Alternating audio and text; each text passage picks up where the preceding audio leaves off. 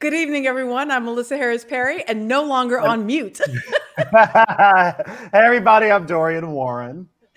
And Dorian and I are the co-hosts of a new podcast with the nation. Hey, everybody, I'm Dorian Warren. And I are the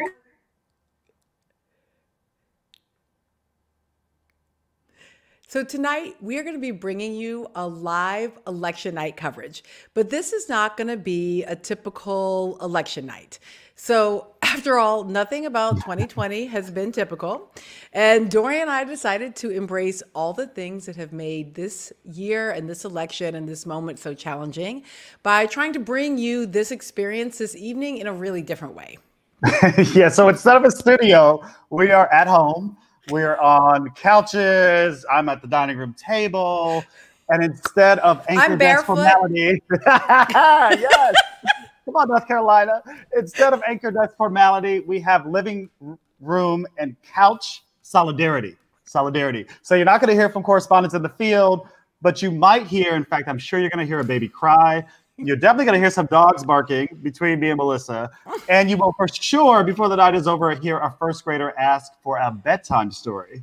Right. And so, Dorian, what I love about this is this is what life looks like right now, right? And, all of the folks with all the resources in the big studios have gone back to looking like, normal broadcasts, which is nice. It's great. Thank goodness for them.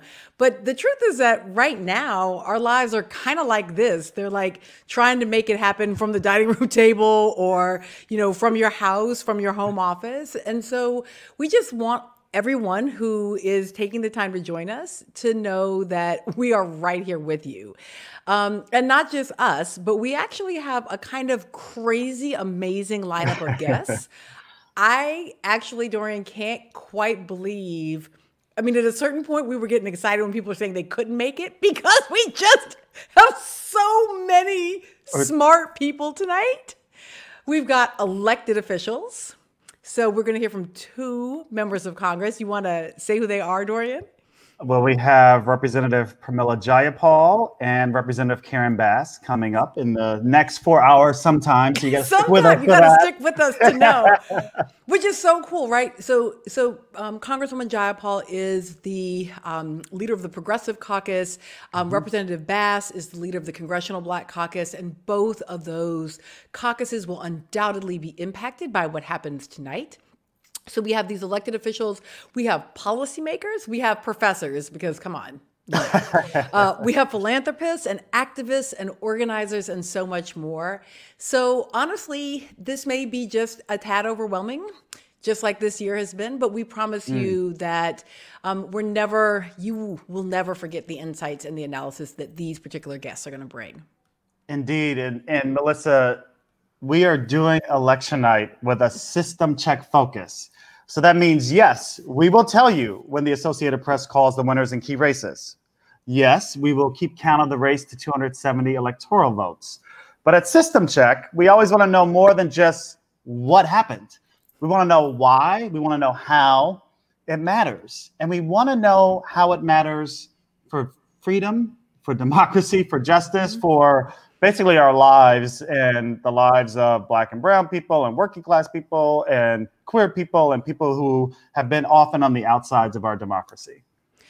I think that's exactly right, Dorian. I feel like one of the hardest things to balance when we're trying to talk about politics, and especially an election, right? And you and I get into it, right? It's just the numbers and the maps and the who's going to win and who's going to lose. But we really want to be sure that we go much deeper than that. And not to be better or worse, but just because for us, this question, and I think, we sort of ask this, can we win, right? No matter which candidate wins 270 plus electoral votes, can the communities that we care about win?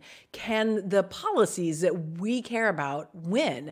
What does it mean to win? It's not just about getting a particular person elected. So we're asking all of you at home, get comfortable, grab your device, check your Wi-Fi signal, and hang with us. Now, we know you're going to go over, you're going to pop to the, radio and to the cable. Good, great. Find out the numbers. Keep on two screens at once. But just stick with us. Check back in with us. Share the link with your friends. Because tonight we're going to focus on historical understanding, system analysis, and hopefully some clear action plan for the days and the weeks and the months ahead. Because here's one thing I know for sure, Dorian. No matter what happens tonight, there is still a lot of work to do starting tomorrow. Amen. Amen. And speaking of, Melissa, what's happening tonight? So polls have now closed in a number of very important and closely watched states. So here are the first 3 states where the polls have closed. We have battleground Georgia, 16 electoral college votes. We'll be hearing from a key grassroots leader on the ground from Georgia, from the Peach State, a little bit later. We have battleground Virginia, 13 electoral college votes, and South Carolina, Melissa, 9 electoral college votes. Now, South Carolina is interesting, right? Because it is solidly Republican, but it does have a very, very interesting and hard-fought Senate race between, of course, longtime Senator Lindsey Graham, who, as we all know, just helped to push through the confirmation of Justice Amy Coney Barrett. That move alone has given Graham his most solid lead of the race, apparently. And he now leads his challenger, Jamie Harrison, who's, of course, African-American and served as a South Carolina Democratic Party chair. Graham is up by 6 points in the latest polls, but earlier polling showed that the race was much more competitive. And we know that Jamie Harrison raised a record-breaking number of dollars. So we certainly want to watch that race to see if there's a surprise that emerges there. Absolutely. And as we are sort of moving forward, I just, for those of you who are hanging with us, the first electoral college votes of the night have been awarded. And they have actually been awarded to, let's see if we can get it to renew here. Come on, show it to us, folks. This is when you're making the screen at home. Well, we'll get it to work, but here's the deal. The first 11 electoral college votes have been awarded to President Trump. Not a big surprise. It's one of our conservative states that we expected to go red. But even the idea that we have any kind of results this early on is fairly surprising. And Dorian, this has been one of the big questions is, when will we know? And at what point in the evening? So that's part of what we want to be able to do is just to sort of chat with you a little bit and keep you engaged on these real questions of what's going to happen. The other thing is, and I just want to say that, we're going to have some games. So let me just say. What kind of games, Melissa? What do you have? Anytime that you see me don the hat, that is basically like game alert. That is when you know that for sure a game is on the way. Now, we're not quite ready for a game yet, but we will have some games. For the grown-ups, the games could, include some alcohol, but we'll have lots of fun games. Just one more quick thing, and then we're going to bring in our serious guests. One of the games is going to include a Biden or Trump. And let me just say, when my hat is not on, I was a little disturbed as a Black woman that having cut my hair and dyed it blonde, I look maybe too much like the candidates. Horrifying, right? Well, you're not orange, though. It's true. Okay. So, Dorian, we're going to have fun tonight. We're going to have a lot of fun. Stressful time. It doesn't mean we can't have fun.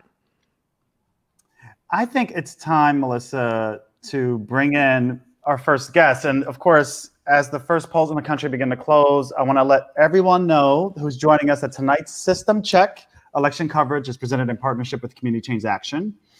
And speaking of Community Change Action, I'd like to bring in Lorella Praley, president of Community Change Action, my co-president, partner in crime. And Lorella, thank you for being here with us tonight. And being our first guest, in fact. Well, good to be with you. Melissa, I have been working with Lorella for the past year, and she is a dreamer herself. She worked on the Hillary Clinton campaign in 2016. She was the Latino vote director. She worked at the ACLU. She worked at United We Dream, and now she's joined us at Community Change Action. And Lorella, you've been leading the electoral operation here. So can you first talk to us about what Community Change Action, this is a little self-serving from my part, but I'm asking you directly, what is community change? Melissa, why don't you ask the question? Right. So I was going to say, so I know Dorian has had a chance to work with you really closely. I've just had a chance to do some work with Community Change Action on and off, and especially in putting together this program, once again, seeing how great the team is. And it's one of those things. It's funny when I talk to my father about community change and then also about community change action, he knows it. He's from a particular generation that really knows the depth and history of the civil rights organization. But I think there's a lot of younger folks for whom it may not be an organization that is available to them right on the tip of their tongue. So I really am hoping that you'll tell us a little bit about what community change and community change action are. Yes. And I just have to say, Dorian, we're very on brand today. We're both wearing our community change action gear.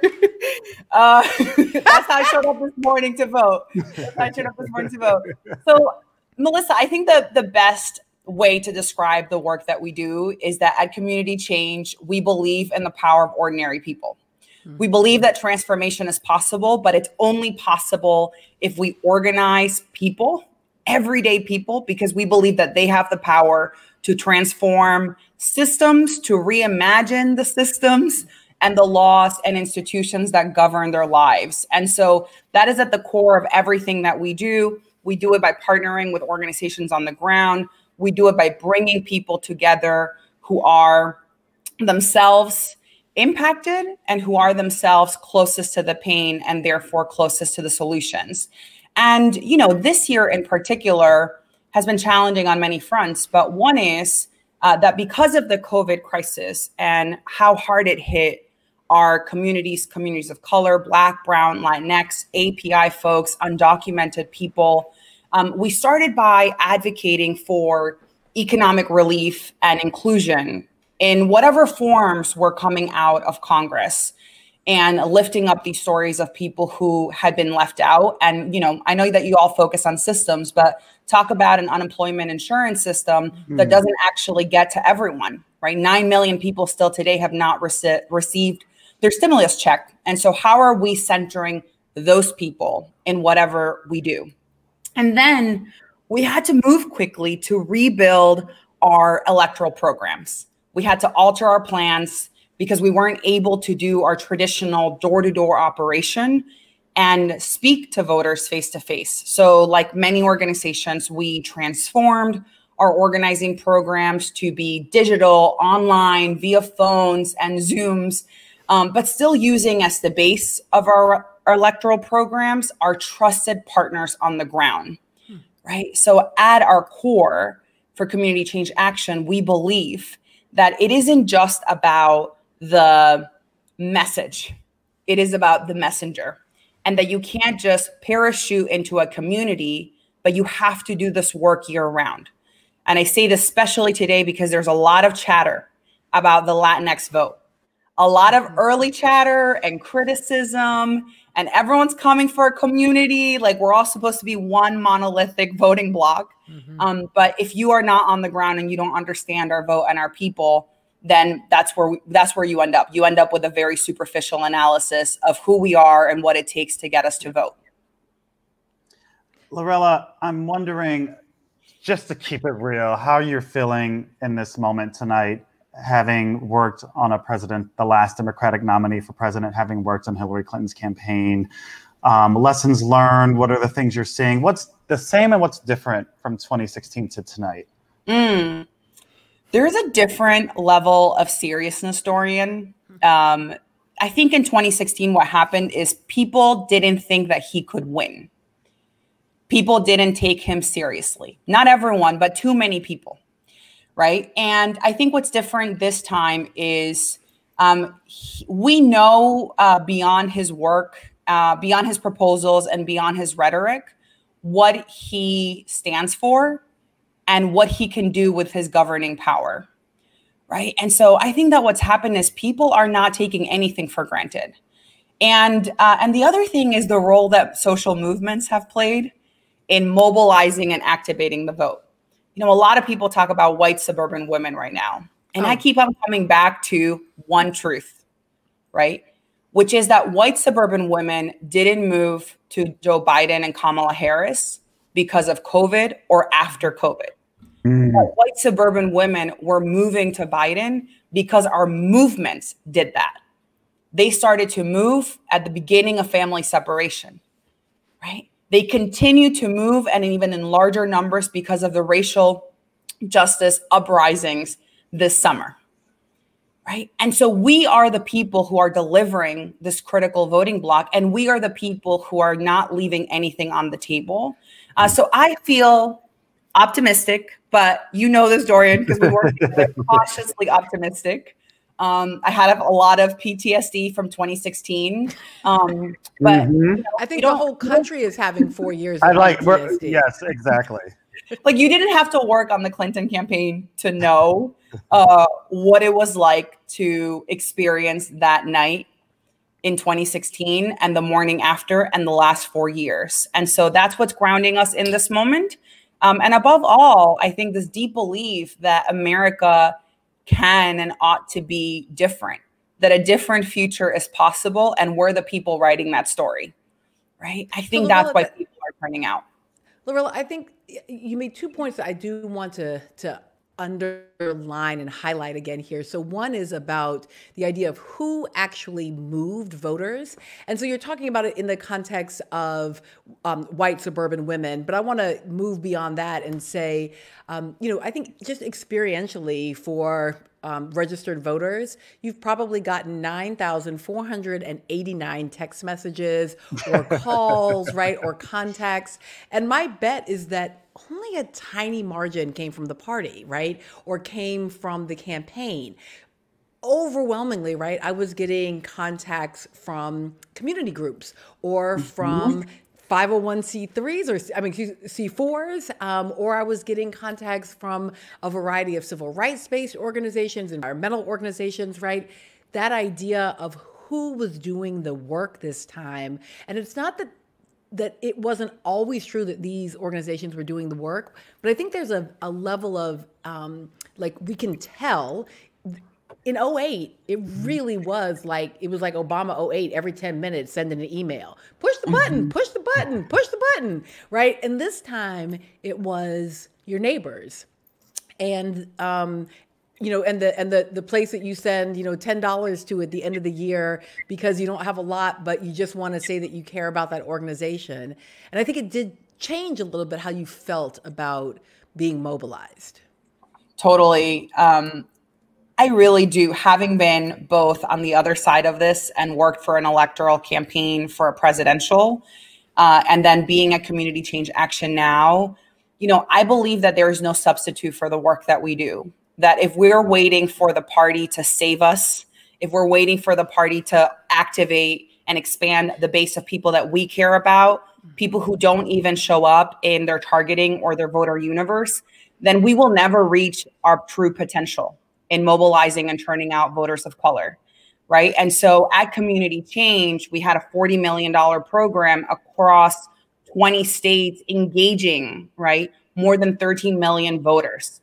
And it was, again, going to the people that you know on the ground, but then mobilizing your own networks, right? I mean, it's organizing, but doing it through your mobile phone, right? Doing it through your phone, doing it through an app, and like hitting up your networks. Like, we know that.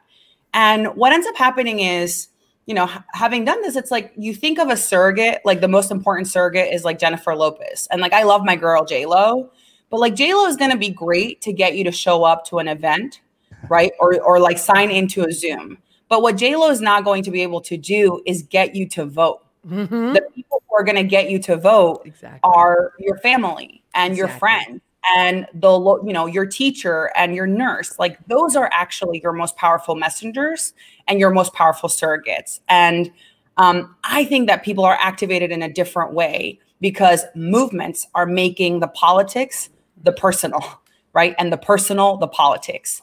They're making the connections for people that politics is power and that we have it within us to actually transform and deliver a different kind of future for our country.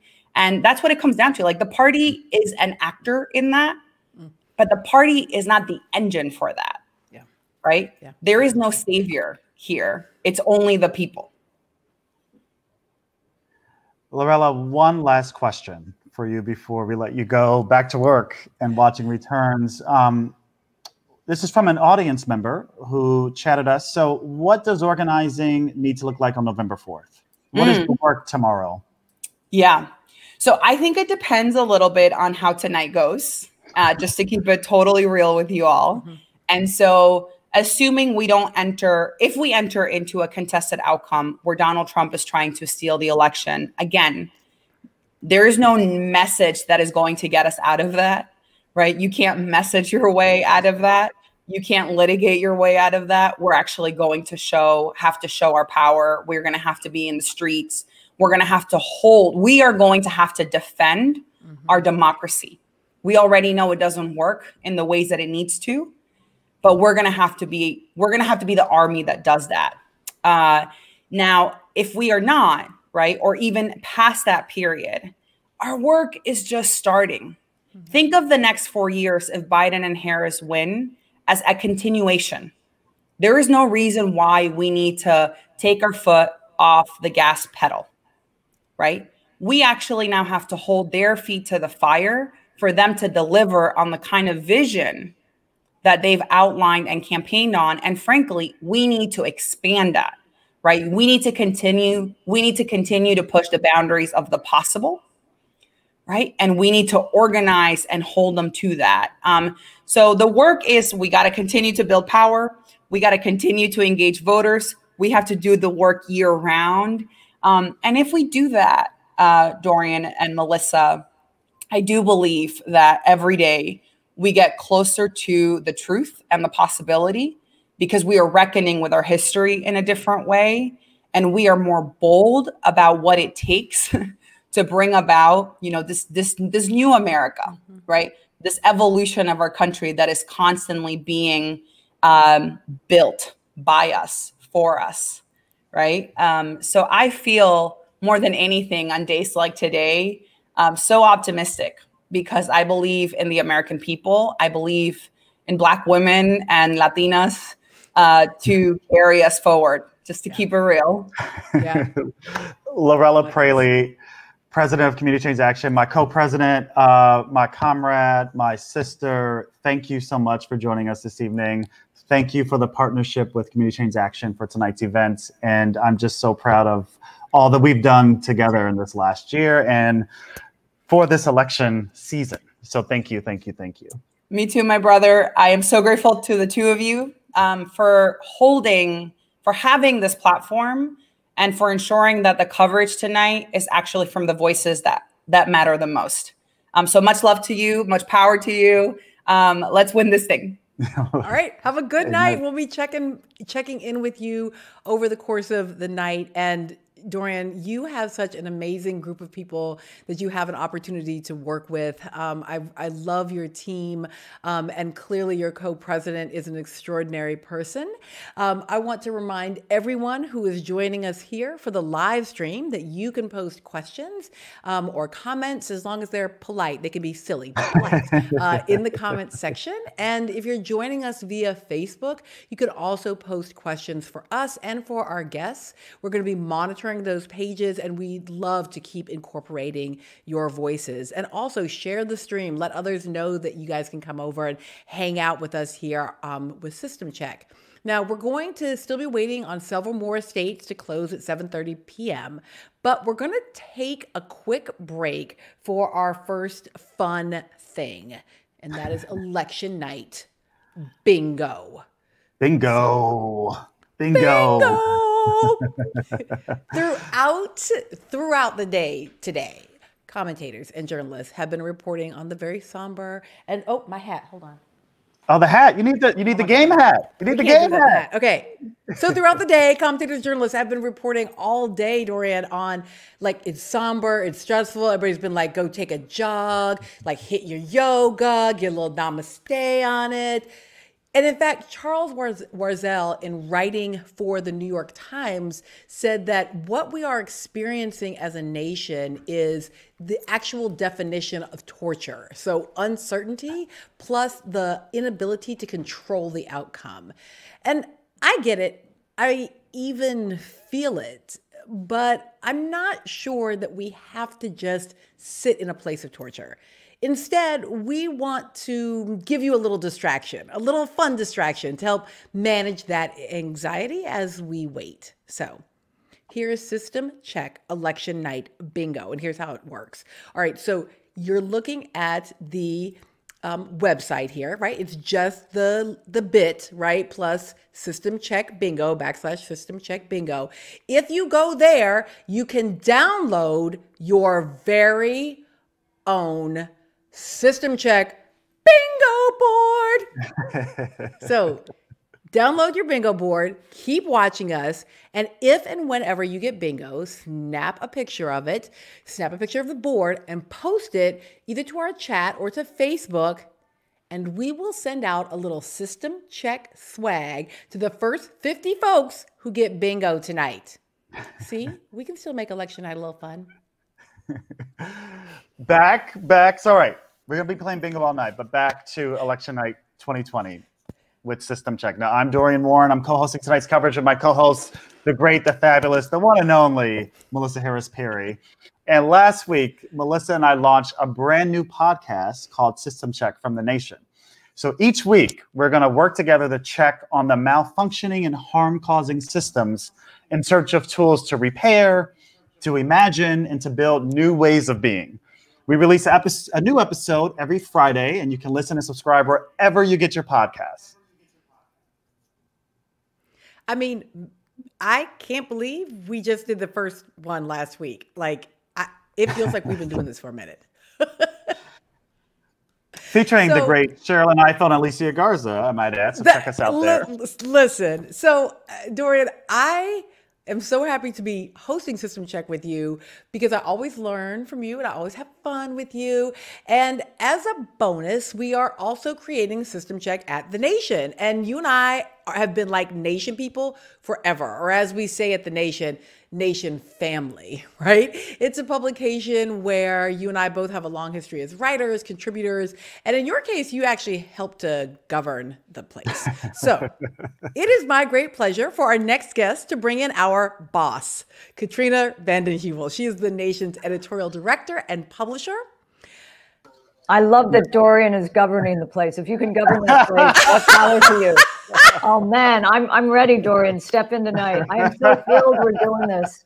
It's keeping it real because I think System Check, wherever we move tonight, it's going to be what we're really like, deep democracy in a real way, connecting as ordinary people. And deep democracy, I was on the phone with Chris Hayes the other day, someone who was at the Nation many, many, many years ago. And he talked about how the democracy in this time feels as perilous as it did in the 19th century. And I think it's part of what's going on. It's like a system check, a stress test, an MRI of pre-existing conditions. Because what I love about both of you is you know history. And history isn't ponderous. If you know history, you know like today is not the first day of our lives. So much journalism is that. But I think this sort of the memory muscle of so many millions of people has been woken up. And it's going to be needed because, you know, like you get in the booth or wherever you go. It took me 5 minutes to vote this morning. I did a body vote, but it's the first step. So we got a lot to do ahead. Well, speaking of history, Katrina, we want to bring in two other people that you know very well for this conversation in this next period. So we're joined also by our colleague and friend, Steve Phillips, who is a regular contributor to The Nation and host of Democracy in Color with Steve Phillips. He's author of the best-selling book, Brown is the New White. Welcome, Steve. Glad to be here. Thanks for having me. Excited about this. And then finally for this conversation is another colleague with whom I've served on the faculty. We were at Princeton University together for several years. And our daughters, who are both now college students, were in the same kindergarten, first and second grade classes together. So I'm very pleased to welcome Julian Zelizer, who is professor of history at Princeton University and co-host of the podcast Politics and Polls, which is, I think, actually even more eggheady and nerdy than ours, Dorian. There's a lot of nerdiness going on that particular podcast. Well, thank you. It's great to be with everyone. So I want to start with you, Julian, because I feel like one of the words that we have heard so often in this particular election season, and actually maybe throughout all of 2020, has been the word unprecedented. And I tend to not believe that things are unprecedented. One of my best friends is a historian, and she just sort of, was like, yeah, everything has precedent. But I just sort of wanted to ask you, Julian, are there things, particularly in this election, which do in fact seem to be without precedent, or at least without precedent in the modern era? Well, look, every presidential election is extremely important. It has huge consequences on the nation, and we need to remember that. But we do have a president who I would argue has spent 4 years straining or putting our democratic institutions through an immense stress test, more so than other presidents we have had in exploiting and capitalizing and weaponizing on the immense presidential power we've created in new ways. And it is important to see, does that continue for 4 more years? We've also had a pretty radicalized Republican Party in power now. And the question on the table is the nation open to 4 more years of that? And that will have serious policy consequences. So nothing is unprecedented, but those are highlights. And I would add, obviously, the one thing that is different is to have a president go into the election threatening the ballot and threatening the vote in 2020 and raising questions about the transfer of power. And that's different than we've seen. I want to get Steve in here because Steve Phillips, you have been pushing for not just years, decades. You come out of the Rainbow Coalition and the presidential runs of Jesse Jackson, 84 and 88. And that strategy, you've been pushing the Democratic Party for decades to refocus on the base, right? Listen and activate people of color, Black folk, brown folk, Asian folk, Native folk. So talk to us about, let me say it this way. Has the Democratic Party finally heard you tonight? If it had, I would in fact be on a beach resting someplace. So, no, and unfortunately, I'm looking at some of these early results coming in Florida, and it's going to be a close race there. And Trump is stronger than we had hoped, and it looks like some of the result of that is because Trump's stronger in the Latino areas and maybe even some of the Black areas than you would expect. And then that's a balance of is it going to offset with the white vote, with Biden's inroads. He's making some inroads with the white vote. But yeah, so as we had laid out in the book, I mean, the Obama-Biden election or re-election showed there's a new American majority within this country of people of color and progressive whites. Overwhelming majority of people of color, meaningful minority of whites. And so the problem has been deep in the Democratic DNA has been this, they've been more fearful of alienating moderate white voters or potential white swing voters than they have been focused on attracting deeper enthusiasm and commitment to voters of color. And so that's been the fundamental tension. And so the challenge that may play out, I mean, I think hopefully it'll play out somewhat better in some of the other states, but these early results from Florida are suggesting that that's been the trade-off. They're making some gains with the whites, but they actually have not solidified the enthusiasm and the backing of the voters of color because of this timidity to be too associated with the issues of people of color. So it's a challenge and it's a frustration. I do think that the fact that we're sitting here on election day talking about Arizona, Texas, Georgia, North Carolina does herald that the center of gravity in politics is shifting. And I really think it's shifting this night and heading forward into politics into the next decade, is that the new center of gravity is going to be places like Phoenix, Houston, Atlanta, far more than the whiter suburbs of the Midwest, which have dominated politics for the past 30 years. Yeah. Steve, I think that's such a crucial point. And I'm not sure that we have even fully grappled with this idea of Georgia as a swing state. Mm-hmm. And, and I live here in North Carolina. It's been really interesting to watch what has happened here. Extraordinary amounts of mobilization. But as I was just saying to Lorella, that mobilization for Democrats is mostly coming from community-based organizations and activists and organizers, whereas it is the Trump party, right? It's Right. Republican Party and the Trump campaign that are really organizing Republicans here, right? The emails, the messages, the mailers are all coming from the campaign, which is it feels like it's a really different idea about what's going on in the party in terms of what is turning it into both North Carolina and Georgia into swing states. And so, Katrina, I wanted to bring you in because I'm wondering about this ability to start thinking and talking about the South differently, and to really shift how we cover and understand the South as a political entity. Let me step back, if I could, Melissa, because I think it's important that the party, the establishment party, has not played as big a role in some of these areas as a kind of insurgent progressive infrastructure. I hate that word, it's not very sexy, but this kind of these independent groups, many of them regional, but Justice Democrats, Color of Change, Working Families Party, People's Action. And then you get, Stand Up in Pennsylvania, or you get Stand Up in Georgia, you get Sister Democrats. I think this is the future, and it's only beginning, but it's ascended.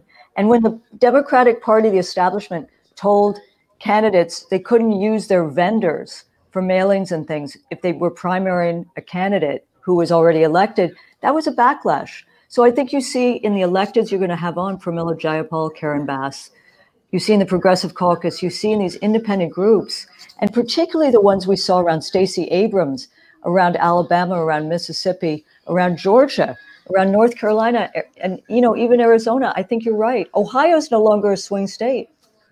Georgia is. Mm-hmm. And I think that's really important. And I also think it's important if we come out of tonight or tomorrow in a way we hope. I'm voting for Biden without illusion, but that it's not like Obama because he demobilized so many, even though he ran this Yes We Can. I think the movements, the ecosystem is now much more independent. A lot of growth, but it's an important moment, whether it's the South, whether it's the Northeast. And I think that coalition needs to be built out in the way Steve talked about it. It's very important. And I do agree the party has not, they've walked the walk. They've talked the talk, they haven't walked the walk. So Julian, I'm jumping in front of Dorian here, but because of the way that Katrina is talking about, and Steve was also talking about the party, I want to ask one more precedent question, and that is about 1876. So, a lot of folks, even right now, the huge focus reasonably on Florida. And as Steve was saying, it's quite tight there. It's definitely sort of split in Florida right now. It's not clear. And obviously, because of 2000, we can't help but to think about hanging chads and Florida. But there's just this part of me that when I hear that neither party is really doing the work in communities of color and that the South is this crucial space. The terror I have is not that we are in the year 2000, but that we are in some contemporary version of the year 1876 and that the parties would cut a power deal that could push out the most vulnerable groups. Am I just being dramatic? Well, I think it's a fear born out of the fact as we've been discussing, that the Democrats, for all that they have done, have also had a lot of shortcomings in dealing with some core issues and in expanding in ways that affect policy. And I think that's part of what you might see in some of the turnout. And so that means the commitment of the Democratic leadership is not necessarily as solid as some might hope to some of these questions. And is there a deal in the making or some version of that? It's possible, but I'm not sure. I mean, I think Katrina's right in that the ecosystem in the Democratic Party is changing. And I think there's a generational change that's happening in addition to the development of these movements, which is going to force the party to tackle these questions, or they won't win in states like Texas or Georgia. And then they won't have the kind of coalition that they're hoping for. So I hear the fears of 1876. I think they're most pertinent in voter disenfranchisement. And that's the other big story tonight that we need to be seeing. How many votes are not being counted? What efforts have there been to undermine the vote? But in terms of where the Democratic Party is, I think it's moving in a better direction on that front than where it was a while ago. Steve, can I come back to you and actually zoom into your home state of California for a minute? And in two ways, I think California is fascinating. California's not a battleground, is it, Dorian? It is not a battleground. It is not a battleground, but it could give us a glimpse of the future. And there's some, I want to remind people, this is not on election night. This is not just about the national election and presidential elections. There are a lot of local and county level races. And particularly in the state of California, there are a lot of ballot initiatives. So, Steve, I want to ask you to do two things. Talk to us about California, and is it a preview of the future? And I'm just reminded by the 1990s, Pete Wilson was like the preview of Trump. Prop 187 was like the preview of anti-immigrant, xenophobic policymaking. But California is, as Melissa just said, is not a battleground state anymore. It's the land of Nixon and Reagan, and it is now blue. We don't ever question if it's a toss-up state. So on the one hand, talk to us about what happened in California in terms of the electorate. But secondly, are there some important ballot initiatives that you are watching in the state of California this evening? Yeah, no, in a lot of ways, California went through what the country is going through now in the early 90s, right? And so, I kind of conclude my book looking at California as a model of hope. And so there were all these anti-people of color ballot measures, right? 3 Strikes initiative, the anti-immigration, anti-affirmative action, all passed in the early 90s. And there's this great book, Julia Taylor Gibbs, called Preserving Privilege. And this was the backlash against the diversification of the population of California. It played itself out in the public policy realm. But what came after that is large infusion of people of color, particularly Latinos, into the electorate, who changed the composition of the electorate and made the state much more progressive. And that took place statewide. And it also took place in terms of formerly very conservative places like Orange County. And so Democrats flipped a bunch of congressional seats in Orange County which was following on really 10 years of organizing, mobilizing, turning out the vote, changing the composition of that formerly conservative county, which is now majority people of color.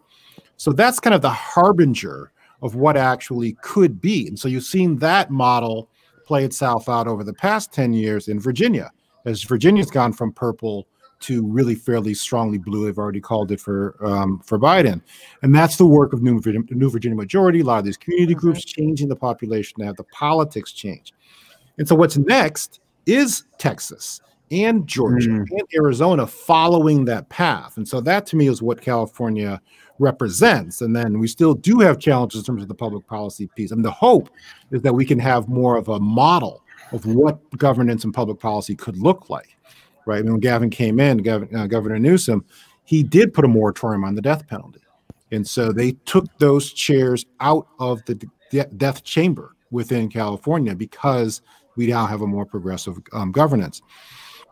So, but there are a whole bunch of ballot measures that are on. I think the three of the biggest probably are there's a effort to change the tax code, going back to the whole Prop 13 piece. So Prop 15 this time is the way to really be able to get at the core progressiveness of the tax code. And this is one of the best chances to change that. Prop 16 is a chance to really bring back affirmative action and have a race-conscious approach to contracting in a state that is, in a country that is full of race-conscious discrimination. And then Prop 22, I believe, is the Uber one, or 21. I think it's 22. 22. 22. So where they want to, the legislature passed the law to classify Uber drivers in particular as full-time employees so they would get benefits. And so all of the gig economy companies, Uber and Postmates and all these other folks, are put $100 million to overturn that law. So that's a major battle taking place in California tonight as well. So I think the Prop 13 is something Julian could speak about. I mean, that's very, very, very important. That was the beginning of the Reagan Revolution on taxes. Howard Jarvis just depriving and starving states of the possibility to do anything. Mm-hmm. And I think one other initiative that it hasn't gotten enough attention is in Florida, increasing the minimum wage. I don't know how it'll play. $15 an hour, and it requires 60% of voters to. I know. But it looks good. It looks good. And in Illinois, the governor himself put on and increased the taxes. So there's some good economic initiatives that, you know, are being maybe overweighed by the cannabis wins that'll happen, the libertarian. So, Katrina, you went exactly where I was hoping to go, which is to I think we say like, oh, taxation, and it seems sort of boring. And so we think of it as not like a sexy issue, but it is at the core. And so, Julian, I wanted to, or actually really just to open up to all three of you, which is just this final question around the public. And that one of the, we talk about taxation, but in many ways, all taxation is the way that we collectively fund a thing called the public, whether it is public parks or public roads or public schools. And the discourse during the Trump years, but prior to the Trump years, has really been this disparagement of the public. Even during the Clinton years, right? This idea that what we need is private interests. Win or lose, Dems or Republicans, is there a space in the context of a public health crisis to begin to rebuild the value of the public?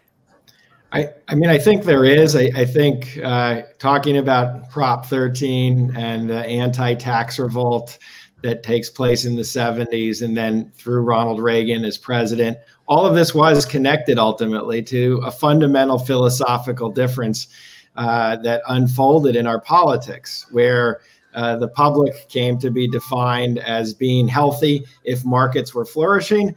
And the idea that the public is stronger when government is stronger lost a lot of power and command. And I think we are facing a crisis right now.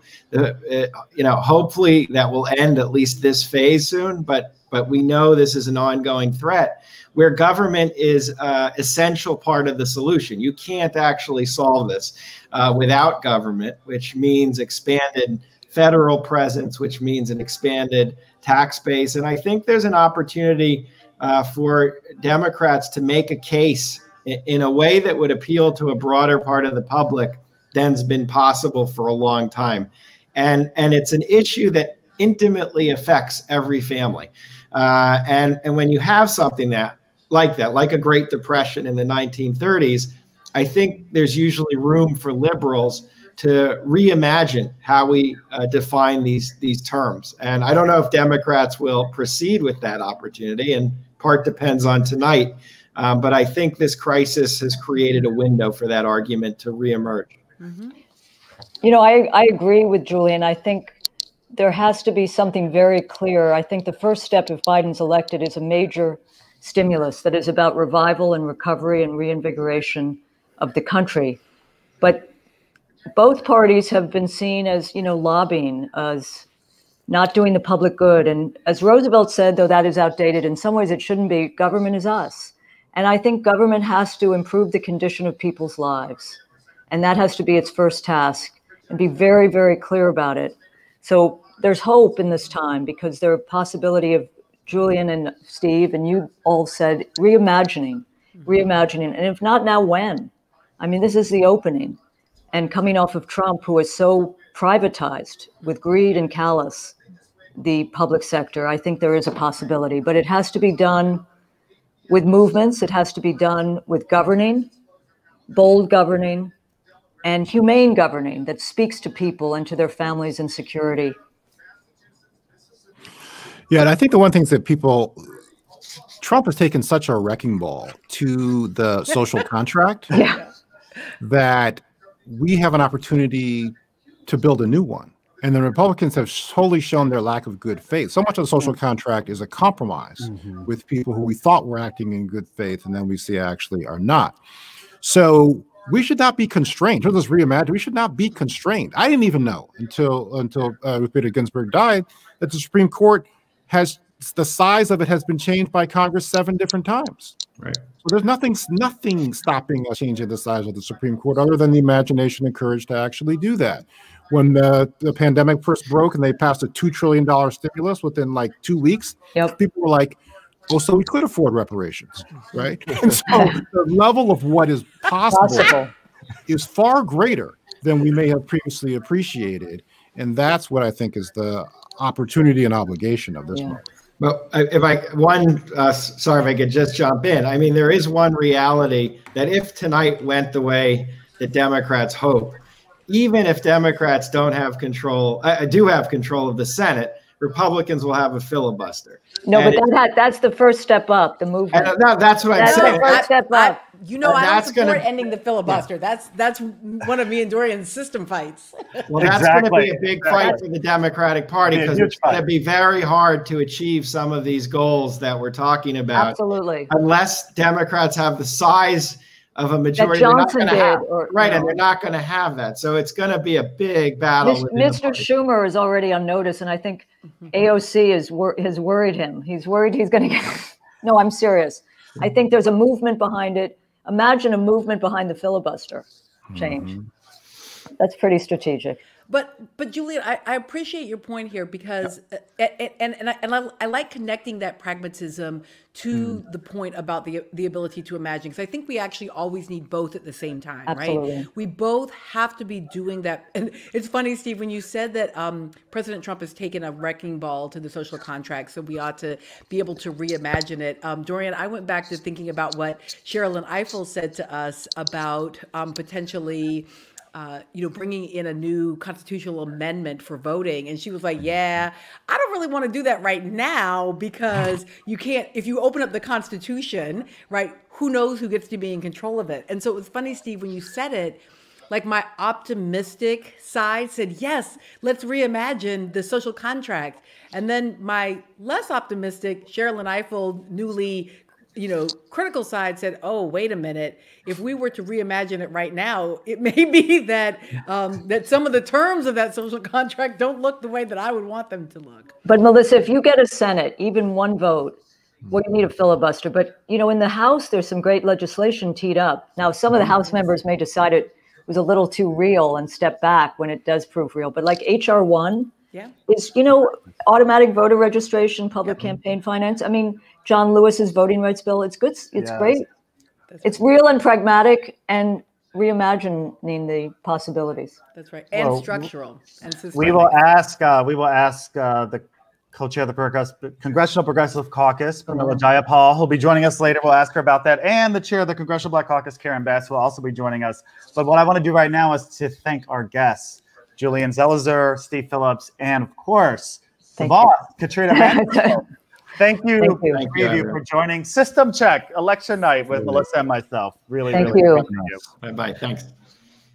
Okay, so it is time for a 270 check. Now, check this out. Several polls closed at 7:30. The state of Ohio, 18 electoral college votes closed at 7:30. Ohio hasn't gotten all the attention as other battleground states. It used to be a battleground bellwether state, not so much, but there might be some surprises there.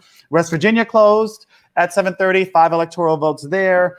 And then Melissa's state of North Carolina, something went down. They had to extend the polls. I'm not sure. Right. So they leaving the polls open for 45 minutes. So they're not going to start. It was supposed to close at 7:30. Won't close till at least 8:15. We're not going to get reports on North Carolina until 8:30. But I do want to say we don't think that this is any kind of suppressive effort. Dorian, as you well know, I was without power from Thursday through Sunday night, and in fact only got back wireless service this morning. So some of it is really just with the fact that we got the tail end of Hurricane Zeta. If we want to talk about environmental policy, the fact that North Carolina got hit by a hurricane in October and November is wild, but there you go. So we think it's just those kinds of technical things. So it's time for our 270 check and our Senate check. Melissa and I are going to be doing this throughout the evening to keep you updated. So 270 check. So far, according to the Associated Press, blue electoral numbers, 3 votes from state of Vermont, which has been called, and 11 for Team Red, so to speak, for the current occupant of the White House. 11 electoral college votes from the state of Indiana. Melissa, what's happening on the Senate side? Yeah, no Senate, the AP has not called any Senate races yet, but it is worth noting that, and this is just one of those structural things that, like, I feel like I'm in political science 101. There are three branches of government. So, right. So just worth remembering that the House of Representatives is up for re-election, the entirety of the House, every 2 years. That is why Gary Jacobson said congressmen are single-minded seekers of re-election, because they get elected David and then Mayhew. they are. David Mayhew. I'm gonna check you on that. That's David Mayhew. Oh, I'm sorry, Mayhew. That's right. I'm sorry, Yes, Mayhew. yes, Right. yes. Oh Lord, I done got it wrong. Google that, folks. David Mayhew, the Electoral Connection, 1970 something. 1970 something, right? The single-minded seekers of re-election. But in the Senate, it is only 1/3 of the Senate that is up for re-election every year. So there is actually a Senate number, but it's worth just sort of understanding that this Senate number is just the status quo. So the current status quo, right, without anything that's happening in terms of 2020 elections, is that there are 33 Democrats who are not in an election this year, and there are 30 Republicans who are not in an election this year. So that's kind of the status quo. And then we will, over the course of the evening, as the AP updates, we will update you on that. But yes.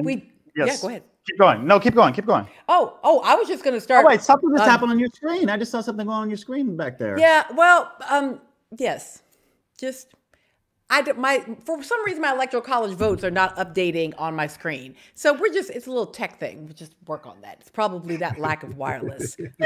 But here's what I want to do. I'm putting the hat back on. And so if the hat is on, it's game time. So we want to do something a little interactive with you. This is called the System Check Speed Round. So if you're watching online, you can put your answers in the chat. If you're watching on Facebook, you can put your responses in the comments. It's just 3 questions. It's no big deal. And there's actually, well, maybe there's a right and a wrong. Some of them have definite rights and wrongs. But here we go. All we want you to do is put in your responses to these 3 speed round questions. And we're going to send out a little bit of system check swag for 10 of you who respond. But you have to stand out from the crowd. So when you respond, put in illustrate it in some way. Give us a little video, give us a little hashtag, make it interesting. And also no swag for trolls or haters. So don't troll or hate. Okay, here we go. This is a 2-choice question. Between now and January, are you more terrified of a reelected President Trump or of a lame duck Donald Trump? Dorian, do you have an answer to this one?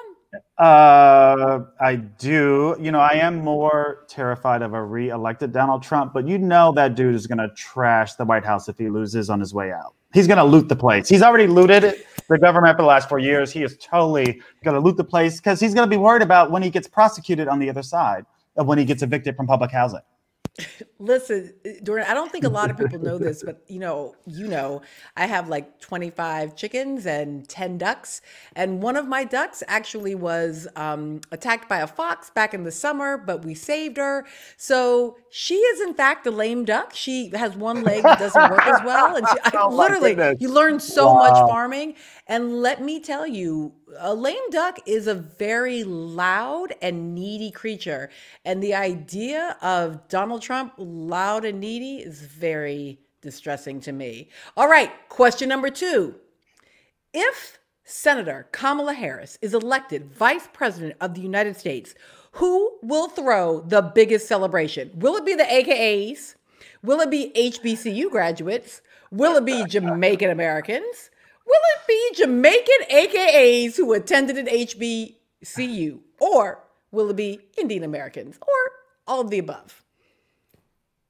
Dorian? It has to be. I'm going to go with D. Jamaican AKAs who attended an HBCU. I think they are going to party. Listen, always go with the intersectional answer. There is no doubt that Jamaican HBCU attending AKAs are going to be out of order. out of order madness. All right, very last question in this round. Name 3 countries where it's possible to purchase dual citizenship. I ask because, you know, just in case after tonight, we just need to purchase it. Anybody know? Dorian, you know any of them? You know, I don't. And if I did, I wouldn't be telling. Because So be sure to give us your answers. I got a plan, but I'm not telling y'all where I'm going. I know you have a plan. We won't talk about what your particular plan is. Thank you all for playing. We can't wait to see your responses. We are going to take a quick little break, and we will be right back in a minute with some new guests.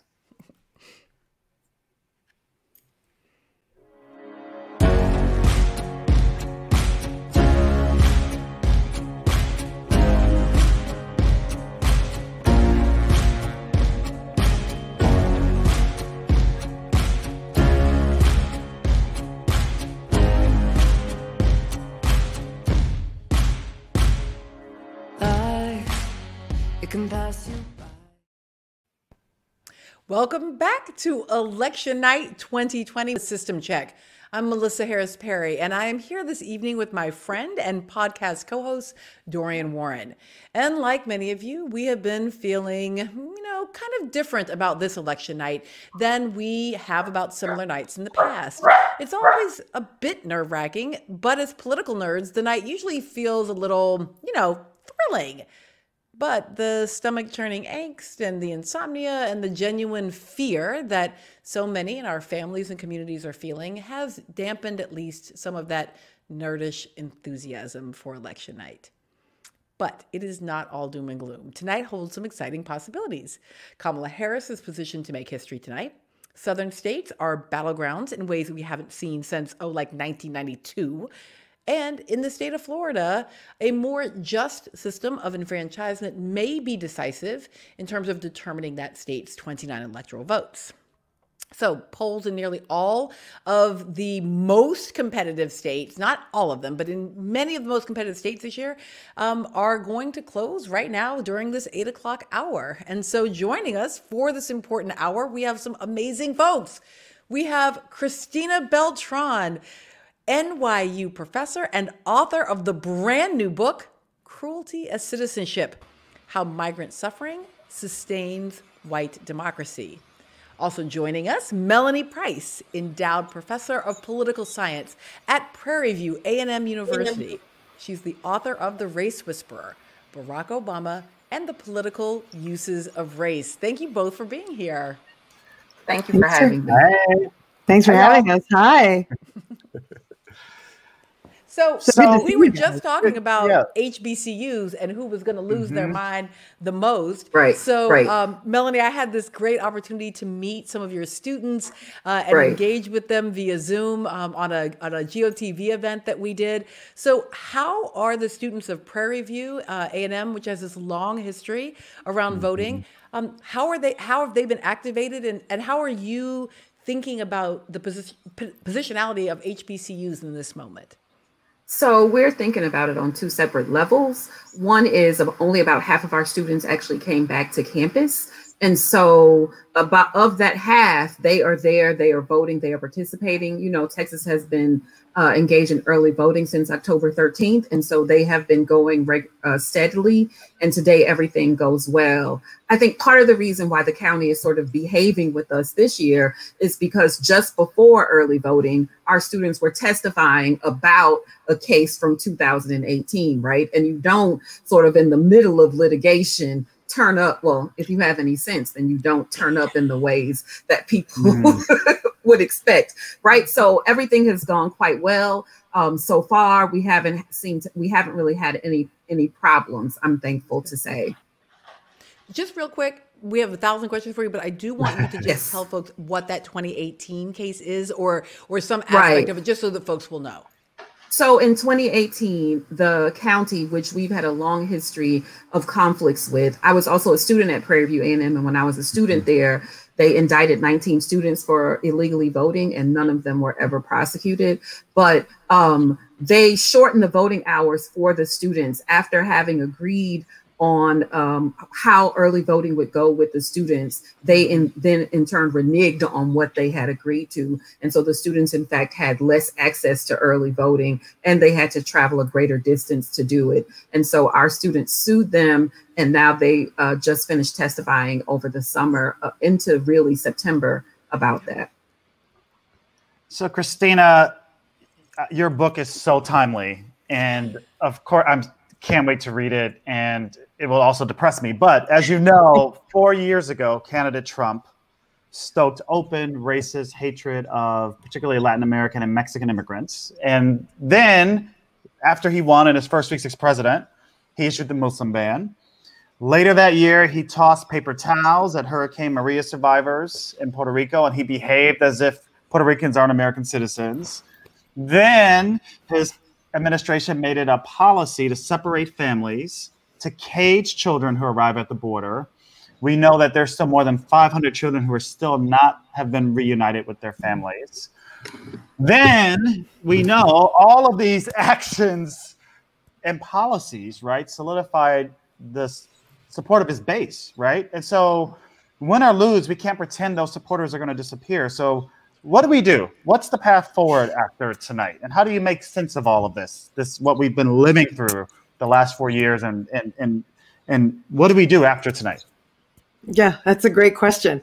And I'm so glad to be here. So thanks so much. It's just great to see all my favorite political scientists in one Zoom space. It's very exciting. That's true. This is like a really cool APSA panel. Exactly. It's like, and I have bourbon, so it's pretty much exactly like amazing, like APSA. So, I mean, I think there's a couple of things. I think one thing that, you guys have been talking about since the show began today is about the historic, grounding what we're understanding in this moment in history. And I think one of the things I was trying to do in thinking about this book project was to think about how the attacks, we often talk about how xenophobic Trump is, but we don't, and how anti-Latinx he's been and anti-immigrant he's been. But we don't really explore like what nativists get out of being anti-immigrant, right? And so for me, one of the things I really wanted to think about was that racial violence is a form of a certain kind of democratic participation for white citizens, right? That I think I need you to say that again, because I feel like that is like a classic Christina Beltran formulation that no one else has ever said in that particular way. So I really want you to say that again. Sure. And I mean, I think it's also important to think about like whiteness. Like I'm talking I want us to think about whiteness in terms of like, there's white identity, there's just being a white person. And there's whiteness in terms of an ideology of domination, right? Like whiteness as a political color. And so I think when we think about whiteness as a political color, that's also, as we talk later about Florida, I think that's what we can also think about the ways that different populations can get hailed into whiteness, like certain segments of the Latinx population, for example.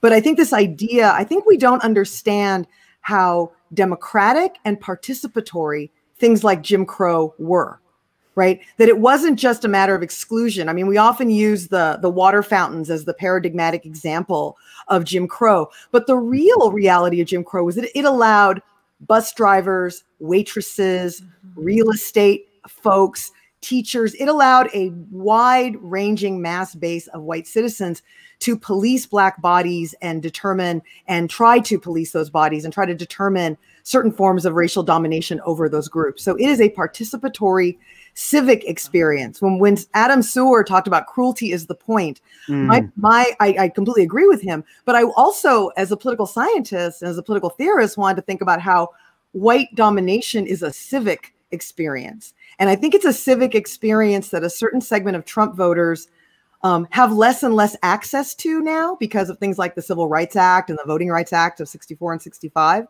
But what they do still have access to is a non-citizen population that they can continue sort of wielding the law and exceeding the law. They get to do racial domination in the name of the law. And that's a rare population where they get to invoke the law to do race domination. So that to me is part of what the Trump era has kind of opened up, is it has reanimated something that has always been in our politics, but it's given it a kind of, deep legitimation and energized, Trump rallies are a kind of lynch rally, and it's mob violence and speech, right? You get to get together in this participatory civic way and do racial violence, at least verbally, minimally verbally, but you can also go work on the border. You can go join a militia. So there's these participatory forms of white domination that I think we really have to think more deeply about. You know, Christine, even as I'm listening to you talk, I was getting in trouble during the primaries because I kept saying that I didn't want, not that this is anybody's business, but I did cast my primary vote for Elizabeth Warren, but that I didn't really want her to win the nomination because I didn't want to watch President Trump run against another smart woman. And I said, you know, it was just enough. Like the first time was enough, and win, lose, or draw, that it was just sort of bad, right? It was bad for the country. It was bad for our discourse. And hearing you verbalize as you just have, I think really helps me to understand why I was feeling that. And yet I want to come to you, Melanie, because you, in a fairly recent piece, I guess it was actually this summer, when Senator Harris was chosen as the running mate, you said in the New York Times, or you wrote in the New York Times, that this was actually emblematic of Black women beginning to have the ability to force the Democratic Party to pay attention to who it is that we are within the party. So on the one hand, we have this participatory democracy of whiteness occurring, but at least, you know, your piece gives me some hope that maybe we also have a responsiveness of our electoral system to us, right? To the folks who are doing this work. Right. It's a double-edged sword, right? So on one hand, there were so many people during the primaries who were like, we need to run somebody like Biden because that's somebody that Trump, you know, can't run against. He can't deploy the same kinds of racist, sexist tropes that he would. And that's why we shouldn't have an Elizabeth Warren. And that's why we shouldn't have other people.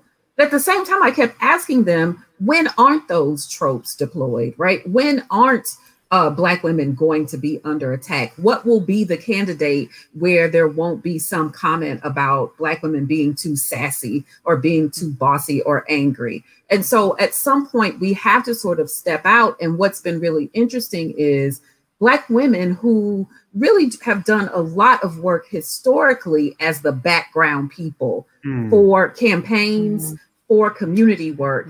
This time they said, we don't care what you people have at stake. There will be a Black woman on this ticket, right? Because we are always waiting and trying to figure out when is the right time. And what the answer is, there's never a right time. And so what we're going to do is we're going to show you not just that, not just that we should put Kamala Harris on the ticket, but we're going to raise money for her. We're going to get people out to vote. We're going to change demographics across this, you know, in states across the country. And they have created a map that Black women have worked very hard to make sure that when this election is over, no matter what happens, you will not be able to say that this election lost because Kamala Harris demobilized people, right? Because we're voting, trying to make up for all of those people that have demobilized. It's like going to be 80% or at least Black women voter turnout, right? And so if we're turning out for you like this, if we're doing the things that are necessary for the party to succeed, then damn it, we should be able to stand on the stage and take some of the credit for it. Yeah, absolutely. Whew. Listen, let me ask both of you about COVID-19. So both Black and Latinx communities have been brutalized by COVID-19, disproportionately affected in terms of getting sick, who's dying, who are essential workers. And so I want to ask you about really the effect on this election of COVID-19, but particularly for our community. So how, regardless of the outcome tonight, regardless of the votes, how do these communities, how do Black and Latino communities pressure elected leaders and corporations, frankly, to respond to this plague that has killed over 200,000 Americans at this point? Well, one of the things that I would say is, I told my students one day, you hear your parents say you need to go vote because somebody died to make sure you have this right. But now you need to go vote because literally almost 250,000 people have died in 7 or 8 months. And you probably know some of these people. And so the life or death nature of this election is really important. I think what this has all done is explained why we need some form of universal health care. I think it has explained why we need more training for doctors and nurses to work with people of color and other populations, because you've seen so many stories where Black people were sent home because they didn't recognize their symptoms. And so there are all kinds of work. I think there's lots of work that we all need to do that actually is about this election, but it's also about other kinds of systems like the medical industrial complex, like the, understanding public health issues, like the economy and the ways in which Black people are only essential to American governing when they need groceries or when they need Lyft drivers or when they need people to make sure that their lives are not inconvenienced. Yeah. I think this language of, I think it's been so interesting to see this language of essential workers and the language of how the essential can also become the disposable, right? So it's really, I think we are in this moment, I think Melanie's exactly right, where, and all these things are coming together at the same time too, right? Like, I think what's so interesting, I was in New York for the whole time for COVID, right? So I feel like COVID was the moment where you were like, oh, a lot of people have summer homes. I did not know that. I was not aware. That's awesome. I wish I had a summer home, but it was fascinating, right? Like, so people like fled, they all like left. But and you saw who was here and you saw who had to keep going to work. I mean, I'm very privileged. I got to shelter in place and be in my apartment and write and work and do my work. And so did my spouse, but all these people who couldn't do that. Right. But ultimately what saved so many, and so many died, but what people, it was, we had to save our own lives. Like, we had to put the masks on and socially distance and try to save each other's lives. And then I think after George Floyd happened, and then I think I think it's politicized our communities in really interesting ways, because I think there's this fundamental belief now that that no one's coming to save us, that we have to save our own lives. Like, I think there's a really deep sense, like Melanie was saying, it kind of peeled off it exposed all these different inequalities. It exposed these problems with healthcare and all the pre-existing conditions our communities live under, like high blood pressure and diabetes. But it also, I think, exposed this sense that we have to do this work when no one's coming to save us. Because there was just this feeling that we have no president. We don't have anybody in charge actually who cares about our survival. And this sense that it was going to have to be a kind of mutual aid to create those conditions. I think there's almost a different sense of what we need to do together, regardless of what the government does. There's a sense that we need to be a part of government, but we also need to think beyond. We can't wait for them. Like, we have to save our own lives. And I think that's become much clearer to people in the spirit of like AIDS activism, in the spirit of the civil rights movement, in the spirits of migrant justice. Like, we do that work, right? Because no one's coming. Right. When you live in a state where the lieutenant governor said that he thought that senior citizens would happily give up their lives so the state could stay open, that's a sign that when you don't even care about your old people, that you're not going to care about people of color and other people who are more distant from you. And so what you have now is, I'm wondering how many of these gardens are going to keep going. I wonder how many of these sort of built-in social services things at churches are going to keep going. I wonder how many of these things will be forced to keep going, because even long after the virus has died down, the economic effects of this will be felt greatly. And so what has happened is you once again have formed all of these grassroots organizations, and it will be interesting to see if they are politicized as well. Yeah. So hold on, everybody. Melody, Christina, don't go anywhere, because I want to bring in a very special guest at this moment. LaDawn Love is joining us from Black Lives Matter Plaza in Washington, D.C. LaDawn is the executive director of Spaces in Action. Spaces in Action helps people step into their power through leadership, training, of course, grassroots organizing, and by creating safe spaces for people to learn and grow. So LaDawn, you are in Washington, D.C. at Black Lives Matter Plaza, right near the White House. Talk to us about time you spent there last summer, and what's the connection for you to the protests from the summer, and what are you doing there right now? So I would say from the summer to now, we've been utilizing arts and culture to not only elevate the stories and to really put a soundtrack to the movement that we're creating. But we've also, if you look at any point in history, which Christina brought up about the civil rights movement, the farm workers movement, any type of movement, there's always music and culture that are a part of the process. And so we've been having a good old fun time while we protest and tell our stories and really elevate our message. We've been doing this since the summer. I would think our first protest outside, we did a protest one day and the next day in March, and over 1,000 people marched with us down 16th Street to Black Lives Matter Plaza. And today we're on Black Lives Matter Plaza because it's election day. And there's been hundreds of people, thousands of people across DC, Maryland, Virginia, who have been doing electoral work. And our call to action was go vote and then make your way down to Black Lives Matter Plaza and have a party celebration with us. And that's exactly what we did today. We did have some pushback from the police, who did not want to let us have our Love Fest.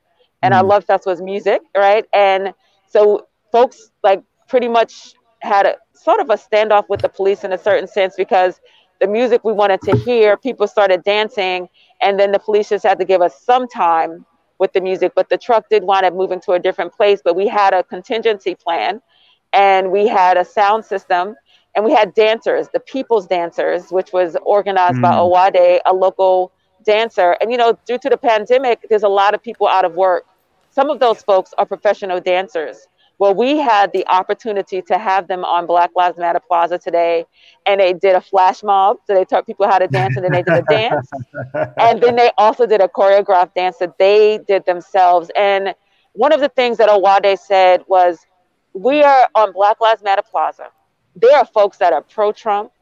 There are folks that are pro-Biden. And there were folks dancing and laughing together as one, as a human race in this moment on Black Lives Matter Plaza. You know, you have some folks like us that have, I voted in English or Spanish. My shirt says count the votes. So we're already ready for the next phase of this battle that we're going to be in. But we were able to utilize arts and culture to just bring people together to have a moment of joy. And that's really what we wanted to make today about. Go vote, and then let's celebrate it. And So the other thing, I have to say, so Dorian, I just said one thing on that point. So I wanted just to give a like two on something that I experienced with Melanie and her students at Prairie View, because they had produced this amazing event. It was very serious. It was very like, you know, get out to vote, lots of like angst about both our history and the realities of structural racism and of the suppression of the vote. But then it ended with this incredible, beautifully produced, you know, choir. And you know, I've been doing a lot of these Zoom events, mostly for not HBCUs, and they don't end with the choir, right? They don't end with the song. And I mean, Dr. Price, I just sat there like it did my soul a certain kind of good. In part because I haven't been to church since March, right? It really did a little something for me to have that. And so, LaDonna, I just think, you know, for those who may not be conversant in the ways that Black joy is resistance activity, I just think that I appreciate you underlining that for us tonight. I think that's really important that we always explain because, you know, when people start to take classes about race, they just get so sad because they often don't know the history, and they're just so shocked by everything you tell them, and they're crying and they're just so upset. And I just have to stress to them, wait a minute, there's a lot of joy in Black life. Like in the struggle, there is joy. And if you don't have joy, is part of the thing that keeps people going. You can't just live like we're not some ennobled people who just like to be long suffering. We actually enjoy each other's company. And so I think it's wonderful what you're doing. So LaDonna, one more quick question before we let you go. And I have to mention Virginia, which is right, of course, right, borders the District of Columbia, has already been called for Biden, 13 electoral votes. Talk to us quickly about what else you have in store tonight around this festival, this Black joy, right, and Black Lives Matter Plaza, and then what does Black joy look like tomorrow, no matter the outcome? So I would say we're going to be out here till 12 o'clock, and there's going to be, we have go-go bands, so CCB, TOB, TCB, and TOB is like one of my favorites. And they're out here doing their thing. We have poets. Black love, Black joy includes poetry and the arts, dancing and singing. And we even had a person early who's a fitness instructor, because we also need to be taking care of ourselves, right? When we talk about building up our immune system, part of that is also doing exercise and just also relieving some of that stress and tension we hold. But over the next few days, tomorrow in the morning, so we want folks to go home tonight, but tomorrow in the morning, we'll be meeting up at 11 o'clock at Union Station, and some folks will meet on Black Lives Matter Plaza. At Union Station, there's going to be a few actions that folks will meet up and do. And so if you're interested in that, meet us at Union Station at 11 a.m. Or meet us at Black Lives Matter Plaza for some art installations, because there's a lot of ways that we can express what we're going through. And as we continue to go through the week, our next campaign is count the votes. Count every vote, because it's really important. If we tell people to get engaged in this process, we want to make sure that their votes are counted. And we also know, Dorian, you preach this all the time, that the vote is one part of the process. We have to work on accountability, and we have to make sure that we stay engaged. And we do believe that collectively, when we work together, we step into our power. And when we step into our power, ain't no stopping us. Well, on that note, LaDon Love, thank you for joining us live from Black Lives Matter Plaza. If you're in DC or in the DMV, feel free to go get some joy, some art and culture, and some go-go music from DC. Thank you so much, LaDon. Thank you. And I'm fans of all of you, so have a great evening. So everybody stay with us, because I actually want to bring in somebody else from the ground. I want to bring in Andrea Mercado, the executive director of New Florida Majority. She's a leader with the Florida for All Coalition and a dear friend and close partner of Community Change Action and our One Justice Project. Andrea, hey there. Hi. Talk to us from Florida. What are you seeing, hearing on the ground there? I mean, the last I checked before joining you all, Florida was still too close to call. It's a state that we always knew was going to be close. I mean, time and time again, the election is under 1%. In 2018, we had not one recount, we had 3 recounts, 3 races where it was under 1%. So, I mean, I think we know that we left it all on the field. The Florida for All Coalition, part with Win Justice. We were doing the work in 19 counties, talking to Black and brown voters.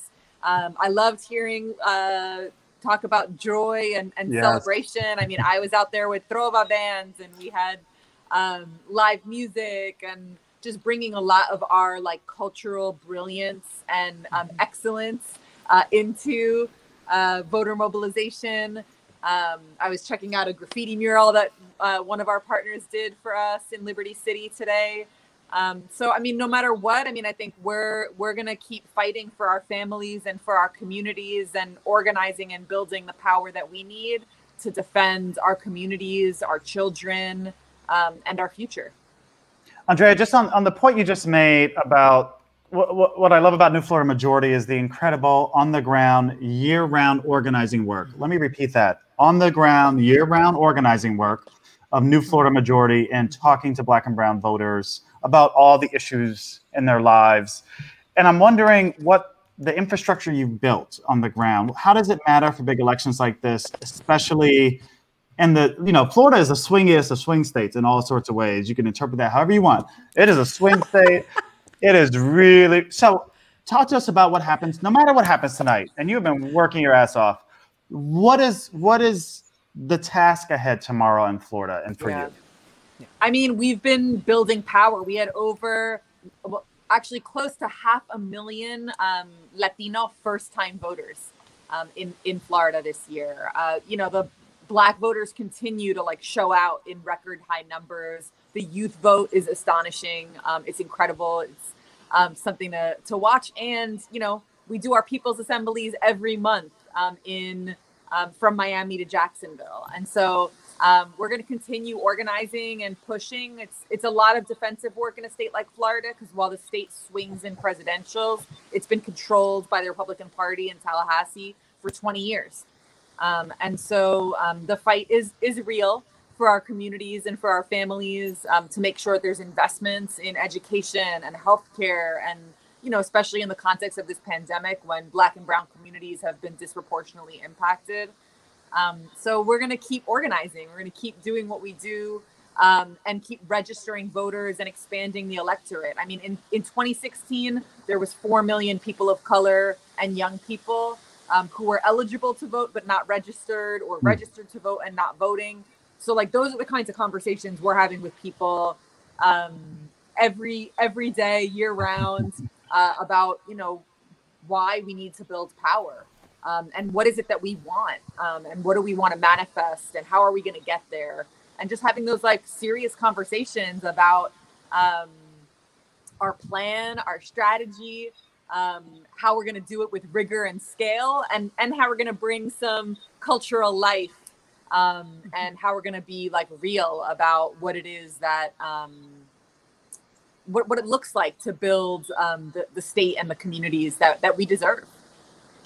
Andrea Mercado, Executive Director of New Florida Majority, thank you for taking the time out. I know you have a million things you're doing right now, so thanks for taking the time out to talk to us here at System Check. Standing love to organizers everywhere, because we did this. No matter what, we showed out. Amen. Thank you.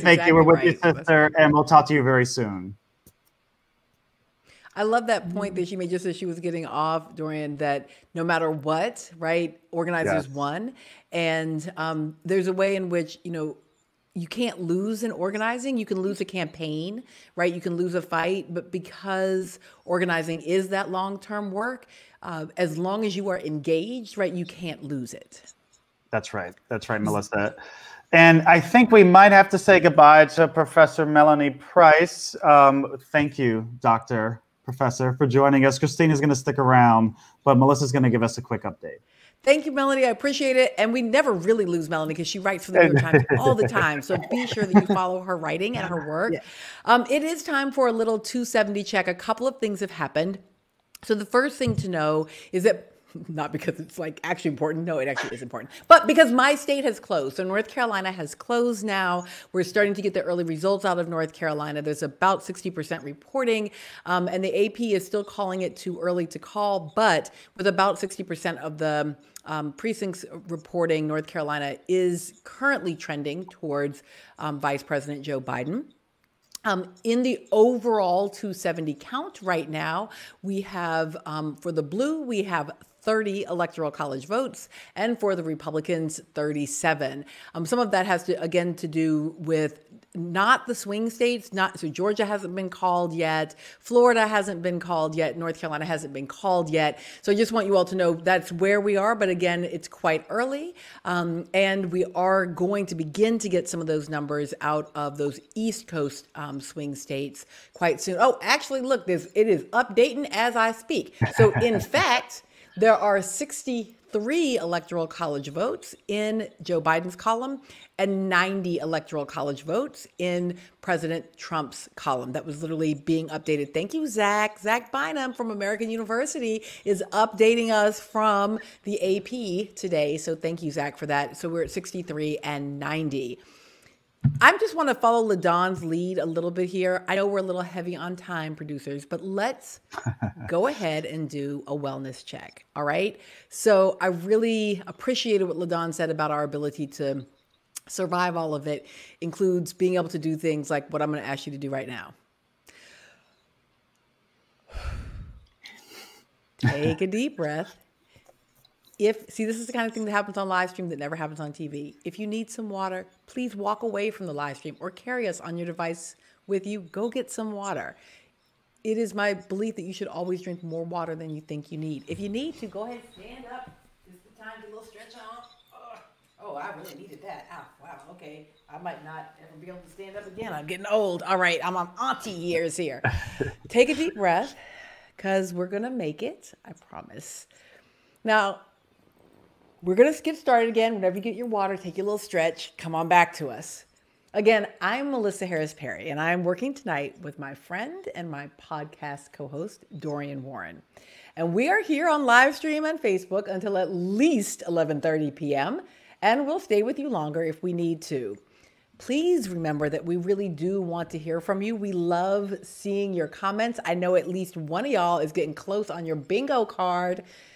So we want to hear from you. We want you to engage us this evening. We want you to share the stream and the Facebook with your friends and colleagues and let them know that we're over here hanging out with System Check. You can put your info. Hey, bingo on the drink refill. Yes. Okay, I'm sorry. We have a bingo. You're going to get some System Check swag. Put your responses, your comments in the StreamYard, or use our Twitter hashtag, which is hashtag SystemCheck or hashtag SystemCheckVote 2020. Share the link and send us questions. Now, back with us, Christina Beltran. She's NYU professor and author of Cruelty as Citizenship: How Migrant Suffering Sustains White Democracy. And in the last half hour, she blew my whole mind. Also joining us right now, Ai-jen Poo, who wears many, many hats as senior advisor at Care in Action, the 501c4 arm of the National Domestic Workers Alliance, and co-founder of Supermajority. And George Gale, who is the director of People's Action. Thank you all for being here. Thanks for having us. So I want to start with you here, because this election is, as we were just talking about at the end of the last block, it's happening in the midst of a pandemic. It's hit elderly people with brutal mortality rates. It has affected child care deeply because of school disruption. So in this moment, beyond the question of who wins any of these given races, what is the legislative action that's in the pipeline that we need to be looking to advance, or a broader agenda for care and caregiving in this time? I'm so glad you asked this question, and it's so good to see you. This show is almost as good as being live with your homies on We got so many organizer homies like posting on the Facebook, watching live, and it's so good to see all of you, dear friends. So we are in deep, deep need of a transformative shift in the way that we value caregiving and the care economy in this country. And the pandemic has just revealed how we basically have nothing in place in terms of a care infrastructure and no support for the family care needs, whether it's childcare, support for people with disabilities, home care for the elderly. There's just huge gaps in our systems, and it's disproportionately creating harm in Black and Brown communities. It's the workers who earn poverty wages working in the care economy who we're counting on to care for us every day, but can't take care of their own families on the wages that they earn, don't have health care, right? Don't have childcare for their own children and families. And then it's also the Black and Brown families who are earning less, disproportionately working in the low-wage service economy, where you basically barely make ends meet. And it all has to change, and it all can change. And in fact, the Biden campaign has a really bold plan called their 21st Century Caregiving Plan. And what's really interesting about this is it's really the first time a presidential candidate has released a plan on the care economy as core to its economic agenda. So not the women's agenda, not the work family agenda. This is core pillar of the economic agenda. And they really see it as fundamental to how we recover equitably from this crisis that we've all been in. And it puts the workers and the quality of jobs for the caregiving workforce front and center in that plan. So it's really groundbreaking in many ways and really honors the work that care workers have been doing and how they've been essentially keeping us all safe through this crisis. I hear a lot of wonderful things said about Vice President Biden. Bold and aggressive in these particular ways is not one of them. So why do I think there were probably organizers behind this? always organizers. Everything good is a result of movements and organizers who have fought for years and years and years. And more often than not, some Black and brown women who have been chipping away at big problems with big, bold solutions and finally moving them from the margin to the center. And that is what's happened. And it's really, really exciting to see. And Ai-jen, you've been at this for many, many years. And I just want to shout out many of the groups we both work with, particularly around early learning and childcare. These women, and particularly women of color, have been organizing at the grassroots for a long time, and they are a powerful force to reckon with.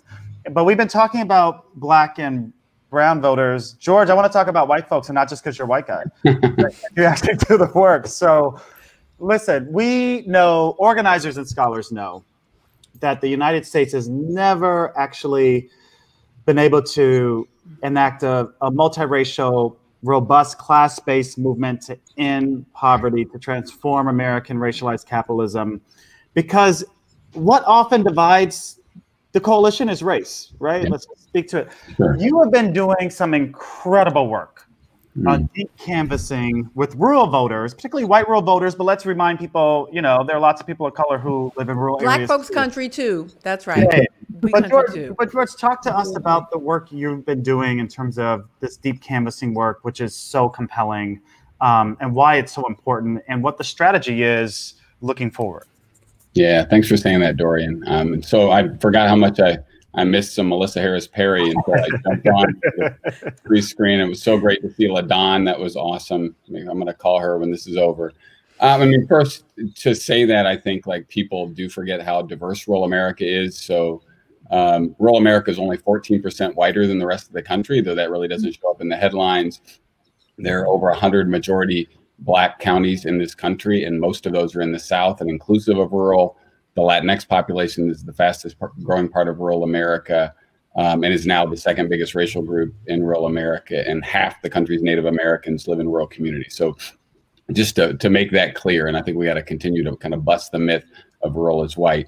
And People's Action decided coming out of the 2016 election that somebody needed to go do more organizing that was race conscious, multiracial in majority white communities. And we went to a bunch of Obama to Trump counties in the state and helped kind of create a little mini migration back home from folks who were white, grew up rural, went off to college, went to the city, learned a lot about racial justice and gender justice, and became very woke in many ways. And then after Trump got elected, they're like, I want to get back home. And so we helped people move back home.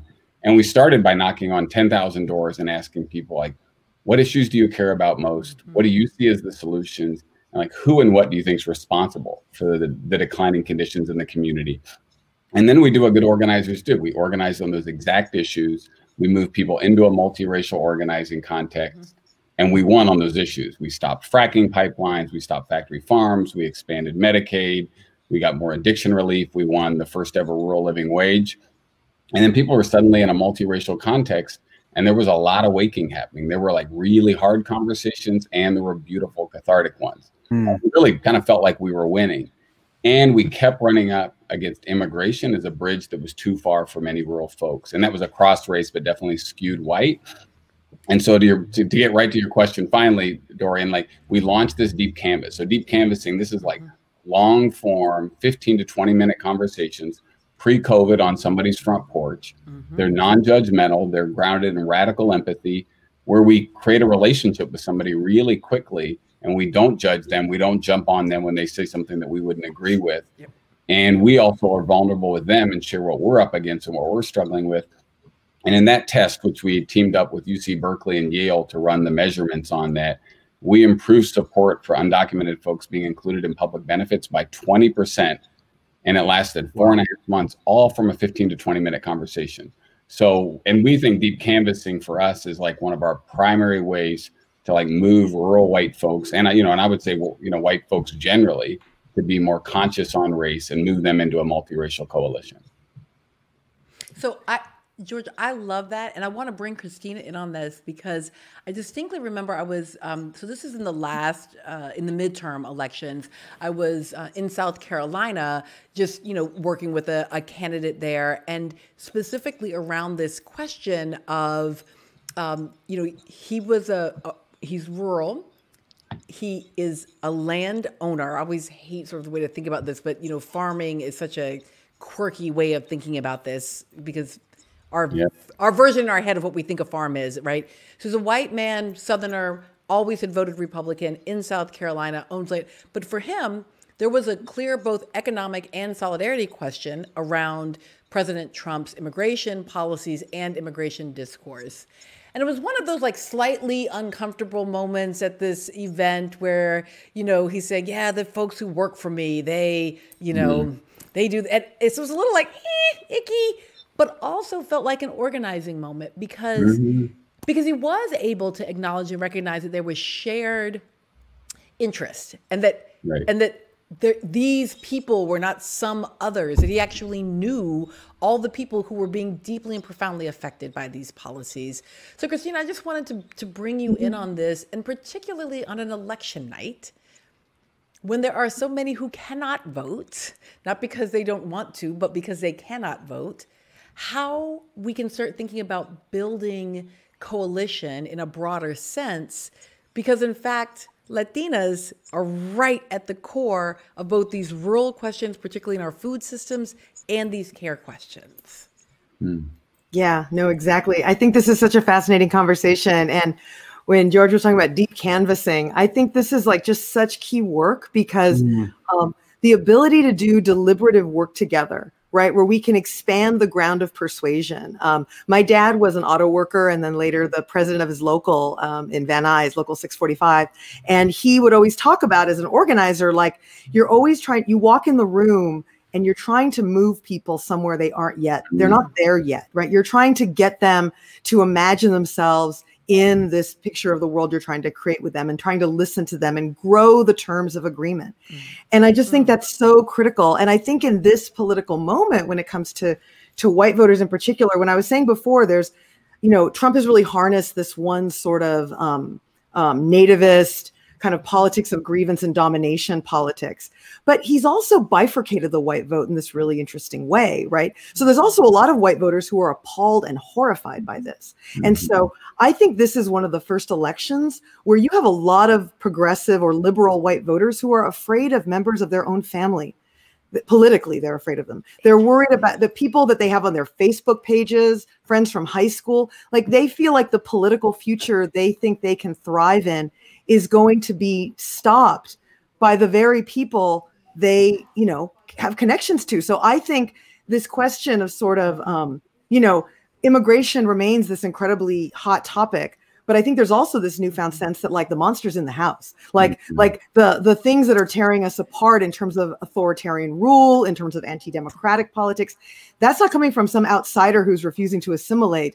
That's coming from, our fellow Americans. So I think this question of, the white vote dividing in this moment. And I think also the fact that also really upsets white nativists. I mean, because they whiteness isn't doing what it used to do, right? Nell Painter's quote about whiteness ain't what it used to be. Like it's not doing the work that they want it to do as well. And so they're feeling betrayed not only by a growing demographic shift, but they're feeling threatened by the fact that lots of white voters think what they're doing is morally wrong. And so that's producing, I think, a lot of some of the polarization we see right now. And we often don't talk about it in terms of a kind of diverging whiteness or white identities moving in different directions. But I think we ought to. But I guess the last thing I'm thinking about this, though, is we need these kind of deep canvassing events to happen in places like Florida, right? To like conservative Latinx voters who are part of a conservative ecosystem who also need to be reminded of what other kinds of political possibilities exist and to have real conversations about why their fears of socialism that might come from living under Castro or the Maduro regime is really different than the kind of social justice, social democratic, New Deal kind of politics that we're trying to develop on the side of the Democratic Party. Like we need deep canvassing everywhere. Like I think it's such a beautiful model of deliberative growing of agreement. And I think we need it in so many places, and rural America is a critical one, but I just think we need it everywhere. Yeah. Listen, take these quotes with you. We need to grow the terms of agreement. We need deep canvassing everywhere. The monster is in the house. Listen, I'd like there's like 3 T-shirts, and I so appreciate. I also feel like the spirit of Fannie Lou Hamer has come and sat down and said, "Yeah, I had told y'all that already." So I appreciate all the ways in which you have surfaced both our historical and our contemporary moment. Thank you to Professor Christina Beltran, to Ai-jen Poo, to George Gale. They're not just not socially distancing, like they're allowed to be together. So we're not threatening the lives of our guests there. They're already cross-contaminated in whatever ways. Thank you so much for spending a little bit of time with us on this election night. Dorian. Thanks, Melissa. Melissa, I want to check in on one of the states that we are following closely, and that is the peach state of Georgia. And so I want to welcome our next guest, Nsé Ufot, Executive Director of the New Georgia Project Action Fund and a close partner of Community Change Action. And Nsé, hi from Georgia. Hello, greetings from Atlanta, Georgia. Yes. What's happening, Dorian? So listen, I need you to let us know, is Georgia new now? And will it be Democratic more frequently than Florida? What's the story tonight? Well, so I'm told that apparently a new map of the United States was released a couple of days ago, and Georgia has now been added to it, and people have discovered that it is indeed one of these United States. Listen, I'm super pumped about what we've been seeing. There were 21 days of early voting in Georgia, not to mention, voting from 7 to 7 today.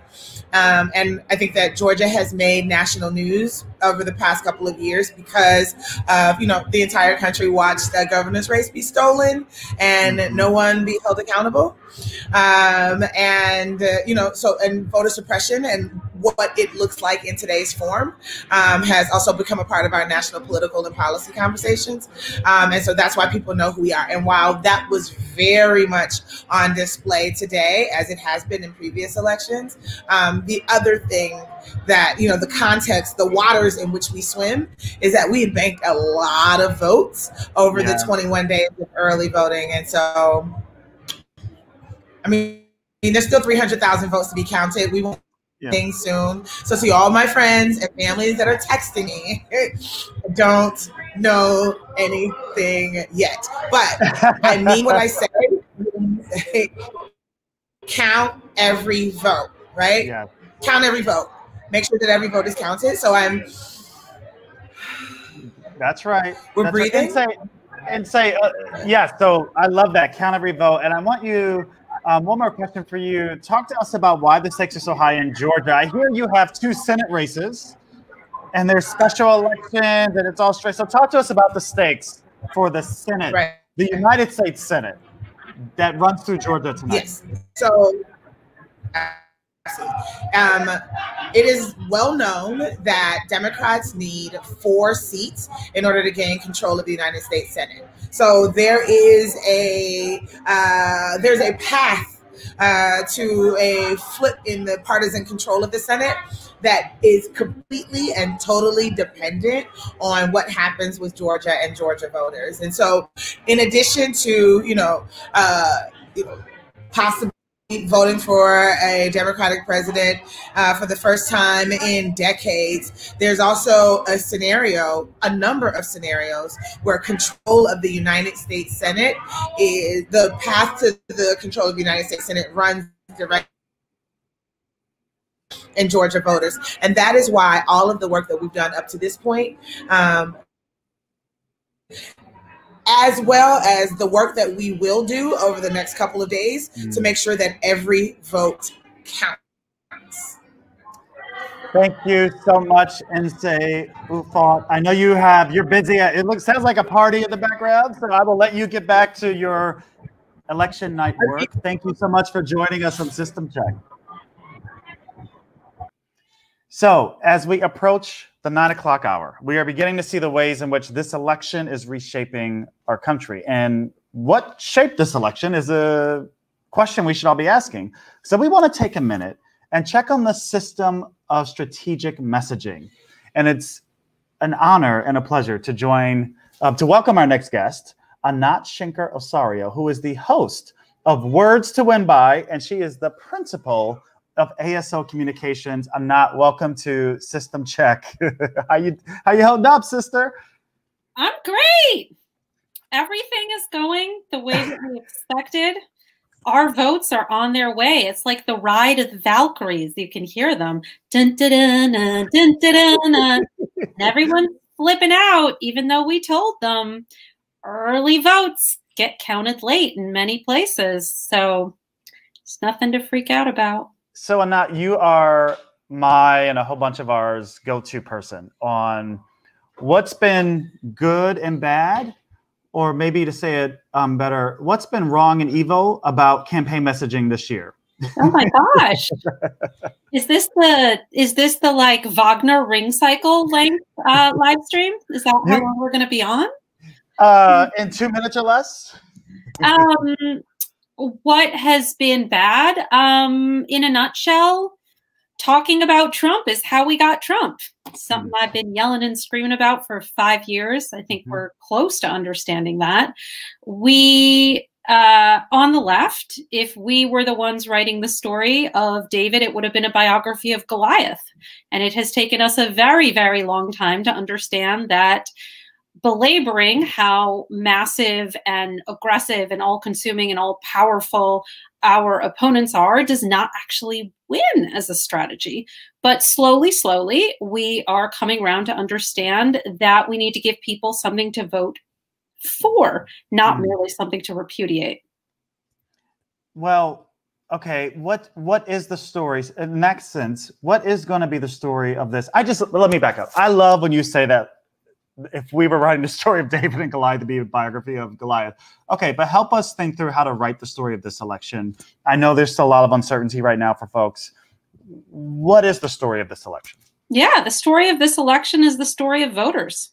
There's actually very little to say about the candidates. The story of this election is that people are turning out in record numbers, despite this pandemic, despite economic collapse, and despite every single barrier put in the way, particularly of Black voters, of Indigenous voters, newer Americans, people struggling to make ends meet, everything thrown in the way of trying to silence particular voices and inhibit particular votes, people are still turning out and have turned out in record numbers because they believe in making this a place of liberty and justice for all.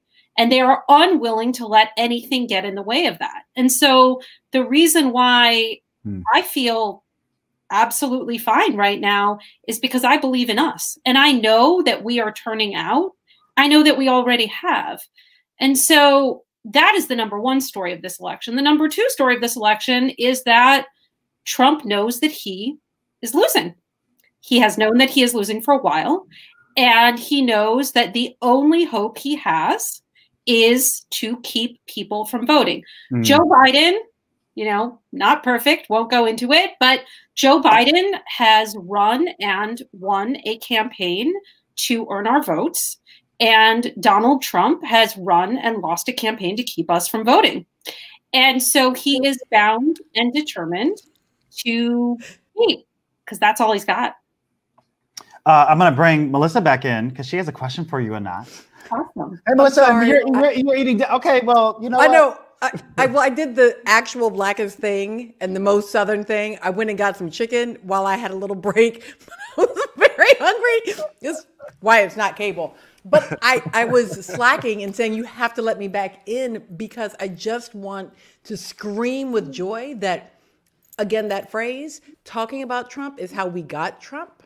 And to really try to bring some accountability both to our own sort of awareness about that, as well as it wasn't just us in some broad sense, but quite specifically mainstream media who really benefited from both the Trump candidacy and the Trump election and victory. And I'm just so appreciative to hear you say it with such clarity that it is precisely engaging in that conversation as we have continued to do for 4 years, and allowing him to be the driver of all of these things. I just thank you for saying that, and I came back from my food break because I wanted to say thank you for saying that. Wow, I am so happy you got food. That's amazing.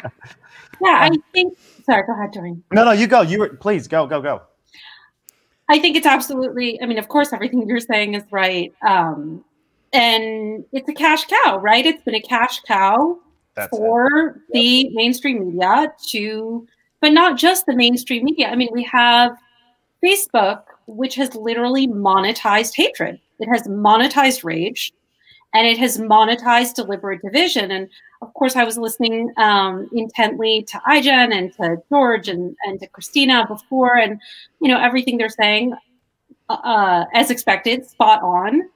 I think what we all know is that what Trump has done is he has taken the strategy of deliberately dividing us from each other and the politics of divide and conquer, which is literally the oldest trick in the book, and he has just turbocharged it. But as he continues to fail over and over and over again, and I think the coronavirus really puts that into sharp relief, we have seen past his lies, and we've seen past his attempts to divide us, some of us to, very, very late in the game coming to this, needing to be dragged along, as always, by Black women, by other people of color. But finally, some folks are getting there. And we see that all there is in that division, that basically, hopefully it's okay that I shorthand it like this, if you're pointing your finger at the brown guy, you're not pointing your finger at the bad guy. Mm-hmm. And basically that's all they got, right? Mm-hmm. Is mm-hmm. having mm-hmm. us point the finger at whatever other they construct, depends on the day, so that with the other hand, they're picking our pockets. And people are finally growing wise to that. Thank you again for joining us, and for getting us to reflect in those ways. It is honestly, I'm not one to be nervous about election nights or anything, but it's always that one little X factor that I know folks said, why did you know that Donald Trump was going to win? And I was like, oh, it's the same way that I know that an NBA series, finals is never going to be a 4-game series, right? There's just too much money in it. So I appreciate you being here, giving us some real clarity on that. And Dorian, we are at 9 o'clock already. I can't believe it. Anat Shankarosario, thank you so much. And we'll talk to you very soon. It was such a pleasure. Thank you both so much. Melissa, you're going to walk us through this top of the hour here? I cannot believe that it is already 9 o'clock. Here we are, 9 o'clock on the East Coast. On the East Coast. I don't have a drink yet either, by the way. Oh, which I'm I went and got a whole dinner, so I think if you want to get a drink, you can. And we want to just, again, say thank you to everybody who has been joining us, or is maybe now just joining us for Election Night 2020 with System Check. System Check. And System Check is a brand new podcast with The Nation. We have an episode every Friday, and you can listen and subscribe wherever you get your podcasts. And again, it's 9 o'clock, and we are still following both the Electoral College vote count as well as Senate and House races. But now that we're at 9 o'clock, states that represent another 159 electoral college votes have closed. And among them is the state of Arizona, which has this hotly contested Senate seat, and of course the state of Michigan. And honestly, as we move into kind of this Midwest space, and also like all of the drama and angst all day, every day about Pennsylvania, we are increasingly talking about white people and their relative decisiveness as to whether or not the state turns red or blue.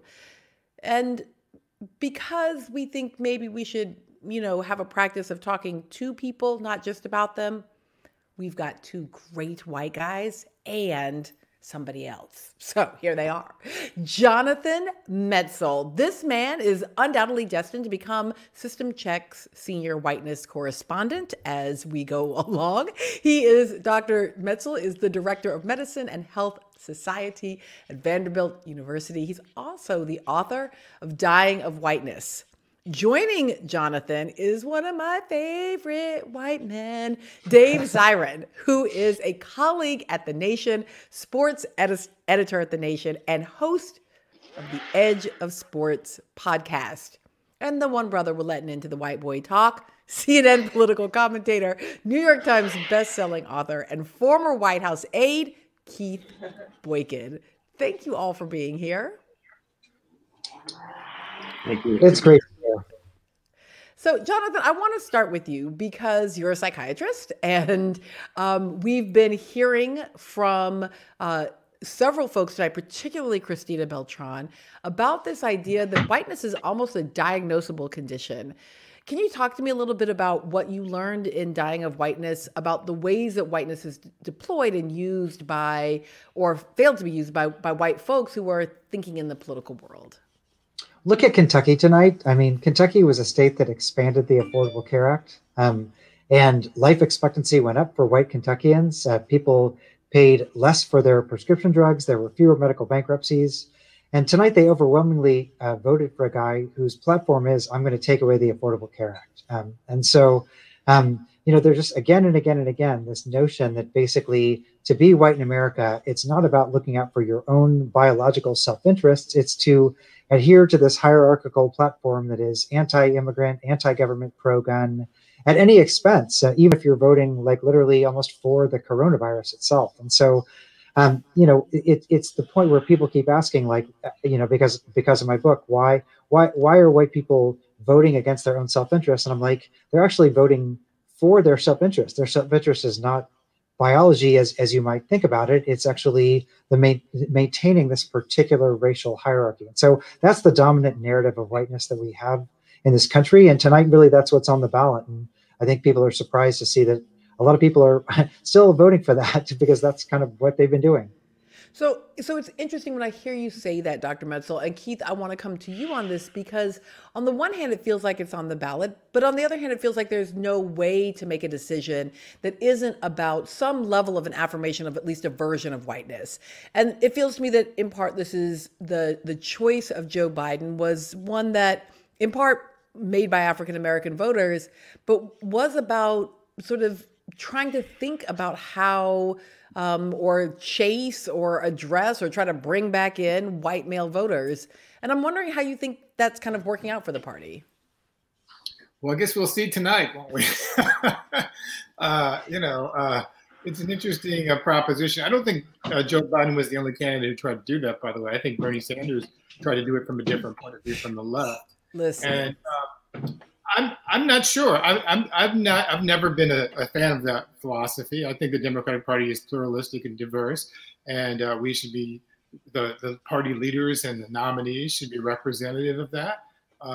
We're starting to see, I think, right now with some of the results in Florida and Miami-Dade, with the Hispanic vote, particularly because of the Cuban American population, the Venezuelan population, it's trending largely toward Trump, much more so than the Democrats expected.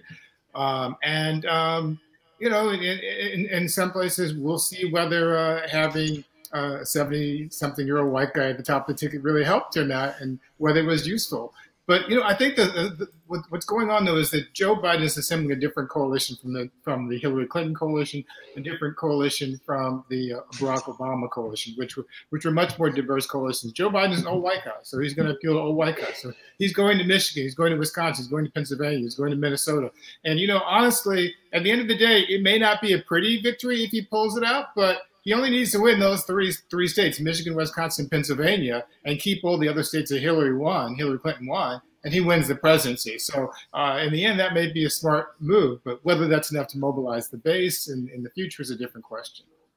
So Keith, I appreciate sort of that point that we're in this, as we talked about, very top of our live stream, this unprecedented time, right? A time when Biden might win, but it may not be sustainable over the long term. But Dave, I wanted to come to you because I was sort of purposely performing that terrible host conversation about identity politics that so often happens about Black folks. Like, what is it that Black people are thinking? What do you think that Black people are thinking? And what I was trying in part to perform there is this idea that, of course, whiteness is not static, right? We've been just talking to organizers who, in fact, organize people across racial lines. We try to think very carefully and then, importantly, talk to folks to sort of shift their understandings, move people along. So, Dave, I just sort of wanted to bring you in on this about how we might think about the various ways that whiteness is showing up in this election. And it's not just about Trump, it's also about this movement for Black lives that emerged and saw some real movement on the part of white folks. Yeah, I mean, racism is a hell of a drug. And what you're seeing is it reflects itself in all sorts of ways, both in the summer and in this elections. I mean, over the summer, we have to remember, and I want to pound this point home, is that you saw numerically the largest demonstrations in the history of the United States over this summer. And that was in the context of a global pandemic, which I'm sure scared people to bejesus when they were going out there. And it was also, you know, in the context of people not having work or jobs. I'm sure those things actually played with each other. And it came in the context of real fears of militia violence. People did take to the streets. And those demonstrations were a multiracial explosion. They happened in all 50 states. So you have that side of things.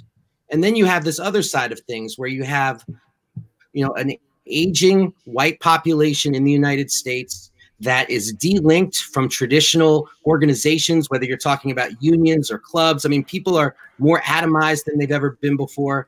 And you have a president who is willing to represent autocracy and willing to represent their bigotry and saying, I will stand up for you in the face of this changing world. And I think we're seeing tonight that that's still an incredibly powerful message in the face of that. And we're seeing that even though, I mean, it's such a referendum on I think white consciousness is like, even though you've had over 230,000 deaths because of coronavirus, even though Donald Trump is someone who absolutely, you know, like is the most vile creature one could possibly imagine, he also appeals to those folks on the sheer basis of, I am here to represent you. I am going to protect you against the hordes, you know, and those and against the changing America and against the changing demographics of America. And so that's where we are tonight. I mean, and we're going to see that, you know, not all whiteness plays out the same in a context of a racist society. So I want to put together something that Jonathan said and something that you just said, Dave, and think about.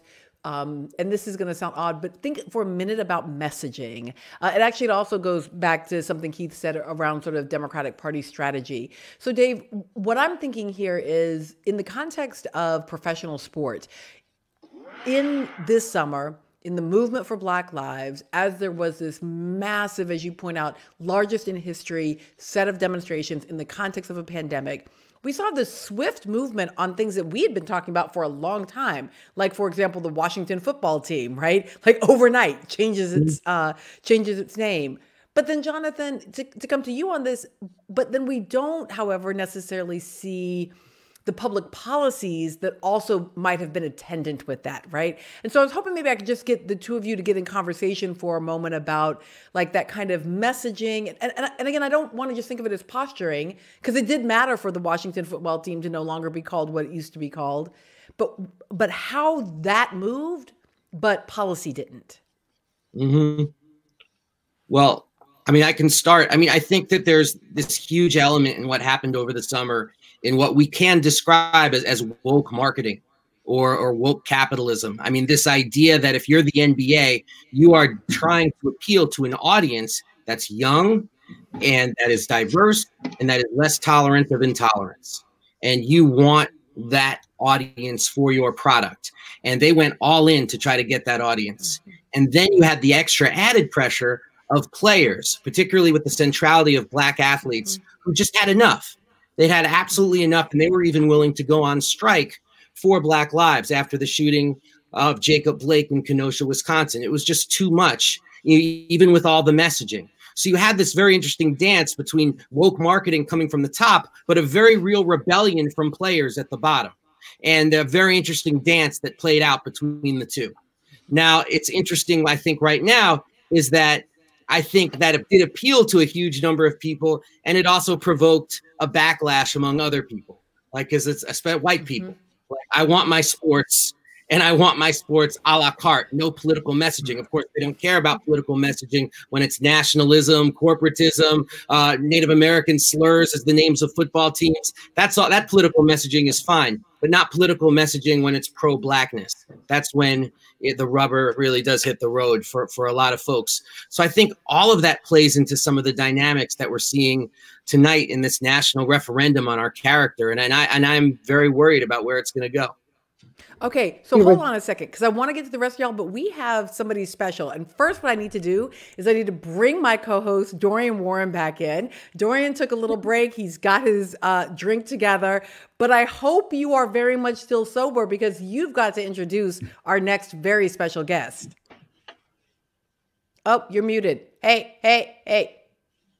There you go, friend. See, there you go. I already took a shot of tequila, but I'm still sober. So I'm so thrilled about our next guest. Welcome, everybody. The one, the only, the fantastic, the fabulous, the great, our champion, Congresswoman Pramila Jayapal, who represents Washington's 7th District and serves as co-chair of the Congressional Progressive Caucus. She's also a longtime and dear friend of Community Change Action and is our chief community organizer in Congress. Congresswoman Jayapal, thank you so much for taking the time to come join us on System Check tonight.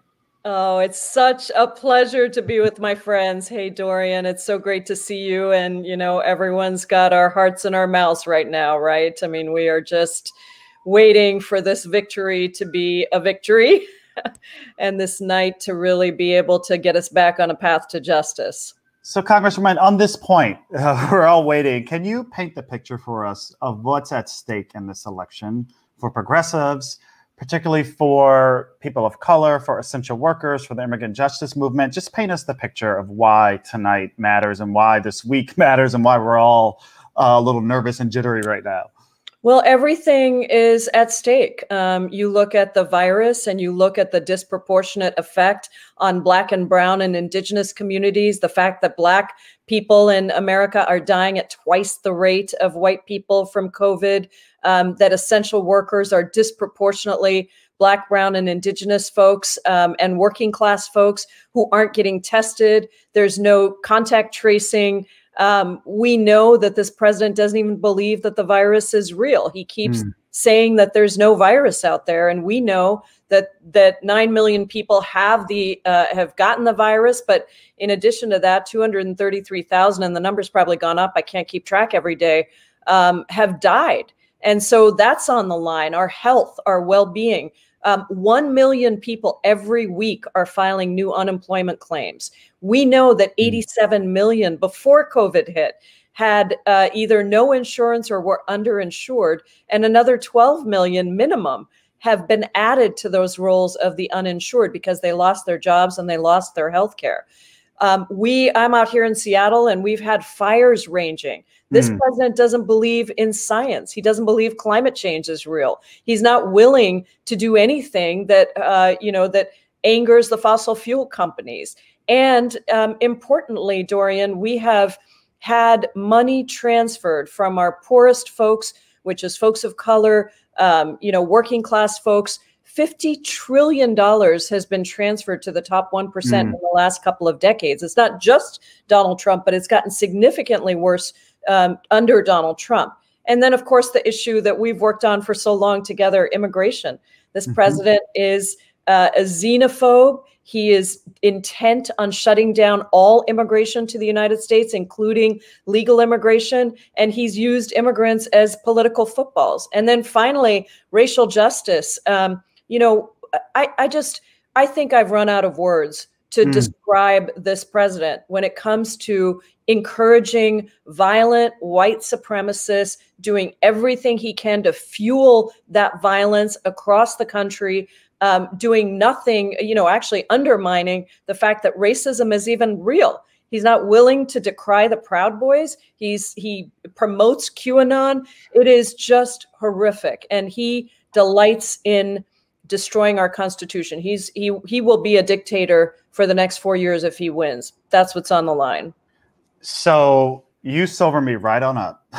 to lay out the stakes. I'm sorry, I feel like I took the cause of the tequila away. Well, no, but no, this is serious stuff, and our lives are at stake, right? And so I want to ask you, what is the path forward, particularly for the Progressive Caucus, as well as for the progressive movement? How should we think about and get ready for a big governing moment? Shall the current occupant of the White House be defeated? Or how should we prepare, and how is the caucus preparing for another 4 years of Trump? I don't want those words to come out of my mouth again tonight, but can you just talk to me about how should we think about both scenarios? Well, I'm going to focus on the first because the second is just too awful to contemplate right now. Really, and I mean that literally. I think that if Trump wins again, he will see it as a blank slate, and we will kiss our democracy goodbye. He's already destroyed so much of our Constitution, the balance of powers.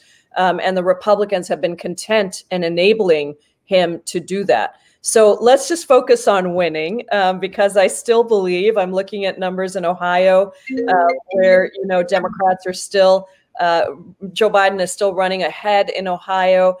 Many counties he's outperforming how Hillary Clinton did. That's what he needs to do.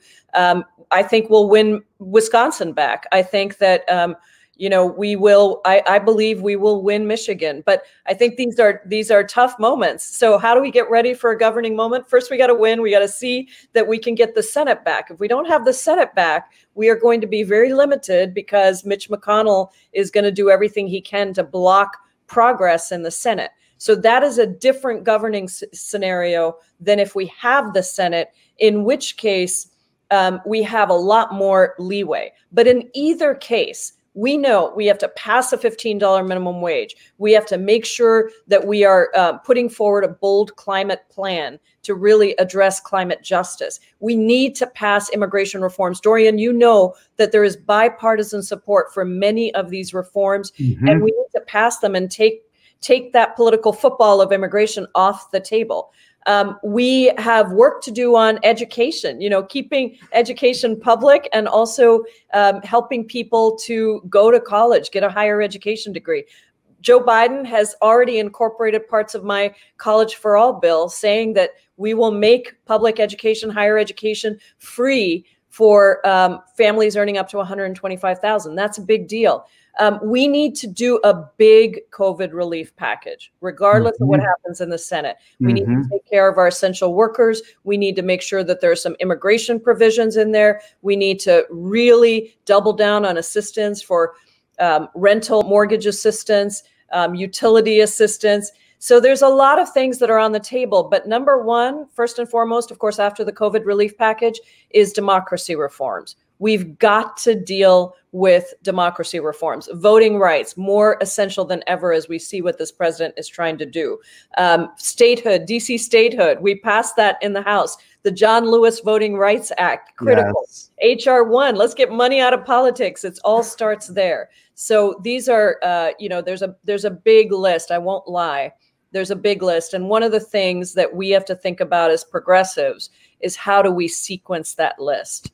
And how do we stay united around getting as much done as possible? I am also trying to make the Progressive Caucus more nimble, more member-driven, and more, more unified. And so let's see if I get those reforms through, but I think that will help us as well.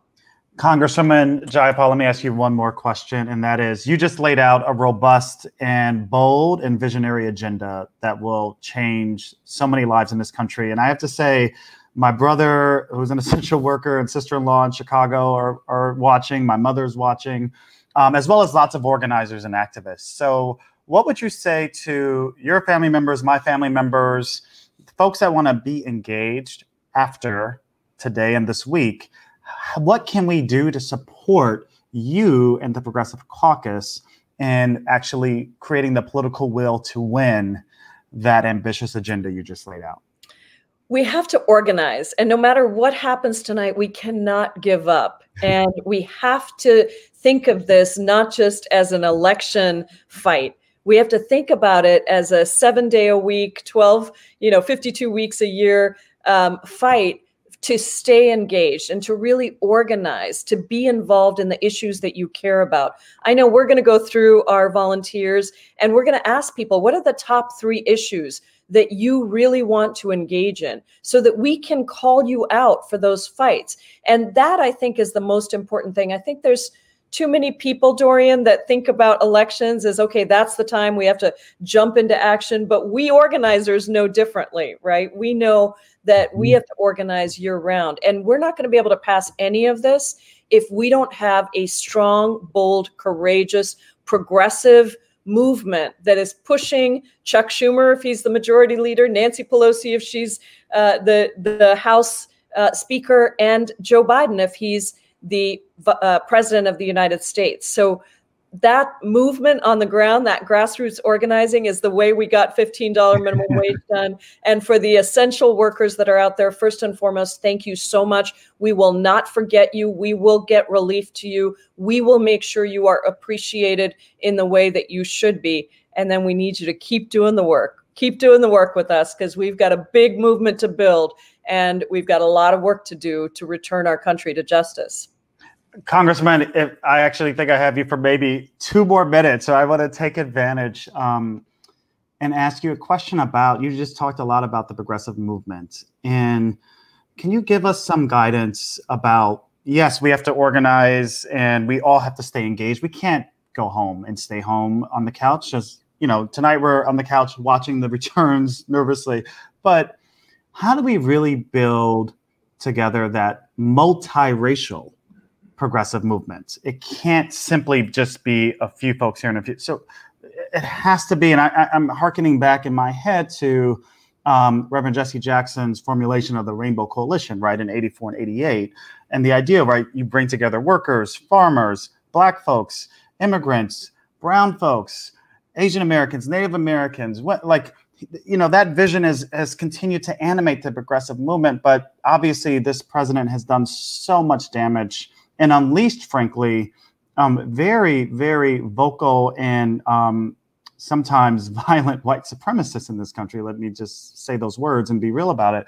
What is the task ahead for 2021 for building a truly multiracial progressive movement that will be the wind beneath your wings for the Progressive Caucus? I think it requires us to dig deep in ourselves and to put the we before the me. And I say that because I think that particularly in difficult times, I think, you know, which we're in, a lot of people struggling with their jobs, with their rent, you know, with their health care. And I think the task for us is to really craft the story that is true, that connects you and me to each other, that connects me to my neighbor, and that makes it clear that my liberation is tied up with yours. If we don't have that, then we will have a splintered movement. And so I think that, you know, building multi-ethnic, multiracial, multi-generational coalitions, as you know, is something I've done for 20 years. And it requires listening. It requires resisting the Olympics oppression, you know, resisting the hierarchy of oppressions, and being willing to understand that there are some things that are very fundamental to any kind of justice for everyone. And I would include in that our fight against white supremacy and anti-Blackness as a #1 thing that we have to reckon with. And it's heartening to me to see, for example, South Asian Americans forming a group for Black Lives Matter, because I think we're taking on that oppression that exists within our own communities. Now, at the same time, I think we have to think about power building institutions. The labor movement used to be that, and we need to rebuild that again. But we also need to think about alternatives to those power building institutions so that we can start to collect our power. And then it's really about staying very closely engaged, both inside and outside, but also with each other. People have to know that the progressive movement, however you want to define that, has their back on their what is their issue. And then we all have to define these things as our issues, right? That's what the Immigrant Workers Freedom Ride back in 2003, we used to say, labor rights or immigrant rights, immigrant rights or workers' rights. And you've heard me say before, Dorian, that for those of us that are people of color, we live our lives in intersectional ways. I am not a woman on Monday, a mom on Tuesday, a worker on Wednesday, and an immigrant on Thursday. I'm all of those things all of the time. And we just have to learn how to fight for all of them while being disciplined about the sequencing so that we can actually get legislation passed.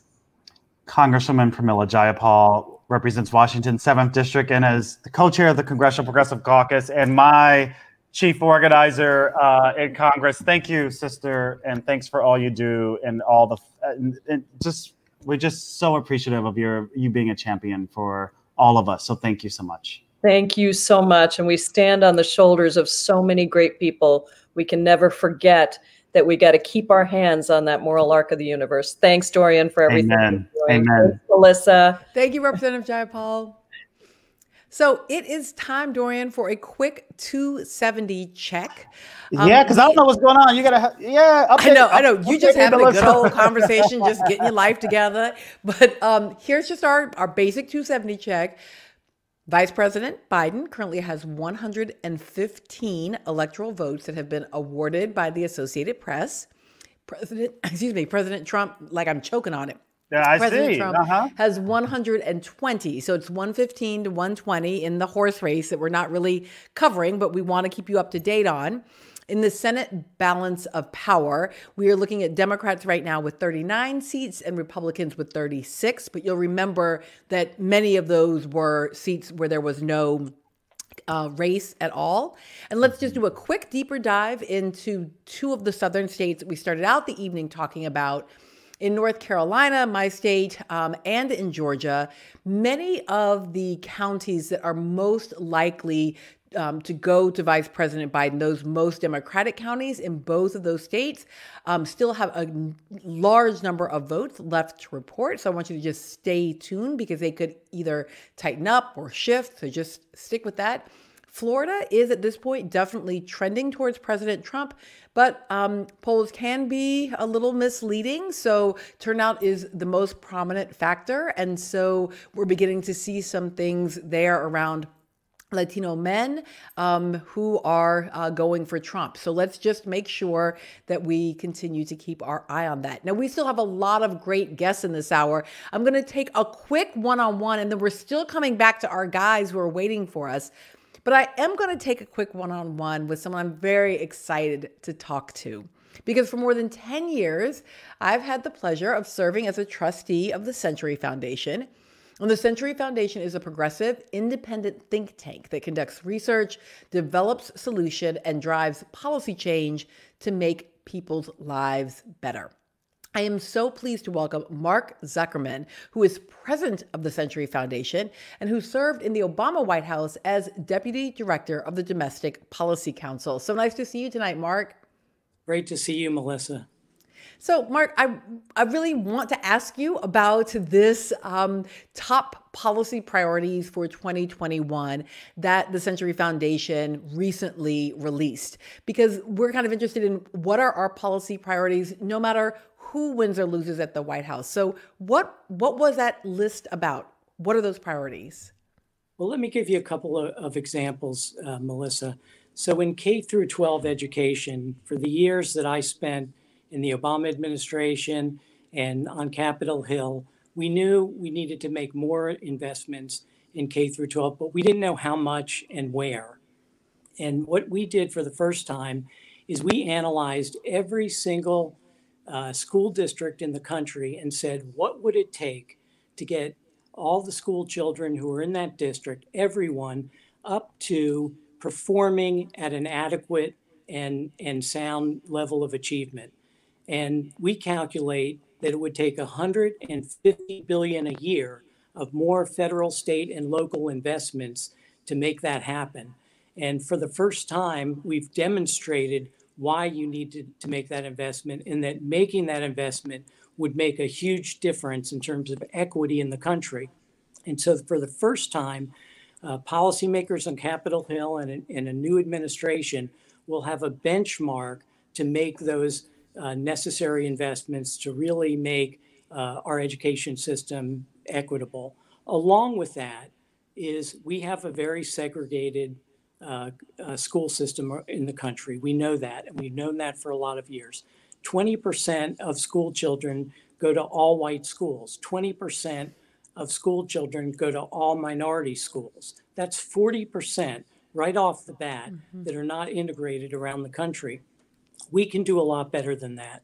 And there are many, many strategies that we can use to make sure that schools become more integrated. When schools become more integrated, it strengthens our country and our relationships, but more importantly, all students achieve academically. And so we have a specific proposal to help schools integrate.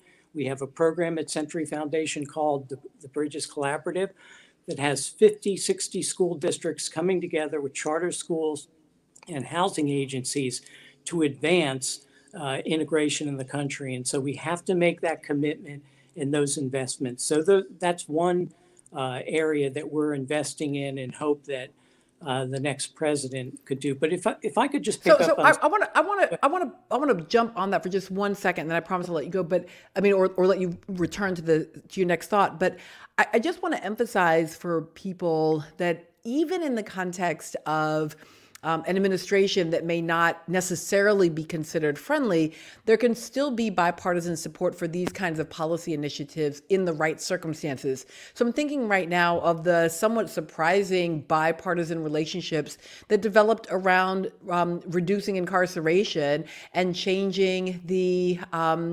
the whole idea of what constitutes a crime, right? And it was really done because of this sense of fiscal responsibility, right? So it can be sold to fiscally minded conservatives around what it costs to incarcerate people. It may have been more of a social justice issue for Democrats, but nonetheless, that space for agreement grew. Well, and, traditionally, if you look back the 30 years, maybe before Gingrich, education used to be a very bipartisan policy area. And of course, you remember, regardless of what anyone thinks about No Child Left Behind, it was the last time you had President Bush and Senator Kennedy and Congressman Miller working together to try to make the education system better for everyone. And we haven't seen that for a lot of years. And I think there is an opportunity, for more bipartisan work in education. But one of the things you asked Representative Jayapal is, how do we win legislatively if we take control of the Senate, Democrats take control of the Senate, Democrats take the White House? What is the plan? What is the strategy? And one of the things she didn't mention is the filibuster. Having worked in the House for almost 20 years, there is 80% of your legislative agenda can be killed in the Senate right off. That means no systematic reform like labor law reform. That means no voting right changes. That means no criminal justice reform. Those things cannot be done by a fast track reconciliation process. They need to have a majority of 6, to break a filibuster. The single most important reform, if things work out tonight, is amending the filibuster rule so we can have these systematic reforms that are fundamental to having a more equitable society. Mark Zuckerman from the Century Foundation, thank you for putting the filibuster back on the table. We started at the very top 3 hours ago also talking about the filibuster. It is a place where Dorian and I have some disagreement. And so I'm thinking we're going to have a system check episode around that. And Mark, I will see you on Friday at the trustees meeting via Zoom. So thank you for joining us tonight. Thank you so much. Thanks. And Dorian, you're back. I'm back. We're going to fight it out about the filibuster. But anyway, thanks for sticking with us here on Election Night 2020 with System Check. I'm Dorian Warren. I'm co-host of System Check, a new podcast from The Nation magazine. Still with us, Jonathan Metzl, director of Medicine and Health Society at Vanderbilt University and author of Dying of Whiteness. Dave Zirin, sports editor at The Nation and host of the Edge of Sports podcast. Keith Boykin, CNN political commentator, New York Times bestselling author, and former White House aide. And joining us now is John King, the president and CEO of the Education Trust and former U.S. Education Secretary. Thank you all for rejoining us. And thank you, Secretary King, for being here. And can I just start with a question for you about education? So we know the uneven nature of COVID-19 school closures is likely to have a tremendous effect and a really profound and deepening effect on racial injustice in education. So what tools, Secretary, do we have to address this immediately and effectively? Yeah, it's such an important question. Well, thanks for the opportunity to join you. Excited to be with you and Melissa. Look, we didn't have to be in this situation. The federal government mismanaged COVID-19, which is how we ended up here. And it's put schools in a terrible position with this impossible dilemma about whether or not to be open, how to be open safely. It's put kids in the situation of being stuck at home. Many low-income students and students of color don't have internet access. Exactly. Right? We know from before COVID that about 79% of white families had internet access, only about 66% of Black families, 61% of Latino families. Sometimes kids didn't even have devices. They're doing their homework on mom's cell phone. And so that's going to have a cost, an academic cost, a socio-emotional cost as kids are isolated at home. It didn't have to be this way, but we're here because of the mismanagement of COVID. So the first thing we have to do is get COVID under control so that we can get kids back to school safely. And then we've got to put in resources. We know that kids on average are going to have lost about 7 months of learning, 9 months for Latino students, 10 months for African-American students. So we're going to need more resources then. Vice President Biden has talked about tripling Title I. That'd be a great start. That's the main federal funding source for low-income students. We could use a national tutoring corps. That's something that the United Kingdom is doing, mobilizing young people as tutors and mentors for students to try to make up ground that they've lost. And Vice President Biden talked about a big investment in school counselors and mental health services, which will be critical. So federal dollars will be critical, and then federal civil rights enforcement. And this is something that Mark from the Century Foundation talked about. The federal government has an important civil rights role. And that's been abandoned during the Trump administration. I hope that's something we can resuscitate if Vice President Biden is successful tonight. So, John, thank you so much. I want to bring in Jonathan Metzl on this because as this has sort of developed into a little bit of an education discourse. And of course, one of the major areas where not so much education, but a thing happening in schools emerged in our public discourse was school shootings and mass shootings. And so, Jonathan, I just want to have you think with us out loud a bit about guns and about mass shootings and about our understanding of guns, because for me, it also connects with even what's happening with COVID, right? This idea that surely people always behave in ways that are for their own corporal self-interest, but then you find that that's not always true. Well, it's funny because when I was writing Dying of Whiteness, I actually joined two of those issues. I looked at schools very closely. I looked at schools in Kansas. And it was before I say about school shootings, I'll say that schools were the one area, at least before all of this madness, that was kind of a bridge too far, that when people saw their own kids' schools getting cut by austerity politics or by Republican politics, that's when there was pushback. So Kansas rallied against the brown back tax cuts, for example. And so part of the issue has been like, how do you get, I mean, it's not surprising that suburban moms and all these, are for Trump, because schools are an issue that don't always exactly follow down partisan lines. And I thought that the Democrats should have really played to that, in my opinion, a little bit stronger in the campaign about school policy.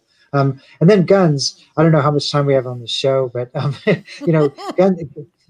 basically, we have. I'll just say very quickly that we have like decades of data that more guns lead to more shootings. And we've just had a Supreme Court justice appointed who's just going to expand the bad gun policies to the places that have reasonable gun policies. So certainly, this issue of guns is one that people didn't want to touch it during the election because it's obviously polarizing, and we need to talk to people in places like Michigan and Wisconsin. But guns are going to be a huge issue in the post-election period in terms of how the Supreme Court is going to threaten to kind of expand the Heller decision and lead to many more guns in places like New York and Chicago, Los Angeles that have tried to limit them. You know, so you're talking about guns as the AP is calling Colorado for the Democrat Hickenlooper. And Colorado is obviously one of those places where guns often show up as like a key and central issue. Keith, I want to bring you in here because this feels to me like this is like core politics 101. How do you have a national message, but also one that works in the states, right, around issues that are these central issues, for example, like Second Amendment / gun control, as it's often framed? Well, I think there are only a few people in the country as a percentage of the population who are actually gun owners. And those people happen to be high intensity voters. They vote on that issue. But the majority of Americans support common sense gun legislation. They support background checks. They support basic restrictions to make it harder for people who shouldn't have access to guns to keep them away from those weapons.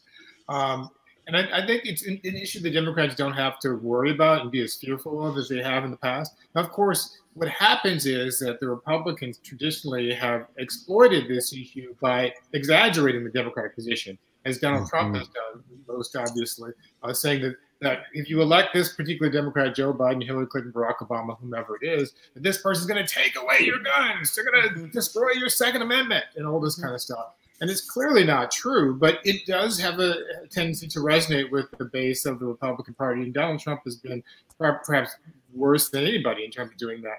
I want to go back again real quickly to what I was saying about Florida, about the Cuban American population in Florida and socialism. What Donald Trump does so effectively, I think, is on the issue of guns, the issue of socialism, he takes these key hot button issues that aren't really divisive issues for the majority of the population, but he takes them and he drives them to his base to the point where they are dreadfully afraid of the opponent and they will vote for him. That's what we're seeing. He's been running a base campaign, and the gun issue is a perfect example of that. So it's so, Keith, when you say that it's fear that's motivating, I guess I'm interested in that because I wonder if fear is really motivating. So Secretary King, I just want to come back to you because, you worked in the Obama/Obama-Biden administration, serving as Secretary of Education, which, by the way, must be some madness for you right now, given the current Secretary of Education. I mean, you're really all together, sir, because I might have a lot of words on Twitter every day. But I mean, it's been a disaster, just a disaster. It's just a lot. But I'm really interested in this idea, as Keith is saying, that, part of what the Trump campaign has been and the governance has been frame the enemy, stoke the fear, get the turnout. And that is quite different, for example, than how President Obama thought about it. He wasn't really a fear stoker, right? And so that turning out of the base felt very different. I just keep looking at messages coming on all my various devices, and people are saying, I'm so nervous. I'm so afraid. I'm so nervous. And even though we didn't know that President Obama was going to win in 2008, I don't remember 1,000 messages saying, I'm so nervous. I'm so scared.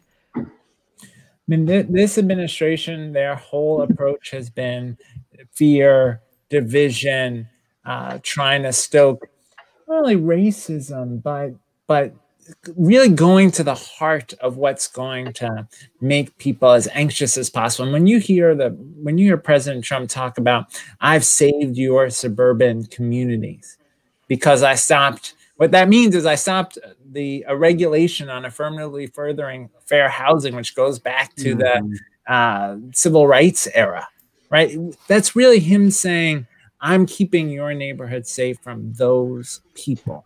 And my deep hope, if tonight goes well, is that Vice President Biden and soon-to-be Vice President Harris will be able to move the country to a place where we can talk to each other with respect and try to heal some of this. I think we have to be careful as progressives not to paint all people who support Trump as bad.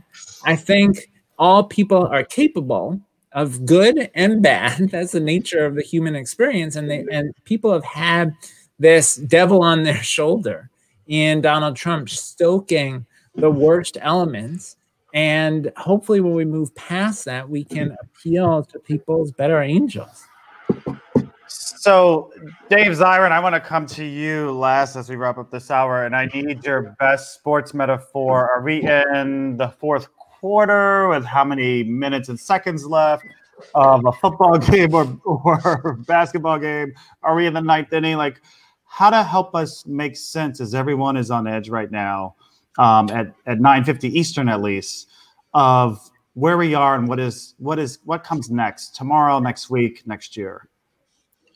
I don't know if you're going to like what I'm going to say, but we're the Atlanta Falcons, and no, Dave Zirin! Wow! No, I can't! No, stop! Melissa, I've said this as long as I've known you. Racism is a hell of a drug, and I'm not saying it's going to end like that Super Bowl. But this idea of having a big lead and seeing it chip away and chip away and chip away is the reality of this evening. And I'm not saying, I don't know, and that's the reality of what we're facing in the present tense at 9:51 p.m.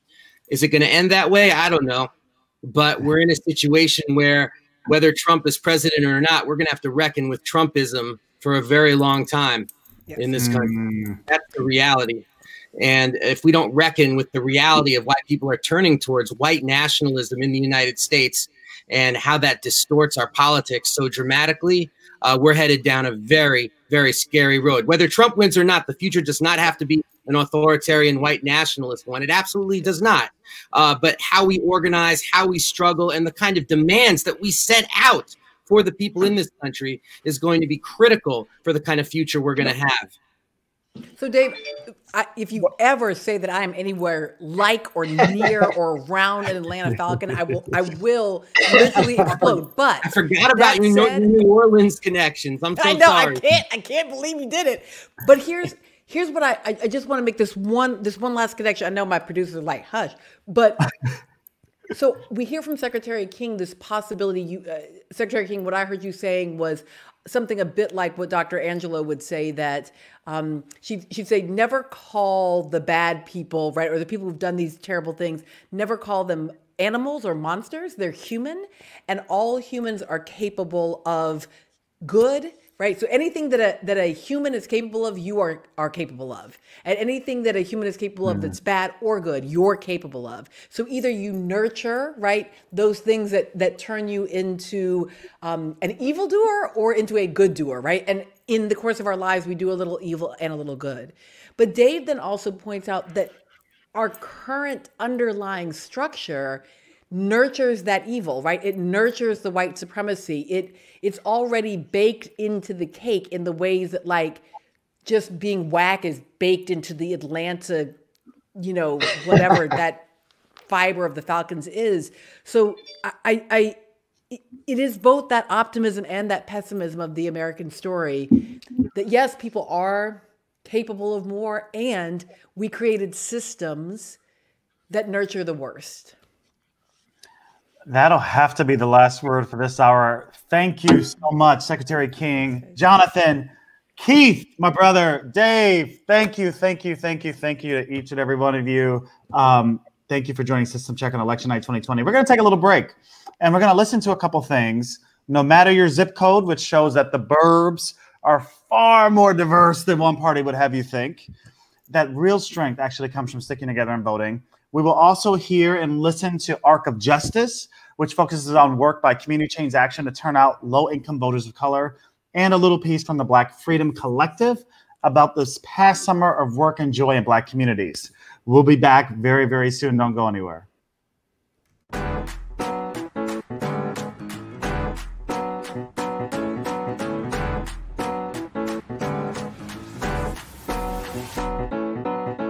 They're going to destroy suburbia. Suburban women, will you please like me? I saved your damn neighborhood, okay? No matter what you look like, where you come from, or how much money you make, no matter your zip code. Our communities, especially when we stick together, are a powerful force for paving a path toward a more caring and just America for all of us.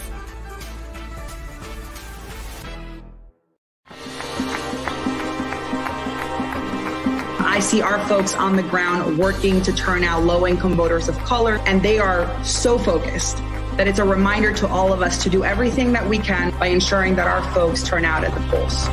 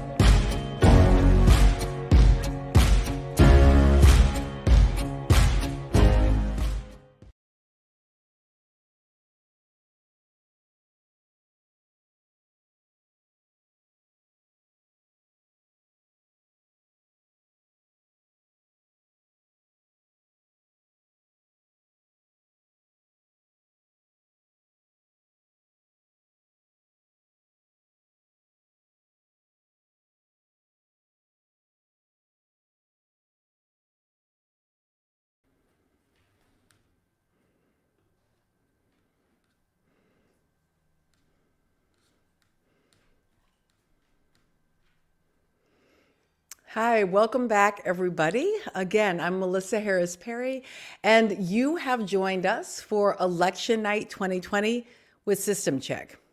I want to maybe shift our tone a little bit.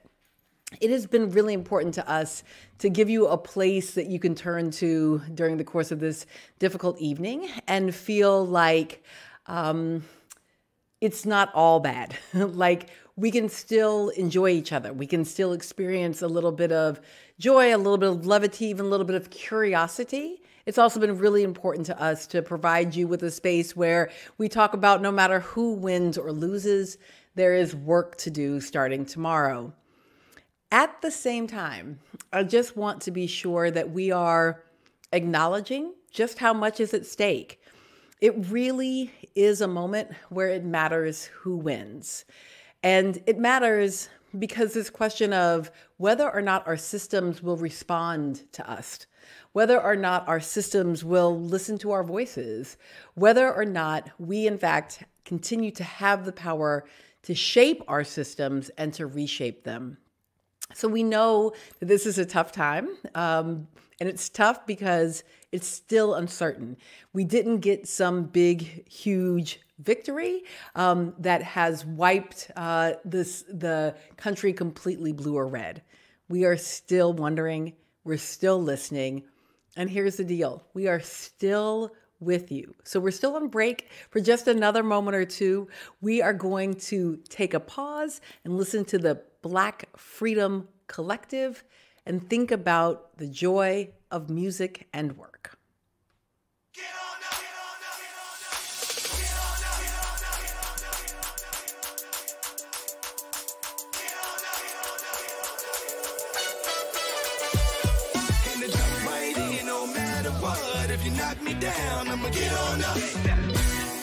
While we can often point to the pain that is real, that is impacting our community, it's also important for us to kind of center joy. We are fueled by aspirations and hope. There's a strength that comes from the deep part of you.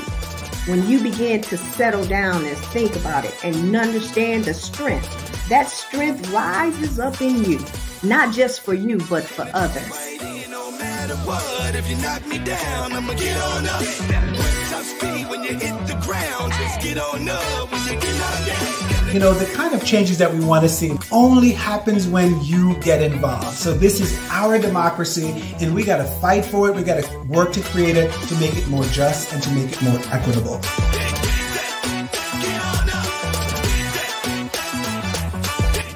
Let's take this energy to the polls and do all we can to change the fate of this country.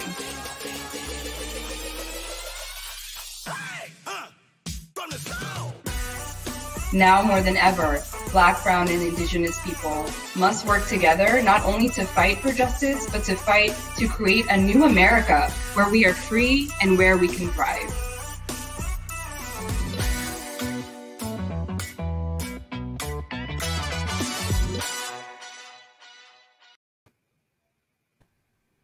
Welcome back. I'm Melissa Harris Perry, and this is my buddy here, Dorian Warren. Hey. We're still going. It's almost the 10 o'clock hour Eastern, Melissa. It's almost 10, and so I decided now that it was 10, I'd finally pour the glass of wine. I know that may not end up being the best life decision, but I felt like I needed to make that choice for myself. Again, welcome back. I'm Melissa Harris Perry. Dorian is my friend and colleague, and perhaps most exciting in recent days, Dorian is also the co-host, along with me, of a brand new podcast called System Check, and System Check is with The Nation. We release a new episode each Friday, and you can listen and subscribe wherever you get your podcasts. And with System Check, what we're trying to do is to understand, analyze, and repair the machinery of our nation and our democracy. Think of it a little bit like lifting the hood of a car to see how it all works. And to be clear, this is not about Dorian and I being the experts. We are learning right alongside all of you. Yeah, Melissa, and the way that we all learn together is by talking to the folk who have a very deep understanding of our systems and how they work. And expertise lives in all of us in some way, right? There's expertise of lived experience. There's expertise of grassroots organizers. There's expertise of academics. There's expertise of some elected officials, not all. So, woo, say that. So I want to bring in, speaking of expertise, because our next guests are perfect examples of the kind of expertise we're going to draw on. I want to bring in our three next guests, three women, in fact. Christina Greer, who's a political scientist, associate professor at Fordham University, and host of FAQ NYC. Valerie Kaur, civil rights lawyer and author of See No Stranger, a memoir and manifesto of revolutionary love. And Monique Morris, executive director of Grant Makers for Girls of Color and author of Sing a Rhythm, Dance a Blues, Education for the Liberation of Black and Brown Girls. And thanks to each of you for joining us at the 10 o'clock Oh, this hour. is a beautiful panel. I'm losing my mind. I'm so happy right now. Wow. So listen, Christy, I want to start with you, Professor Greer. So it's 10 o'clock hour on the East Coast. East Coast. Make some meaning. I know you've been talking in various places and you have some other gigs coming up after this, but make meaning of what's happened so far. What are some of the key states that have come in? What are some surprises thus far for you this evening? Talk to us. Thus far, no surprises for me. You know, Florida, I never factor Florida into my electoral math just because they stay being a mess and somewhat corrupt. So I usually put them to the side. I have been playing around with 270towin.com. That helps me sort of play with the states. And I look at livingroomcandidate.org so I can look at the history of states and see how states have gone in, say, the past 20 or 30 years to help me sort of stay calm, stay sane. And obviously, I feel like I've been doing my part over the past 4 years, so I'm not in the Chicken Little sort of pool that quite a few people are in. I'm not surprised that Lindsey Graham is reelected. I'm not surprised that South Carolina has gone red. I'm not surprised that, you know, Georgia is too close to call. Georgia is now purple. The work of Stacey Abrams over the past few years, it makes it such that Georgia looks interesting. But, you know, we haven't seen Georgia go for a Democrat since Bill Clinton in 1992. So if Georgia remains red, I wouldn't be shocked by that at all. So North Carolina, still too close to call. I will say this, what I am curious about this season is how quiet Ohio has been. I feel like we've talked a lot about Michigan and Wisconsin. I think we've talked a lot about Pennsylvania, obviously, which is always a battleground state. North Carolina, Georgia, and Florida have been the main states that we've discussed. But if we remember, in 2004, Ohio was incredibly important. It remains a swing state if we look at what happened in 2008 and 2012 and 2016. So that, to me, is where I'm looking, because if Joe Biden gets sort of the traditional Democratic states, including Michigan and Wisconsin, which have been more recently traditionally Democratic, and including Minnesota, if he gets just one battleground state, then it's pretty much done for the evening, and he's fine. We know that the president will try and keep this in the courts because he has just now structured the courts for himself. But I think the last point I want to make is we have to remember, 2000 with Bush v. Gore, when George Bush and Al Gore were battling over the state of Florida, and Jeb Bush just happened to be the governor, and it goes to the Supreme Court where their father just happened to put in 2 Supreme Court justices who decided the 5-4 vote in favor of George Bush to cut off the counting of the votes. But there's the vote and there's the opinion. The vote was in favor of George Bush. The opinion was such that they said this is not precedent and we should never follow it again. So it'll be interesting to see if this election does end up in the courts, how they will try and use the Bush v. Gore precedent, which was blatantly stated it should not be used as precedent moving forward. Chrissy, I so appreciate, I'm going to back up in your, so one, thank you for bringing us to thinking about the courts relative to if it ends up there. Like you, I don't know that I've never considered Florida, but I certainly, when I think about 2000, think, wait a minute, your path to 270 went through the state where the other guy's brother was governor? Maybe not the best strategy, right? And P.S. Al Gore, win your home state. If you had won Tennessee, you wouldn't have this problem. That's what I tell my students all the time. People watching too young to remember that had happened, but we're just going to pause. But here's part of what I love about what you just said, and I want to come to you, Monique, on this, because Chrissy, when you, Dr. Greer, when you, I know, it's like, I'm Dorian's big sister and Chrissy's his little sister, right? Exactly. Right, exactly. I'm literally we're just playing academics online right now. We just play codes on TV. But when you said Georgia's in play, and then you name checked Stacey Abrams, and I think that's so important because too often we hear the work of, or we actually don't hear the names of the Black girls and the Black women who have made any of this possible, right? As though Georgia just somehow got into play, like it just played, as opposed to Stacey Abrams and the work that she built there, dragging it in to relevance. And so, Monique, I want to come to you because I had this amazing opportunity to interview Stacey Abrams back when she was still on the short list for VP, and I was doing a little dance and imagining it as possible. And my favorite moment in my conversation with her was when I asked her when she feels beautiful, and she paused and then she talked about the moments when other little girls like her come up to her. And she was like, when the 8-year-old who's got the gap in her teeth is like, when I see you, I see myself, that's when she feels beautiful. So you, as the executive director of Grant Makers for Girls of Color, are leading a campaign to raise $1 billion for Black girls. And I think of this as like, this is the seed money for the future Stacey Abrams and maybe even the future Kamala Harris's. So talk to me about that work and the work that philanthropy is going to have to do to ensure justice no matter what happens on this electoral college map. Yeah, I appreciate that question. Thanks for bringing it into this space. I've been on Facebook, unfortunately, for a lot of tonight, sort of following people's anxieties around this election, thinking about what it means for us. I've been in several group chats with partners in this movement, many of them the co-founders of the Black Girl Freedom Fund, which you just mentioned as the effort to raise $1 billion for Black girls.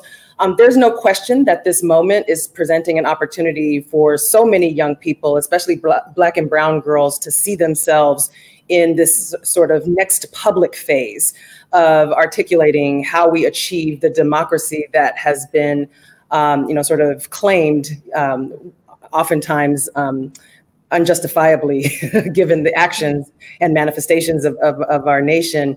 To be something that, is greater than an aspiration. And I've often said that Black girls have been the greatest articulators of democracy. And so I remember that interview that you did with Stacey Abrams. And, clearly I felt that when she said that when young people see her is when they feel that there's the greatest opportunity, to see themselves, and that is what makes her feel beautiful.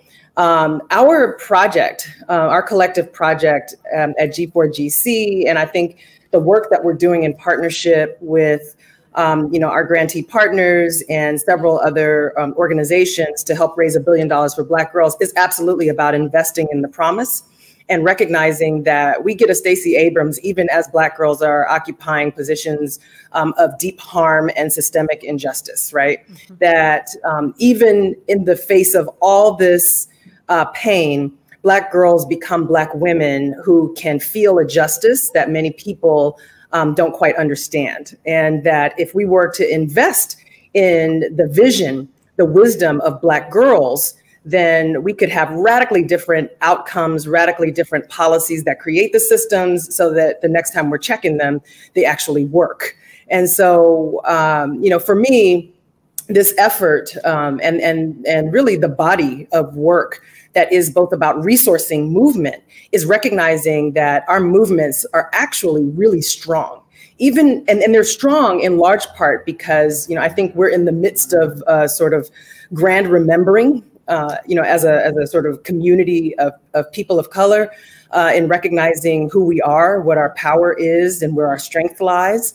I think that many people are afraid of that. And so, our biggest challenge is to get people to recognize that it's not something to fear, but something to cherish. And, to really think through how we can move financial resources to support the advocacy work, the educational opportunity, the economic justice, the joy, all the things that we know create the healthy, happy person that can, lead systems and be a part of this, political structure that, we're trying to advance this evening, but also to recognize that beyond that, there have to be people who are prepared to lead industry, people who are prepared to lead community in a way that can also continue to push this nation toward its stated ideals. And so that's really what the Black Girl Freedom Fund is. It's a way to invest in the freedom of Black girls and to really think about this as a 10-year project. Not that it would end in 10 years, but to really think about what could be possible if we invest in girls that identify as Black girls, femmes, and their families, to really think about what kinds of transitional opportunity we could produce. I also, I love you talking about 10 years, because the notion that everything should be 2 years or 4 years or 8 years and on this cycle, I think it's just crucial that we have a longer term vision. And Valerie, I want to come to you because it occurred to me today as I was preparing for you to be here that it has been actually 20 years that you have been on a very particular journey, one that has, that was sparked by the post 9/11 moment. And I thought, wait a minute, that was 2001.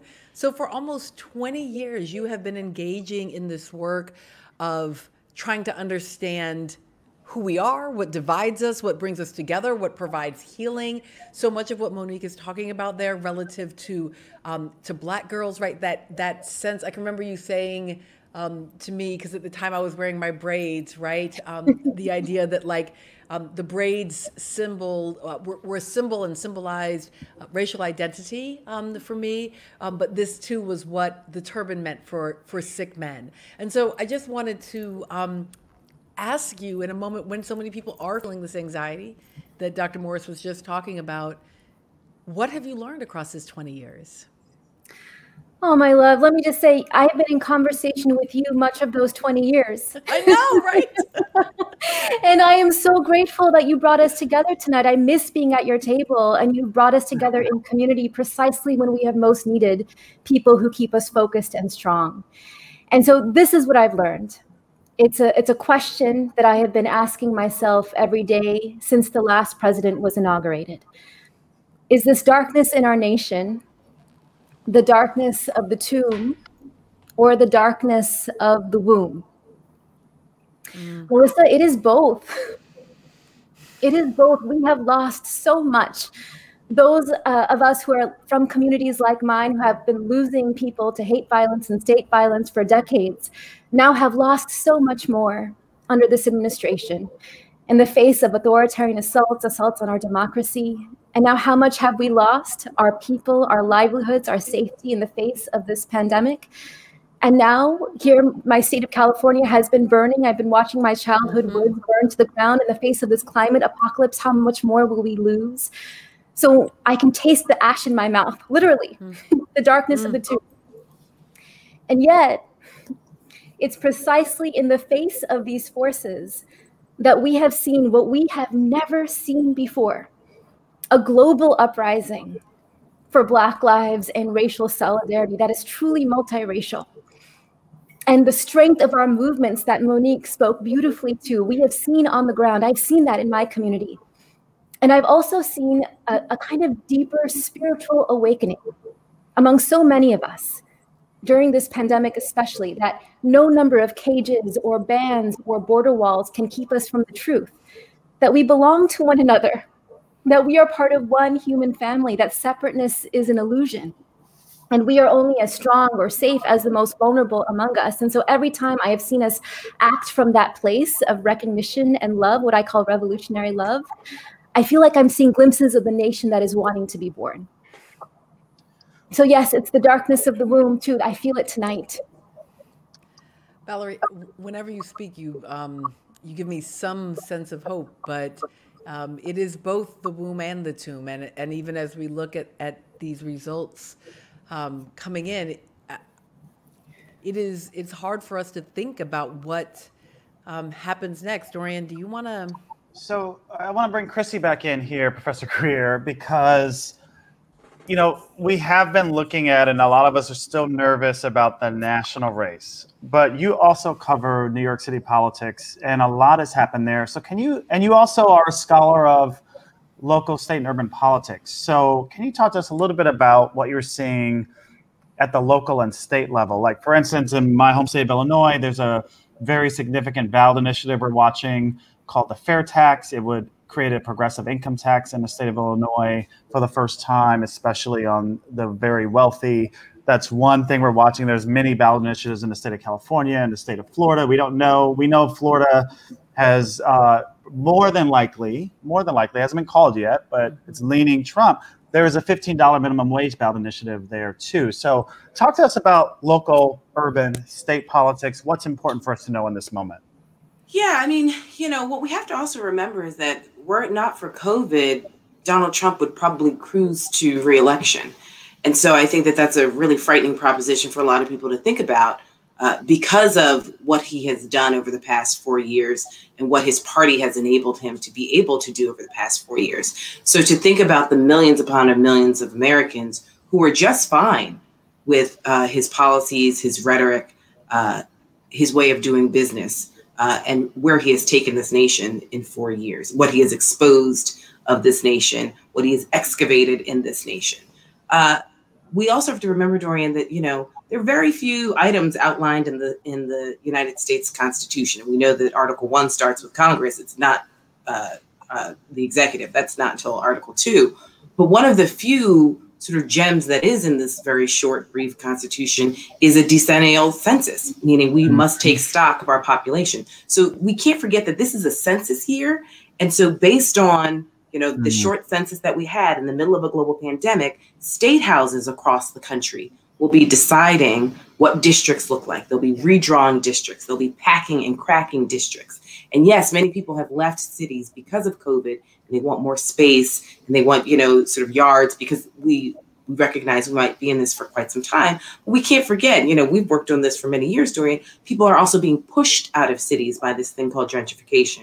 And so there are many Black and Latinx folks who don't have an option of staying in cities. And so how we redraw districts coming up in the next year or two will be really crucial for our democracy in the next 10 years. And then lastly, you know, New York is a little odd because we don't have our municipal elections at the same time as our national elections. We have them in odd number years. So next year is our big year. The mayor of New York has a budget of $82 billion. In New York State, in Albany, their budget is about $280 billion. And so they decide a myriad of issues from the personal to the political, and I would argue that they're sort of intertwined, but everything from fracking to marriage equity, right? Everything that, you know, sort of deals with women's rights issues to education and police funding, to say nothing of our bridges and our roads. And so this election is important on so many levels, but we can't get focused too caught up on just the top of the ticket, because we see that Mitch McConnell cruised into re-election. And if the Senate does not turn Democratic, then he will still be in charge and still push forward a hideous agenda, whether it's Trump's or his own. We see Lindsey Graham, no surprise there, reelected. We see a very large percentage of this country being quite happy with the way things have been these past few years and wanting to maintain sort of a white nationalist vision of this nation. And so the national is important, but we also have to keep in mind, you know, not just Congress, but these state houses, many of them aren't changing. and local issues are hyper important. And I think, every 4 years we sort of get so caught up in the presidential election. I'm not diminishing how important it is to remove Donald Trump from office. And I think that the map could look good for Joe Biden for a host of reasons that it didn't look good for Hillary Clinton. But I think we must sort of maintain an idea of what civics looks like in this country. And we have to remember, we have learned a horrible lesson of what it looks like when we take our democracy for granted. We put it in a frame, put it on the wall, pat ourselves on the back and say, we did it. We have a democracy. It is a series of systematic, individual and aggregate decisions, collective decisions we have to make on a daily basis, choices we make on a daily basis to maintain this democracy. And if we don't, we see what happens. So, Chrissy, you just said something as you started that, and you said, oh, were it not for COVID.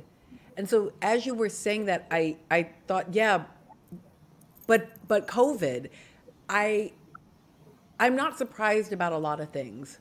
But if you had said to me 4 years ago, 5 years ago, 10 years ago, that a president, any president, regardless of party, could oversee the death of 250,000 Americans and not be held accountable across party lines, like overwhelmingly accountable. I don't mean like maybe he'll still lose tonight. I mean like people would just so it wouldn't even be a question.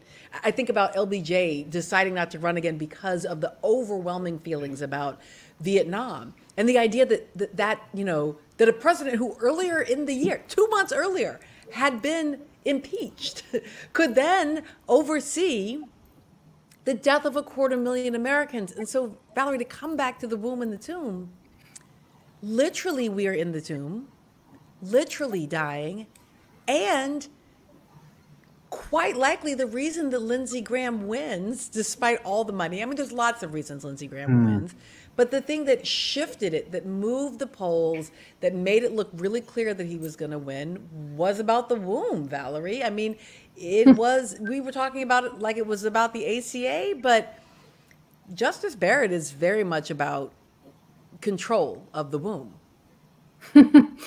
Yes. Well, I think that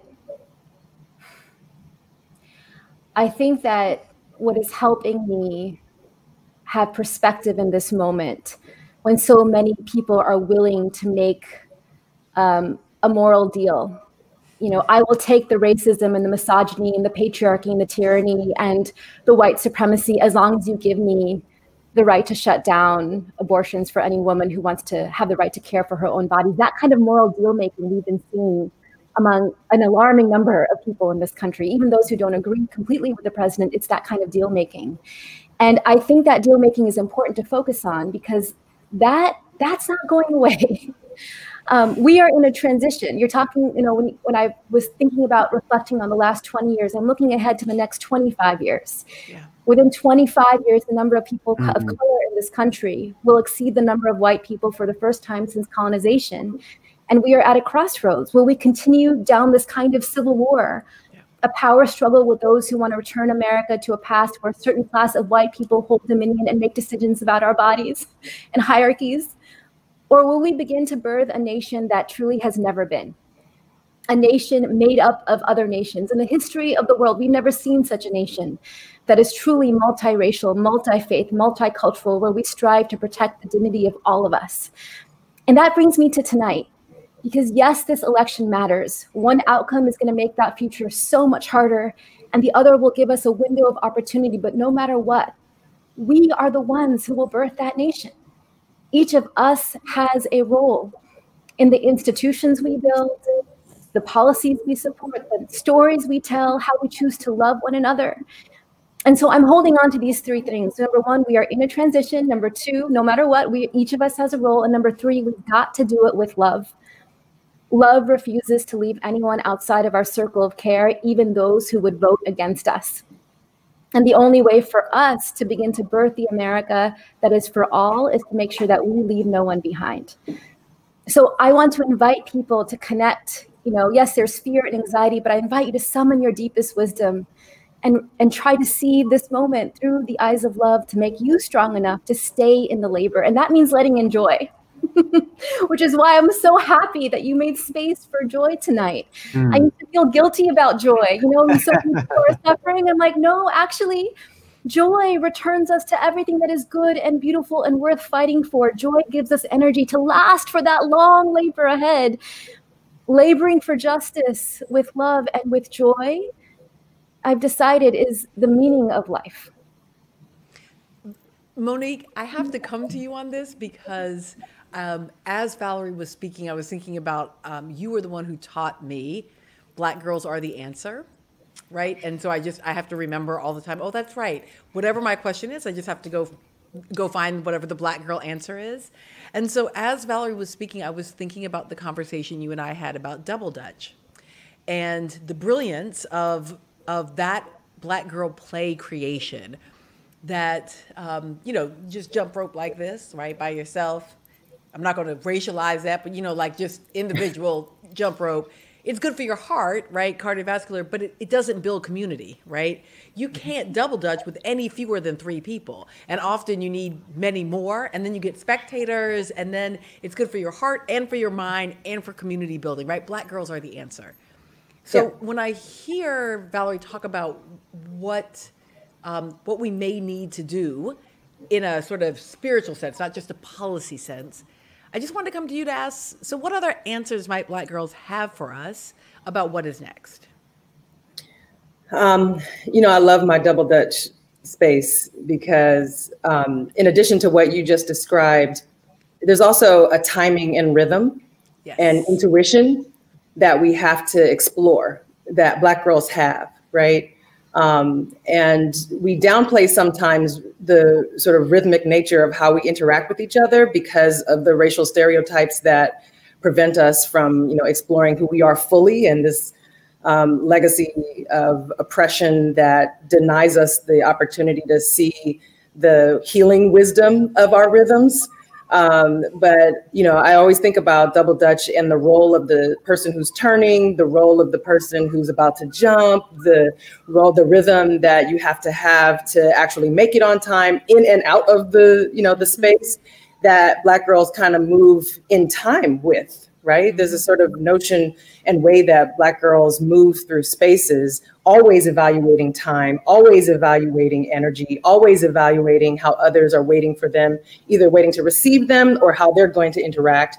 And so I think what another sort of big part of how we learn from Black girls specifically is to really think about how they find and use laughter as, you know, something that unfortunately has been weaponized in some spaces, criminalized in other spaces, but that they continue to hold on to as a medicine for them to open up opportunity.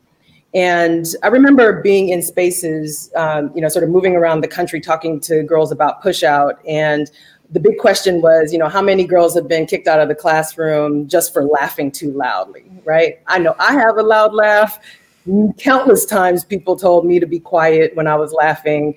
You know, still we see, you know, people in space, you know, sort of critiquing the Black girl laugh, which makes us hyper aware of, you know, just how we express the joy that we know we should have. But I think that the fact that Black girls are not willing to suppress that is the lesson that we have to take to all these other sort of structural efforts to suppress our visibility, to make us invisible and make us irrelevant in spaces that, you know we have a right to be in. You know, we're gonna laugh, right? You talk to girls and they'll say, well, I'm gonna keep laughing. You know, like I'm gonna keep it going. I'm gonna still be me, right? And even though they'll use that sort of simplistic framework around how they still choose to show up in the world, unless there's been a severe trauma, you know, I think what we're seeing even with this electoral process is the apathy and, you know, sort of visible disengagement that we still see from so many people is also this form of suppression, right? No, you will not participate, or we'll feed you a narrative that makes you not want to participate, and that this suppression then is your own fault, without it really being, you know, tied to this, you know, sort of full expression of how, someone can show up in the world. So Monique, I need you to hold that thought because okay. we're out of time, but I want you to stick around. I want to thank Chrissy and Valerie so much for joining us on System Check Election Night. Thank you for your wisdom. Thank you for your inspiration. Thank you for your analysis. You'll be getting calls from us to hang with us on the podcast soon, so stick around. Can't wait. We're going to take a very, very quick break and look at some video, and then we'll be back with Monique and with a couple of new guests. So stay tuned.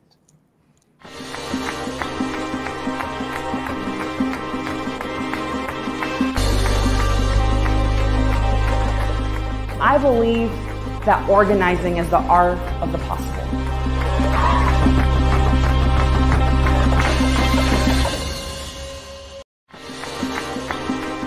We ever formed a union and got paid for all our jobs. Organizing changed my life.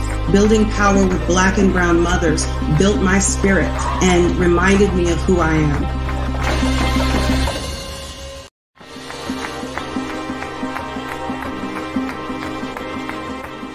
I am proud to raise my voice here this day as a Black, lesbian, feminist, committed to struggle for a world where all our children can grow. Into relational organizing. I'm always trying to set the record straight. Not everybody knows that Barack Obama's 2008 motto, "Yes, we can," came from Si se puede. And Si se puede came from you. So if you don't mind, if you could please share with everybody a little bit the story behind how you came up with this amazing slogan. Well, actually, it happened in Arizona. During a fast that Cesar Chavez was doing. He was doing a 25-day water-only fast, and they had passed a law in Arizona that if farm workers went on strike, they could go to prison. If anybody said boycott anything, that you could also go to prison. And so I was trying to organize some of our Latino professionals to come and to join our movement there. And they kept telling me, no se puede, Dolores. In Arizona, you can't do any of that. And, we have that mentality, or we had that, I don't think it exists anymore, that had that mentality that you really couldn't do anything. And my response to them was, si se puede, we can make it happen. And of course, eventually that law was overturned and we were able to register many, many voters in the state of Arizona. And we see that Arizona has slowly been, and I hope there's folks from Arizona here on our Zoom, that it is progressing. And maybe in this election, it may even turn from purple to blue, who knows, So that is the story of Si se puede. Hi, everybody. Welcome back. Monique Morris, who joins us once again. But joining us now are Arlene Holt-Baker, AFL-CIO Executive Vice President Emerita and board member of the Advancement Project and chair of the board, in full disclosure, of Community Change, and the great Barbara Ransby, Distinguished Professor of African American Studies, Gender and Women's Studies, and History at the University of Illinois at Chicago, and author of many books, including our favorites, Ella Baker and the Black Freedom Movement, as well as Making All Black Lives Matter. Thanks to all of you for joining System Check with Melissa Harris Perry and myself tonight. It's really great to see you. So happy to be here. So, Arlene, I want to start with you to ask you to talk about the faith effort you helped organize today. What happened? What's still happening? Why you're supposed to be retired? Why are you spending so much of your time still organizing, working for racial and economic justice? So talk to us about what you were up to today and where you are. Well, I guess I could say that all of us who believe in freedom cannot rest, as Ella Baker said. Well, Dorian, as you know, it was about a month ago when we were talking about the scenario planning that we were doing, anticipating what could happen with this election. Be it victory or maybe not victory. We wanted to be in a good place for our communities. So I thought that we could be a little bit more engaged when organizing the faith community to come together for a more prophetic vote. And so I reached out to some of the individuals in the faith community that I know and love and respect. Dr. Ivor Carruthers, with the Proctor conference in Chicago, and I reached out to Dr. Barber. And it kind of sounds like you hear it when you're you hear our teachers sometimes in Sunday school said, well, the vision came to me.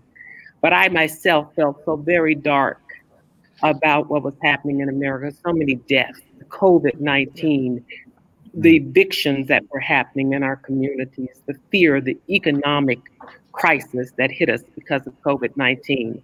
And so I wanted to think about a way that we could come together and be the light, sound the bells, and come together as faith communities to push forward using our faith toward a more just society. And so we convened starting a week ago, every day at noon. We have had faith leaders from around the country representing all of our faiths come together at the noon hour and pray. Today, we started at 8 a.m. We are still going. And on the hour, every hour, communities of faith are coming together to pray for justice, but lifting up the crisis that exists in our communities and what a just democracy will look like or should look like. Arlene, on this point, we do have a short clip we want to play of Reverend Dr. Marcia Wyatt of Minnesota, who talks about the importance of voting, and especially in light of what happened to George Floyd, the police killing of George Floyd. So let's take a quick look. Earlier this year here in Minneapolis, there was an uprising as a result of the death of a father, a brother, a son in George Floyd. Not just his life, but every life that has been taken since his and continues to be taken.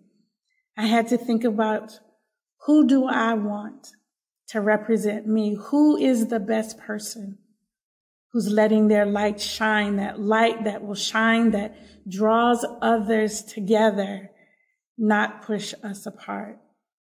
And so not just on the national level, but even on the local level, I'm looking for those individuals who their light, blended with my light in my voice, in my vote, will make the light of Jesus shine ever so brightly. Because when our lights come together, there is a brightness that will not be denied. Just think about it. When our students show up every day, do we want them to just hear what we say and forget about the stuff that we do? Or do we want them to believe that what we say out of our mouth, they can see us walking it out? That's what I'm looking for in the candidate that represent me, that represent this country, that represents my city, my state, my community. I'm looking for those individuals that not only talk the talk, but they also walk the walk. So I hope as you continue to make the decision, if you have not already done so, to know that your voice counts, not just for you, but your voice counts for your students, for your students' families, for your community, for your city, your state, and for this country. So I want to come out of that in part because she ended with this idea of teachers and students. And Ms. Hall-Baker, I am sitting here and I feel like I always want to sit at the feet of Professor Ransby. And I mean that really genuinely, Barbara, because although you weren't my direct classroom teacher, you have certainly, and your work and scholarship have been at the core of the lessons that I think of as the ones I want to take with me. Can you just, this is such a ridiculous way to frame this. What does Ella Baker have for us tonight?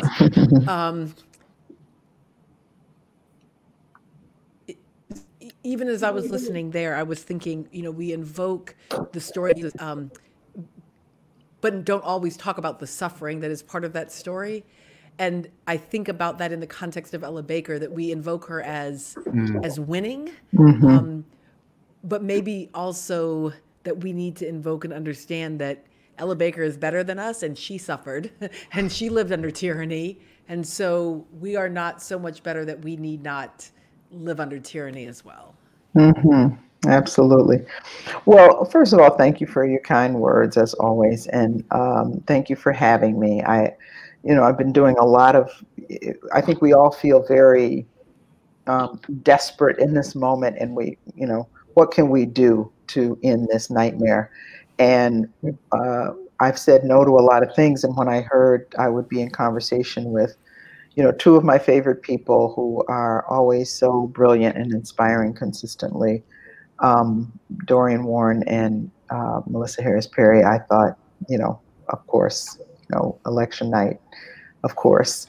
So thank you for having me, and for all the work you do. And Melissa, I haven't seen you in a while. You look absolutely gorgeous. Thank you. So that's just an added bonus. That's so good. I'll take it. And Dorian, you do too. But thank you, Dr. Ransby. Yeah.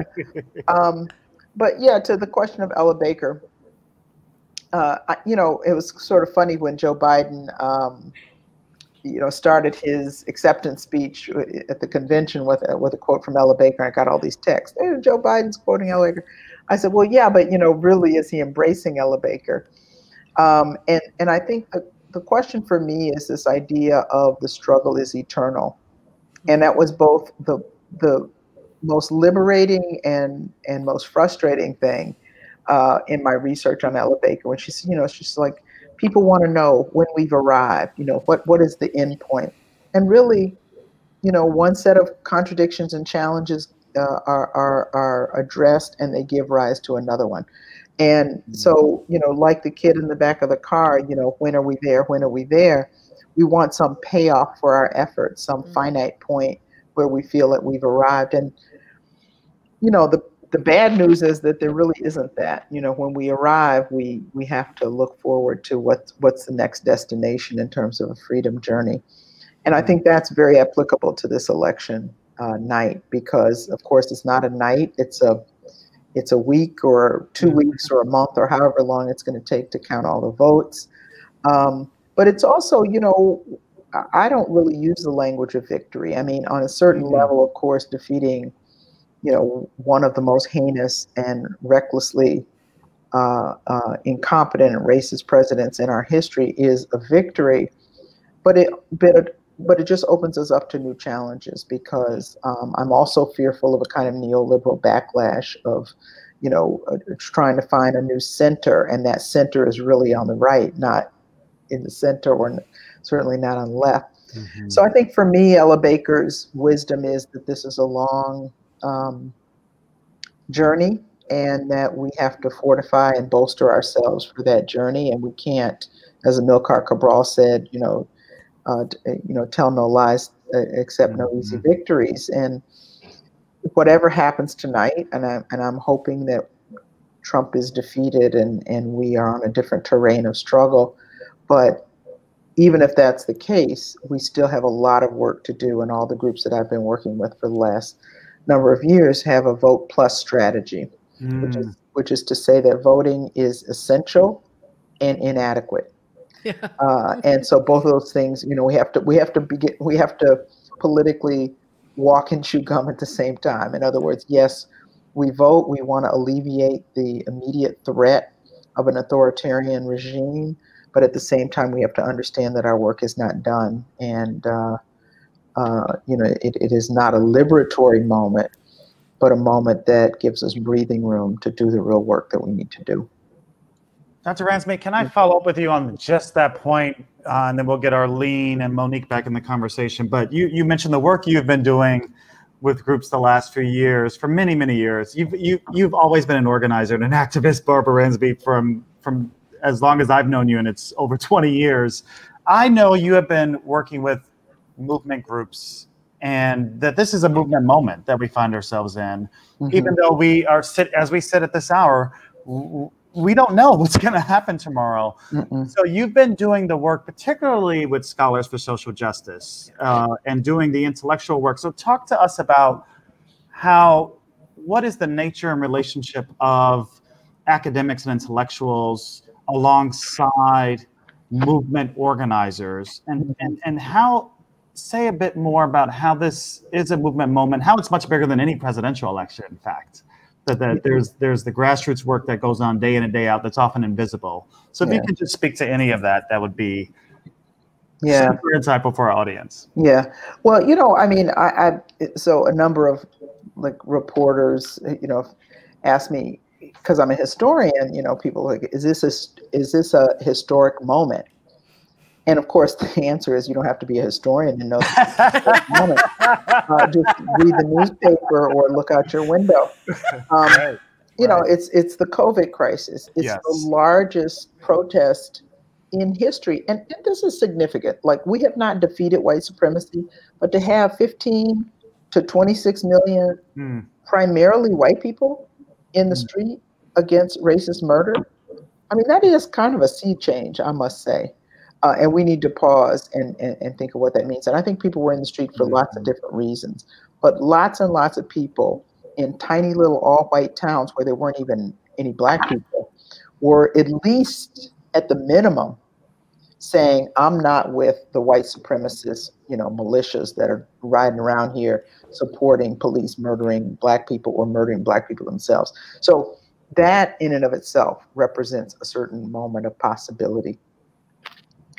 The groups that I've been working with Scholars for Social Justice, which is about creating a praxis and rejecting the notion that as academics, we are in service to institutions that, you know, of course, are historically racist and so forth, but that rather that we want to be in service to movement.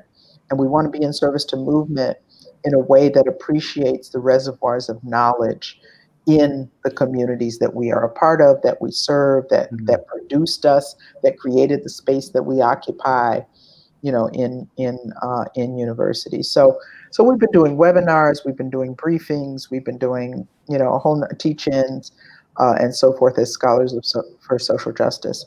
And I doing that work with Kathy Cohen, who both of you know and love, and she, you know, loves both of you dearly.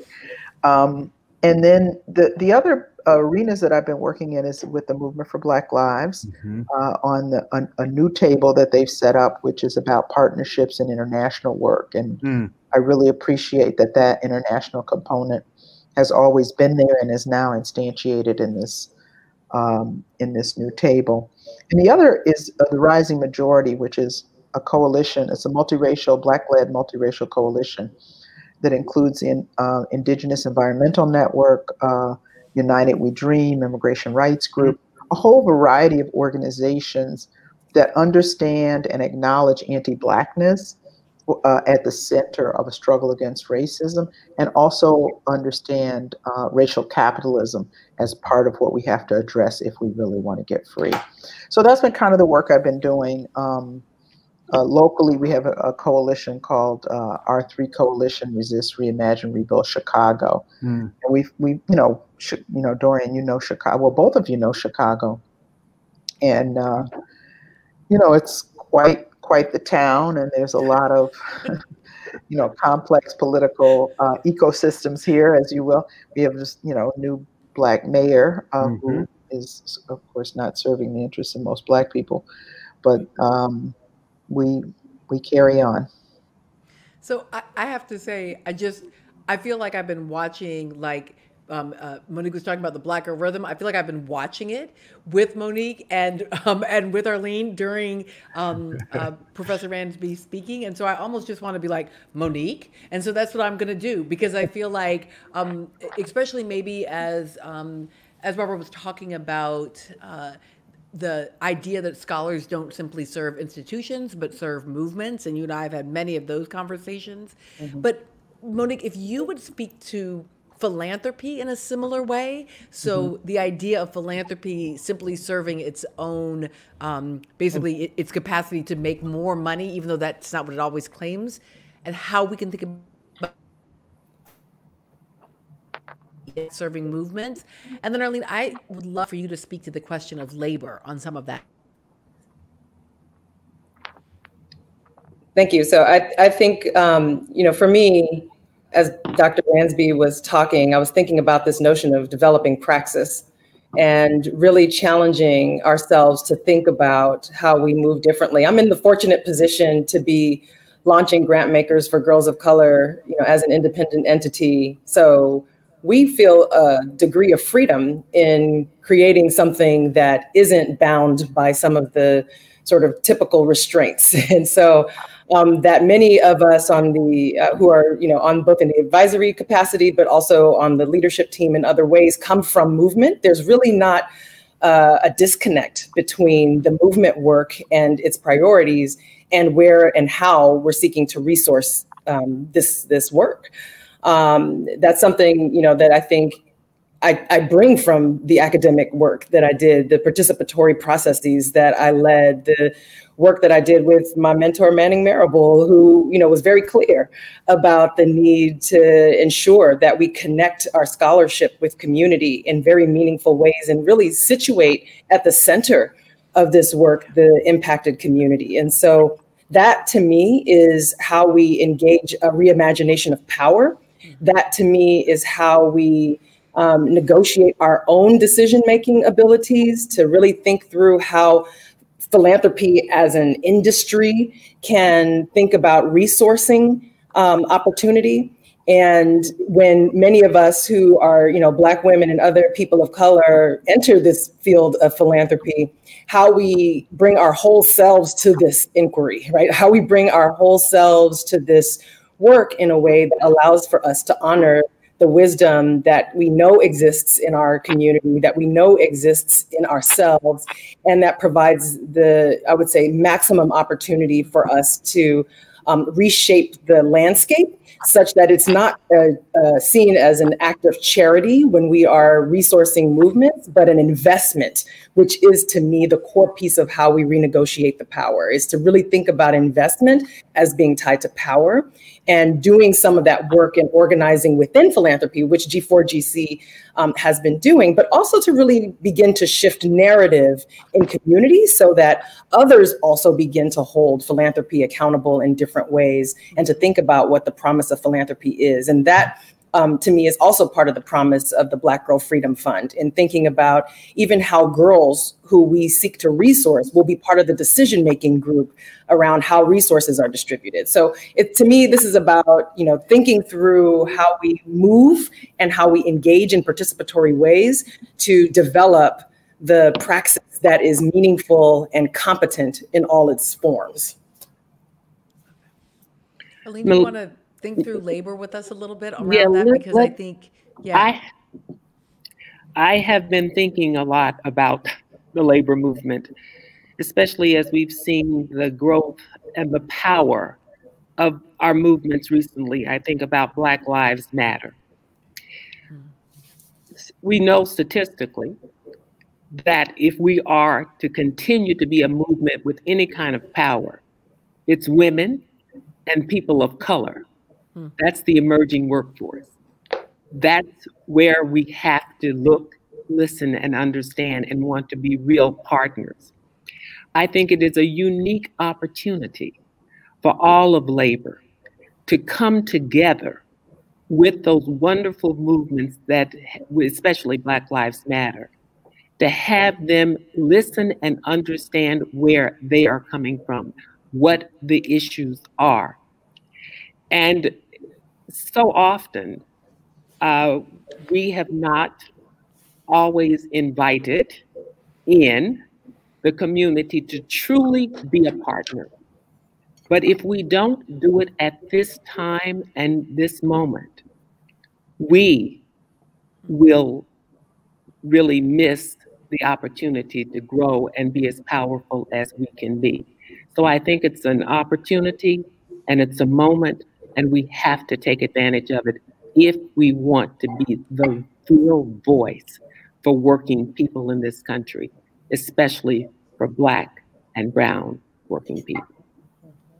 I just want to say thank you to Mrs. Holt-Baker and to Professor Ransby and to Professor Monique Morris for all of the work that you both have done. I also Monique, I want to say thank you for invoking Dr. Manning Marable, who I know all of us love and miss in so many. There are some people who we've lost, who particularly during the Trump years, I've just, just kept wanting, I kept thinking, what would Manning write right now? What would he say? I want to read Manning's pieces in this moment. We've lost a lot of people, but there are some of those particular voices. And as I was saying to Dorian the other day, Manning Marable was one of the few senior men in the academy who never treated you like a daughter or a date, which is, it's powerful for those of us who often get treated like daughters and dates, right? And so, so I just thank you, all three of you, for joining us this evening at this uncertain time, but for helping us to contextualize and to remember how much work there is to do on Wednesday and Thursday and Friday and all the weeks and months to come, no matter what happens tonight. Thank you all for being here. Thank you. Thank you. Good night.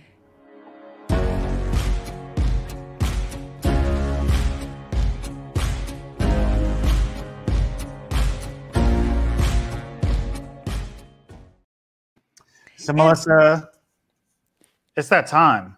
It's time for a 270 check. Time for a 270 check. So it's time for a 270 check. So this is kind of nice because on this particular 270 check, right at this moment, Vice President Joe Biden has 131 electoral votes as awarded by the Associated Press, and President Trump has 98. There is still a lot left to go, but it's always just a little bit more fun when you are feeling like a little bit of optimism. And on our Senate numbers, Democrats right now are at 40. Again, that Hickenlooper flip is an important one. And then Republicans right now are at 38. And again, remember, there were many of those seats were already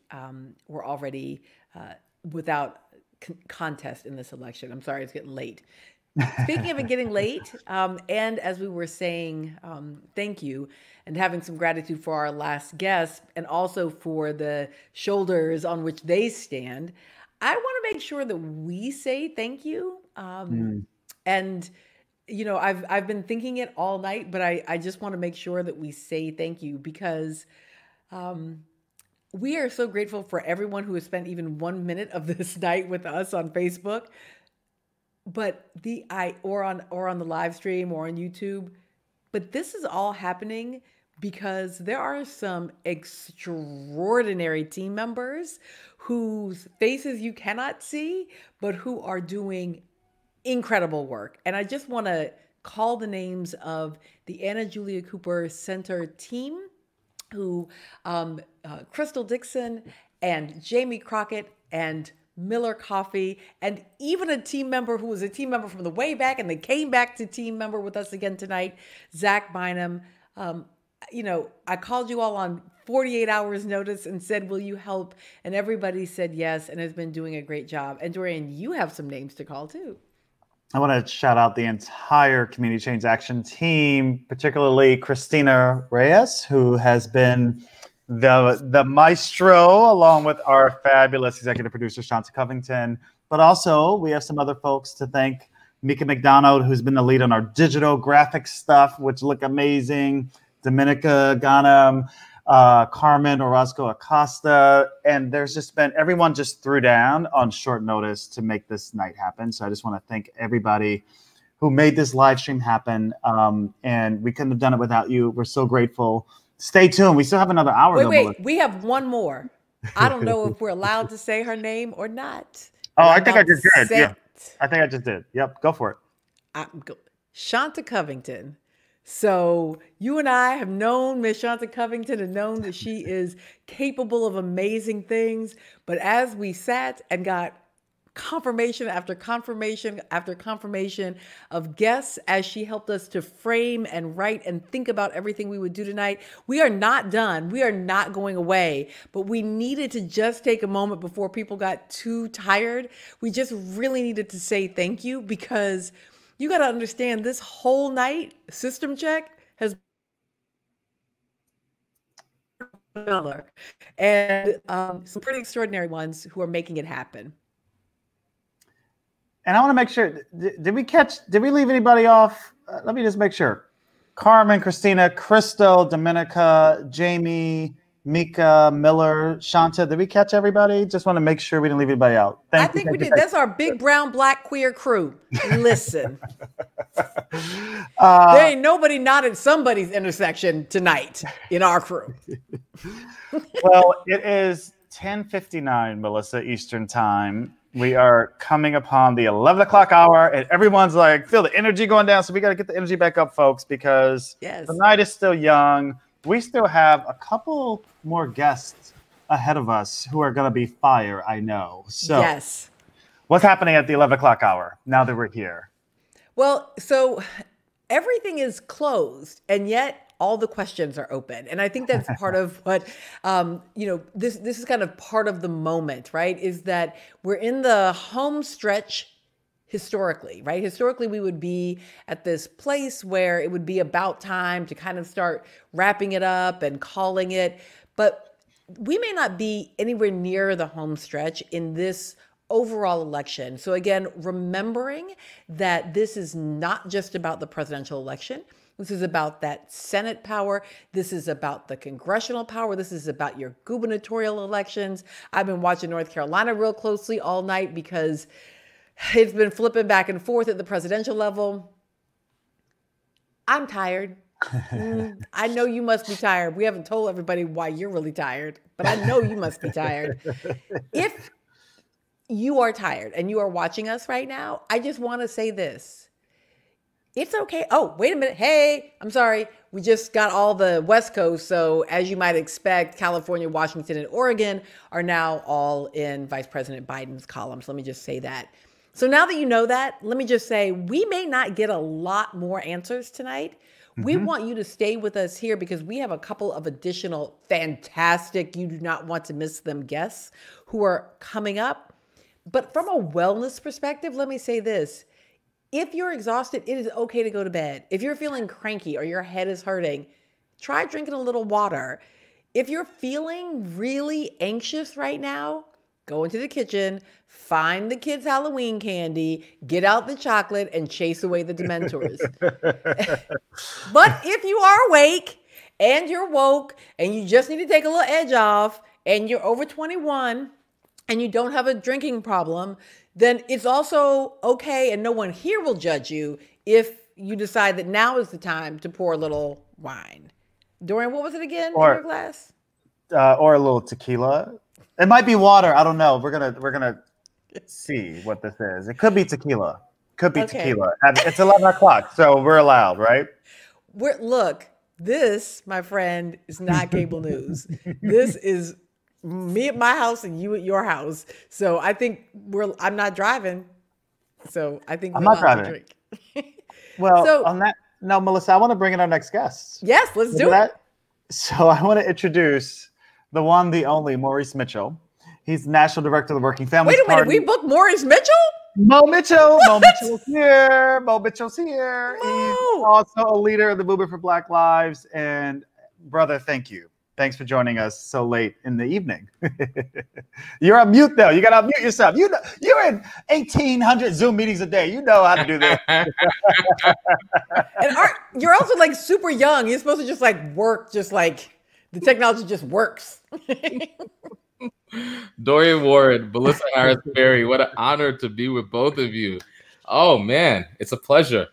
Listen, it's all right. So look, we were just talking. Thanks for joining us, first of all. Very late in the evening. I don't know if you're East Coast, West Coast, you know, who knows where in the country you are. Let's not give it up. Let's not reveal where you are. I know I woke up 2:30 in the morning today. Well, you probably won't go to sleep at 2:30. So listen, Mo, we were just talking to Barbara Ransby about this as a movement moment, you know, our dear Dr. Ransby. Yes. And listen, after a summer of the largest social movement protests in American history around the fight for Black lives and racial justice, I wanted to ask you first to talk to us about how movements are showing up and making meaning of this election season. Like, why is there an electoral justice project at the Movement for Black Lives? What's Working Families all about, and why are you so all in on this election in particular? Okay, great. So I'm gonna have to just pull back for some historical context. So So in 2014, this iteration of the movement was sparked because of the uncommon sort of courage of working class Black folks in Ferguson. And many people responded to that. I know I did, and felt like I needed to leap into service to just honor the courage of the folks who started that uprising. Now, that uprising wasn't simply about police violence. It was about Black people finally thriving in this country. And we did a lot of things. We made a lot of interventions. We built the movement for Black Lives. It was catalyzed to be an international movement. Now, in 2016, we felt the sting of white backlash, and we saw how Donald Trump rode this white Christian identity wave to the White House. So many of us in movement, we assessed the conditions. You know, it's all about time, place, and conditions. And we assessed the conditions and understood that we needed to figure out how to build outside power, how to build movement power in a way that we could begin to flex our electoral muscle, but not get sucked into the vortex of traditional, traditional sort of corporate electioneering that you see in the two-party system. So the term electoral justice is about having the urgency and having the clarity and ideological clarity that we normally put into direct action and we put into protest, and apply it on the grassroots level of building independent Black political power. And that electoral justice framework, as articulated by people like Jessica Bird and Rukia Lumumba and Kayla Reed in St. Louis, has blossomed over years. And folks who started off as frontline protesters, like Cori Bush, are now going to be Congress people. So what we're experiencing is like a Black political renaissance. And we have a pretty rigid two-party system, right? And the Working Families Party, which I now lead, we like to look at it as a hack of the very rigid two-party system. We are a party, the way that we understand being a party is a group of people who come together to engage in electoral work to advance an agenda that is cohered by an ideological framework. Now, in New York, where I'm glad to announce we have defeated the forces of corporate power, and we will maintain our ballot line. And right now, we're still tallying it up, but it's more than 200,000 votes on the Working Families line, which is exciting. So in New York, we are a legally and fiscally political party because we have fusion voting. In other places, we show up like a party because we come together and we have the perspective that is unique to us and an independent base of power, independent base of small dollar donors. So we don't have to worry about the imperatives of the corporate Democratic Party or anything like that. However, we opportunistically use the Democratic Party's primaries often as a site of struggle. So as a result, Jamal Bowman, who's a proud working families candidate, a proud working families Democrat, who's also proudly aligned with the Green New Deal and the Sunrise Movement and Justice Democrats and all of these independent sort of organizations and movements. Jamal, he was an educator. He was a lifelong educator that decided that he was going to transform his district. And he went head to head with a 30-year incumbent. Nobody thought Jamal would win, especially how Black and how hip hop and how progressive he was. Nobody thought Jamal had a chance at winning. But we saw in that brother somebody, because of his authenticity, because he made it plain, because when he decided to transition to politics, he wasn't willing also to transition his values or his voice or try to like code switch politically, right? We thought all of those things were assets, and we were right. And the thing that I think is so exciting about Jamal's district, it's both Westchester and the Bronx. And there's parts of Westchester in that district. It's a complex district, and there's parts of Westchester in his district that are majority white. Those parts of Westchester voted overwhelmingly for Jamal, just like the parts of the Bronx that he grew up in.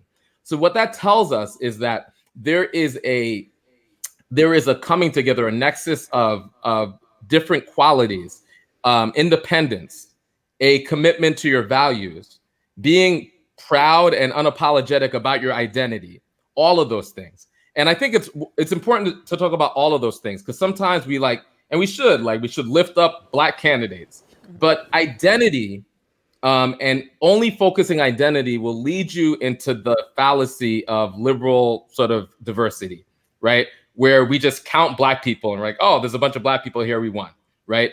I'm also interested in your policy. Do you have an agenda that is actually aligned with the interests of Black people and working people? And when you bring those two things together, your identity, which means you have a lived experience and a perspective that is new and that is coming from the perspective of folks who look like you and have had to experience and overcome oppression, and an agenda which shows that you know how to be accountable and want to co-govern with those people. That combination, when you have a party structure like we're building, could deliver the types of results that could transform and shape the political narrative. And when Jamal won, I could guarantee you that a lot of sort of establishment players, both in the Democratic Party and just in politics in general, were rethinking how they looked at what was possible. This all happened, by the way, during a global pandemic, right? So during a global pandemic, we've seen record turnout, right? When all is said and done, turnout in this election is probably going to be, over 65%, maybe 67%, maybe even higher, right? For this country, that is historic, right? I don't know the last time we've had that. You all are, academics, so you might be able to recall that, right? Maurice, on this point, because I was gonna, you already did it, because I wanted to ask you about some of the local folks, but on this point, okay, so probably record turnout. This is not election day. This is basically election week, because we had to make sure all the votes are counted. And you can already anticipate, just for our listeners and viewers, you better bet money right now the President of the United States is going to try to stop counting of ballots. And so we have to ensure that every vote counts. Every vote must count. So, Maurice, I want to ask you, there's two scenarios here, right? There could be a Biden-Harris win. And in that scenario, what's next? This is the timeless question. What is to be done? So if in that scenario, right, what's next in terms of a potential governing moment? We still don't know about the Senate yet. I know there's this thing called the Breathe Act. You might want to explain that is. But also the second scenario, if Trump were to win or steal the election, what's next in that scenario in terms of movement strategy and resistance? That's a really great question. So the way that I like to talk about this is that, all right, many of us, in a united front against Trump. So that electorally means that we have all decided to be behind Biden-Harris. If you're in an electoral united front against Trump in this rigid two-party system, right, we're aligned around Biden-Harris. And it's a very, very, very, very broad united front. That includes people like George Will and neoconservatives, Dr. Angela Y. Davis and Noam Chomsky, and everybody in between, right? Now, so let's talk about the victory. Let's talk about the scenario where it's a Biden-Harris victory. That's the scenario that we're betting on. That's the scenario that almost 2,000 volunteers just today through Working Families made more than 2 million voter contacts, right? So just to let you know the scale of the grassroots energy that's taking place right now. It'll mean that united front would have served its purpose. And so when united fronts have victory, they dissolve. And the various factions in that united front, naturally, they are in contention. Each faction wants to tell the story about the winners and losers, and they want to ultimately make sense of the moment. So the kind of Rahm Emanuel faction is going to want to say, thank you, white suburban women, for this victory. And therefore, that means we need to govern in a way that is moderate, because we need to ensure that those voters stay with us in 2022. We can't do anything too big. We can't do the Green New Deal. We can't do Medicare for all. We can't do anything that is a little bit too out of the normal. We need to demonstrate that when Democrats govern, they could govern responsibly, and we need to heal the country and show what bipartisanship looks like. You're going to hear from the Lincoln Project crew, What a bunch of hucksters. So the Lincoln Project crew, they're going to tell you that this victory means that Joe Biden must govern like Ronald Reagan, right? And then you're going to hear from us. And our narrative is going to be that ultimately this is an electoral outcome brought to you by the Movement for Black Lives, brought to you by all of our mass movements, brought to you by the movements over the past years that have toiled and sort of created the conditions that we could be in a moment where the largest mass movement is a Black-led multiracial movement for justice. Mo, And I want to wait. Yep. I want to. I love that you are doing that on the if Biden wins, but let me just suggest that if President Trump is reelected, this might also be an electoral outcome brought to you by the backlash to the Movement for Black Lives. Now, I want to be clear. I am not suggesting the movement should not do what it does, but one, depending on where you were standing, might argue that it was in fact President Trump rather than Vice President Biden who most effectively harnessed the power of the movement for their own electoral gain. Yeah, I mean, that's a really good provocation, Dr. Harris Perry. I appreciate it. So, let's get Socratic at 11:30 at night. Let's go. So I mean, absolutely. I think one of just looking at Trump as a political actor, he's been effective at writing backlash and at like stoking and both knowing how to benefit from white racial grievance. And this movement created unprecedented energy and was in every single state, was in, I think I heard Dr. Ansby talk about it, right? And yes, absolutely, there are always going to be retrograde forces. It's dialectical, right? So there's always going to be retrograde forces that respond to that activity. And it is to the conservatives and Republicans and the far right's political favor to figure out how to channel that grievance, especially at a time of ascendant Black movement, right? And we'll see. But the thing that I will say, and we could pivot to a Trump reelect, in that scenario where Donald Trump, number one, he's not going to win the popular vote. So this will be a 2-time popular vote loser.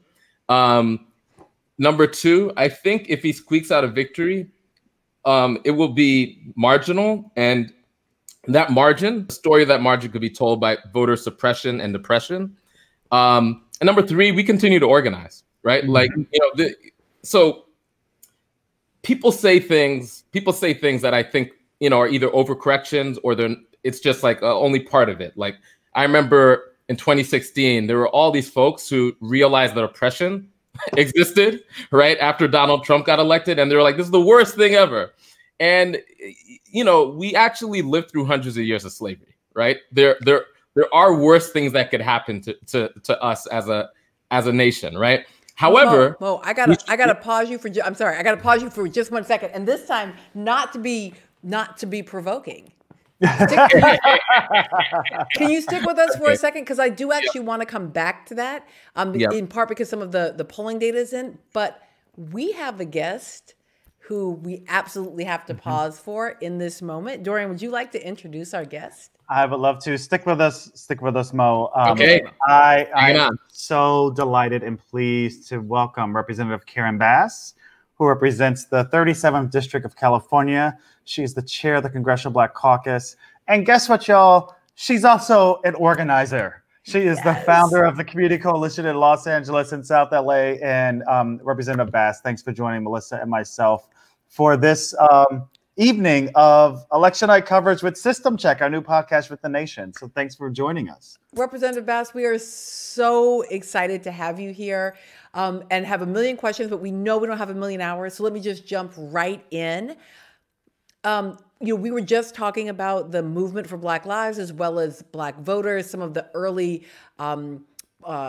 exit polling data is in. And as the head of the as the chair of the Congressional Black Caucus, did win or lose, right? Did the party do enough in this election season to? Did the party do enough to organize voters? Black voters. Black voters. Well, I do have to tell you that it's been an interesting couple of years, because it's like finally folks recognize the significance, as opposed to going back and making the same mistake every election, which is let's go get the people who haven't voted for us in the last several decades to vote, as opposed to the people who have voted consistently and looking at the future. I will tell you, I was loving hearing Maurice and Dorian and everything that you guys have to say, because it's just so refreshing to know that the movement for social and economic justice is going to continue. I think that the Democratic Party can always do more. And one thing that I think that we need to do is build out the infrastructure so that we are not just outreaching to voters during an election, but when the election is over, we start again and we maintain and build a relationship with voters so that we can continue to change the electorate in the United States. Representative Bass, I love that framework for thinking about it.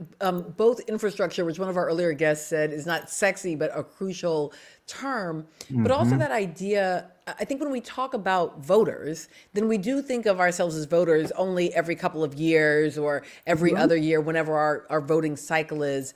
But it's not just voters we're making relationships with. It's people, it's families, it's communities, it's neighborhoods. And that, to me, feels like the insight that organizers have always had that maybe is tougher to translate onto the elected side. Well, I think so. And in addition, it's not just voting. That's not enough. I mean, I am hoping that the trauma of the last 4 years gets people to understand that voting is just the floor. You need to be active and involved, hold leaders accountable, and make your agenda clear, and then fight for it. What we do in our American culture is we elect people and we expect them to go solve all the problems.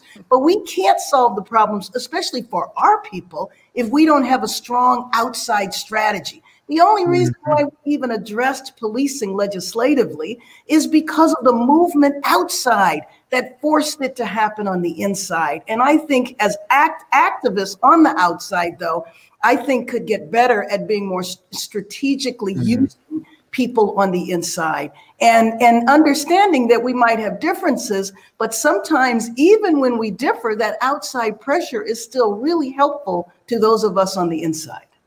So Representative Bass, as one of those outsiders, yeah, but you know, we love and adore you. So but you know, you've always been right. Now, if you're wrong on something, we will also, you know, have a very tough conversation with you. But you're always. Do you remember Representative Bass being wrong? I don't.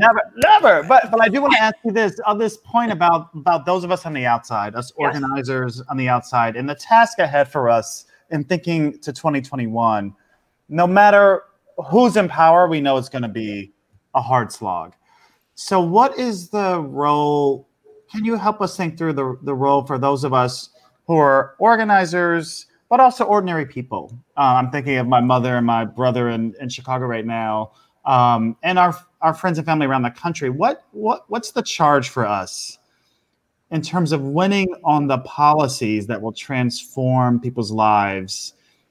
So we all desperately need solutions to COVID, to racial injustice, to all the things, to gender injustice, to childcare, to all the things. So what is our charge? What would be the charge you would give us? Okay, so let's use COVID as an example, because we need to make sure that we fight very hard for there to be very specific, concentrated, focused intervention in areas, communities where there's a disproportionate impact. And we need to fight for that, because right now there is no strategy. So when resources are passed, they're passed in a general way. On the inside, the Black Caucus, Latinx, Asian Pacific Islander, and Native Americans, we are fighting for that targeted response. It'd be great if there were calls for that on the outside. But then we know that the reason why we have a disproportionate rate is because of the underlying health issues, right? Which is an example of systemic racism. And so we need to keep the long game in mind too. I don't think we fight for that right now, because if we do, then it becomes an excuse to say, well, you all are dying because of your diabetes and your hypertension, so we can't do anything. No, let's take care of the pandemic, but let's use the time to educate people to institutional racism, which is why you have the disproportionate health issues. But since after George Floyd, when the term systemic racism began to be popularly used, Biden is talking about building back better, and we've had an administration that has decimated each of the agencies. Why don't we review those agencies and look for institutional discrimination in each of those agencies, whether we are talking about the Department of Education, Health and Human Services, et cetera. We knew that there was an achievement gap. That's been around forever. How much wider do you think that achievement gap is going to be because of COVID? Our kids would have been out of school for an entire year. So how about not just go back to what we were doing before? Let's address institutional racism in education when we go back to normal. So I think we have an incredible opportunity right now because of the tragedy associated with COVID. Representative Bass, thank you for just uplifting the question about educational inequity. You know, here in North Carolina, in my little county in Forsyth, when we pivoted in March in our public schools, we lost 20%. 1 in 5 students simply never logged on again. And we're still not back in school. Right. So the idea that you would lose that many young people, and that meanwhile, many of our private schools are back. And so that gap, right, which I never think of as an achievement gap, but as a testing gap. And you know, just because I'm a college professor, I keep thinking we are thinking about ways to address this for college applications this year. But the real question is, in 10 years, when the young people who just lost a year, right, have to apply to college, will we be thinking about making adjustments? Right. Well, but how about we do a strategic intervention next year and say you can't just go back to class? I mean, I don't know where we thought that just handing people a computer was going to solve things. Number one, that assumes there's broadband. But number two, what about in the elementary grades? In the city of Los Angeles, there's broadband everywhere. But you have parents who are working 2 and 3 jobs. You have a 7 and an 8-year-old. Why do we think they're going to be able to stay on top of it? So that means when things do go back to normal, there needs to be a specific focus on how do we bring people up to speed? What do we do to make up for that loss in time? Can anything ever be normal again? Well, actually, I don't think it's going to be the same. I do think it can be normal, but I do think that our lives have fundamentally changed. Work and education, I think, are 2 examples of things that have changed. But when we do have a vaccine, and I don't believe that's going to be until about next year, this time when there's a safe vaccine, we got to get rid of this man out of the White House so that we don't have 1 million people dead. He's not even blinked at the idea that we almost have 250,000 dead Americans in the matter of a few months. Whew, you just, I mean, I know. Thank you. Thank you, Representative Bass. May I ask you, from me at least, one last question, and just on California, if you could just speak to, I know there are a lot of, we're all focused on, you know, the presidential race, but there's a lot happening in your state, and particularly ballot initiatives, and there's some really important ones for social justice. Can you take a quick minute to tell us what you think? I know the numbers aren't all in, but just what are you hearing, and what are you hoping for in your home state? Well, first of all, I'm hoping that a number of the propositions pass, but let me just tell you something, because this is what I'm so excited about. We have finally developed the capacity to have our own propositions on the ballot, which we have built the electoral infrastructure, and we've also built the ability to raise the money. So let me just give you 3 examples of propositions. One, there's a proposition to reinstitute affirmative action. All the things that we fought against in the 90s, we're now able to repeal because we've developed the organizing capacity. And I'm so excited about that. So reinstituting affirmative action, dealing with the property tax and the commercial tax. You know, Disneyland, for example, pays the same amount of taxes today that they paid in the 1970s. Okay. And then another one that I believe. Well, is it more than $750 though? It might be $850. But there's also a couple of criminal justice initiatives as well, where we were successful a few years ago and now law enforcement wants to repeal it. So the idea that the activists, the movement can put their own propositions on, I mean, that's a huge milestone. Melissa, you want to ask Karen one? S. Thank you so much for joining us. I have You're to welcome. say, the social media is blown up. I love my congresswoman. So we're so excited to have you. Thank you for taking time out of a very busy night to join us. Thank you. And you know we're going to call you to be on the new System Check podcast very soon. I would love it. Invite me. Great. Thanks so much. All right. Bye-bye. Now, Dorian, I think we got to go back and get Mo because I still have one or two more questions. I know. and actually, listen, for Mo. So, Mo, so wait a minute. yourself. So yeah, unmute yourself, Mo. But I'm going to provoke on something that the Congresswoman just said, and I'm going to provoke both of you. So, Maurice, I do not assume that you have been watching for the 8,000 hours that we have now been on the live stream. But at the beginning of this 8,000 hours, one of the things Dorian and I were talking about that is a disagreement point for us is that Dorian is among the crew of people who would like to end the filibuster. I am not a supporter of that. So let me just make one just quick point here. I can remember in the 90s, because I'm an auntie, that when all of these conservative ballot measures were going through in California, that many progressives were saying these issues simply shouldn't be on a ballot, right? We need to stick with a kind of representative model of democracy, and that ballot measures were themselves a problem and we needed to repeal those. And what we just heard from the Congresswoman and what you've been emphasizing tonight, Dorian, is the way that now organizers have figured out the strategy, they figured out the tools, and now are using that same tool for good. And that for me is really the reason I don't want to end the filibuster, is because I actually think the work is figuring out often how to use the systems. It's not always, sometimes you have to burn the system down, but often those systems are so sneaky, they will find a new way. You got to figure out how to use them. So Maurice, to come to you on this, one, affirm that I am right. And secondly, I heard you say that you use the Democratic primaries as a source of and a space for resistance, which is exactly my point about the filibuster. Yeah. Okay. Well, in general, I have a posture of, I always have to try to have a posture of the most operational nimbleness as possible, right? So, you cook what you have in the kitchen. I believe that the two-party system, it's not just a belief, it's just a factual historical reality. The two-party system, the way that it was designed and woven into our system of governance over, hundreds, more than 100 years, was in order to prevent people like us to be able to organize together and express independent political views. And there was a very duopolistic strategy that the Democrats and Republicans engaged in.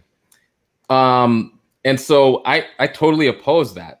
But I live in the world as it is, where there is a rigid two-party system. So I seek to, rather than bang my head against the wall, I try to be nimble within the system and engage in the most thoughtful strategies to be able to build power for our folks. And I think what we're talking about is like to bring in Gramsci, right? It's like, are we in a war of position, right? I'm sorry. It's like, of course, that's where we end up tonight.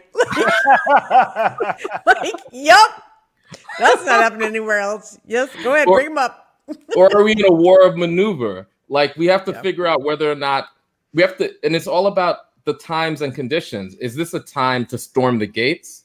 Or is this the time to be meticulous and slowly build power and slowly build institutions and slowly build your forces, right? And if you misassess, if you don't have enough power to storm the gates and you storm the gates, you're going to get decimated, right? Which is why you need to assess whether or not it's a time to do that or it's a time to do the other thing. Which brings me back to the structure. Go for it, Mo. It's the middle of the night at this point. That's well done. Brings me to the filibuster, right? and the past 40 years, and the almost unchecked 40-year revolutionary neoconservative assault on all of these institutions. So these folks, the Koch brothers, the neoconservatives, the Republican Party at this point, they don't care about constitutionality. They don't care about precedent. They don't care about legality. They don't care about, basic human dignity. None of that matters. The only thing they focus on like a laser is power, right? So, democracy is great when it works for them, but you saw a sitting senator, Republican senator, question democracy, right? Why? Because they never were actually proponents of democracy. They don't really care about the Constitution or the framers or any of that stuff. They're focused on power and consolidating their power. And they have transformed, and it's like, I look at it as like they're on step 4 of a 5-part plan to completely transform all of our rules. So we no longer have the ability through organizing our labor, through labor unions, because they've done so much damage structurally to the ability for private sector and public sector labor unions to be able to organize. We could hardly organize our votes anymore. Look at what's happened. By the way, Joe Biden won Arizona, which is pretty historic. Okay, so Mo is calling things the AP has not yet called. I'm calling it. No, Dorian, Mo is calling things the AP has not yet called, and we are only calling things the AP has called. Because Fox News is also over there calling other states for other people. So we just gonna chill, and we're going with the AP. Right. Although we like the MM call. Okay. But that was the MM call. Dr. Harris Perry, I didn't get your journalistic style book. I wasn't aware that we're only quoting the AP. I didn't understand which flyers we were using for this broadcast. Let me say this. I know. So Arizona is definitely leading Biden. And, that's what happens when you repeatedly insult John McCain and the state he's from the launch of your presidential campaign in 2015 and 16. Like, it's a matter, like, really, it's not a surprise if Arizona loses. But fun fact, apparently New Jersey is just legalized recreational marijuana. So for those of you in New Jersey who like to smoke weed, road trip. Yep, for those of you in New York and Connecticut and Pennsylvania, road trip. That's going to be a nice source of tax revenue too for New Jersey. But I want to take a crack at the filibuster question too. And, then, and I promise we're going to wrap up. We're going to wrap up soon. Look, Melissa, so we'll preview our argument here. I'll preview. In my previous life, we don't have to preview our argument because when it comes to the filibuster, I will just filibuster you. And so there's no argument to preview. I will actually just perform it. And then I will just say words. I will show you that the reason. This is why you don't want to get rid of it. This is why you don't want to get rid of it. But look, as you know, I used to be a scholar of the labor movement in my previous life. And since 1947, with the passage of Taft-Hartley, which hemmed in the American labor movement and the growth of unions, First of all, where else are there 3 Black people who are like on a live stream who are citing Gramsci and Taft-Hartley? Where does this happen? Only in America, baby. Listen, only in America. Here we are. So look, every time, and what's important, but this is important because 1947 and Taft-Hartley was the labor law reform to stop unions. And why that's important, because it explains our current predicament. It stopped this thing called Operation Dixie, which was the attempt to organize Black and white workers together in the South. If that had succeeded, we wouldn't be talking about red states in the South right now. We would have a whole different electoral map and terrain that will be playing itself out. So let me go back though. Operation Dixie, and the other part of Operation Dixie was about not only organizing Black and white workers, but Taft-Hartley was the conservative response to the New Deal and to communist organizers, let me just say that, who were the best organizers in the labor movement at the time. Okay, so since 1947, there have been attempts to reform labor law to enable workers to have a voice at work, to organize, and every single time in the 60s, in the 70s, in the 80s, in the 90s, and again in 2009 and 2010, the single most important factor that explains why we have not achieved labor law reform has been the filibuster. And if you care about other issues, I don't know, like say climate or gun safety, or dark money in politics, or early learning and childcare, or I don't know, the minimum wage, which has been still stuck at $7.25 for over a decade, if you care about paid family leave, if you care about, hey, DC, I'm in DC, my vote doesn't really count because DC is not a state. If you care about all these questions, you have to care about the filibuster, because that has been the single most important structural obstacle to all of these advances. It is one thing to care about it. It is another thing to believe that the solution is to eliminate it. Okay. So, well, I do have a question though. Yes. Okay. So let's just say Uncle Joe is president, right? And we learned that in a few days. And the Democrats, as well as outside forces like the Working Families Party, were successful in flipping the Senate, giving our friend Chuck Schumer the ability to be the majority leader, right? And we have the filibuster. In this moment where Republicans have become a cult, how do we govern? How do we govern? What I heard you say, Mo, was in this moment. And so I'm just going to take us back. I had a conversation. I'm not going to reveal the person's name, although it was 10 or 15 years ago, but just, I don't know if it was a private conversation. He's a conservative thinker. And he said to me at the time, so this was actually during the first Obama campaign. So 2008, a while ago now. And I was saying, we're going to win. And he said, yeah, probably. And he was like, but you know what, Melissa? You all think in decades. We think in millennia.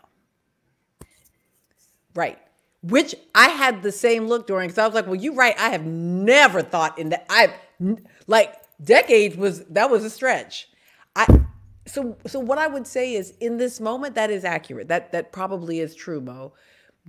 But I think what I would disagree on with Dorian is this idea that is the identifiable closest variable for the realities that you're talking about, but it's actually not the most important underlying question.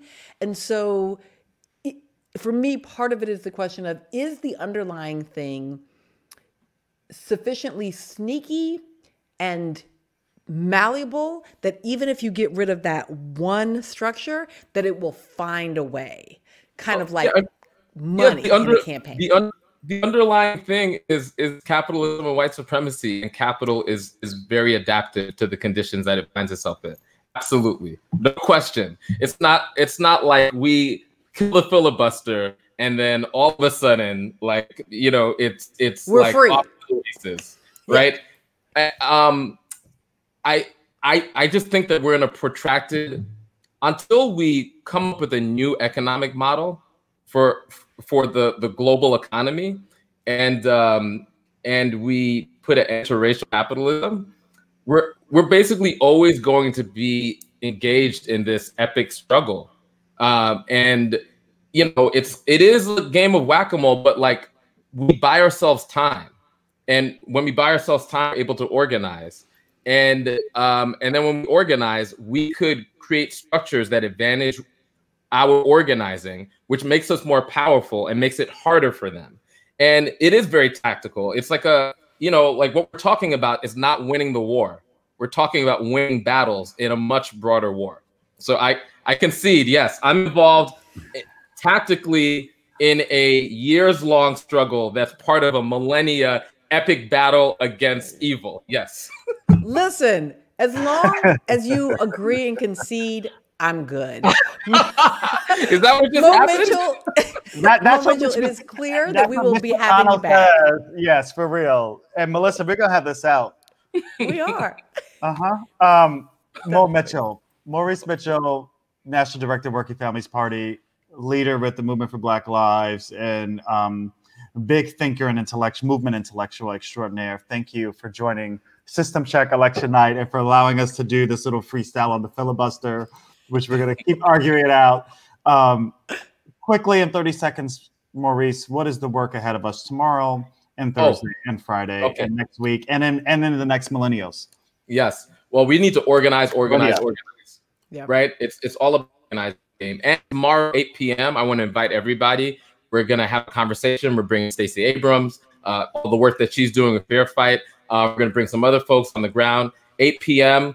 Text the word count to 30403 so we could figure out what our marching orders are. Say it more slowly, Mo. Say it more slowly. Text the word count, the number 30403, and we'll RSVP you to that conversation. That'll be taking place tomorrow, 8 to 9. And on the 7th, many people are going to be getting together to figure out what our plan is. And so you'll get word about that. And we want to govern. We're not just interested in being the trusted opposition, right?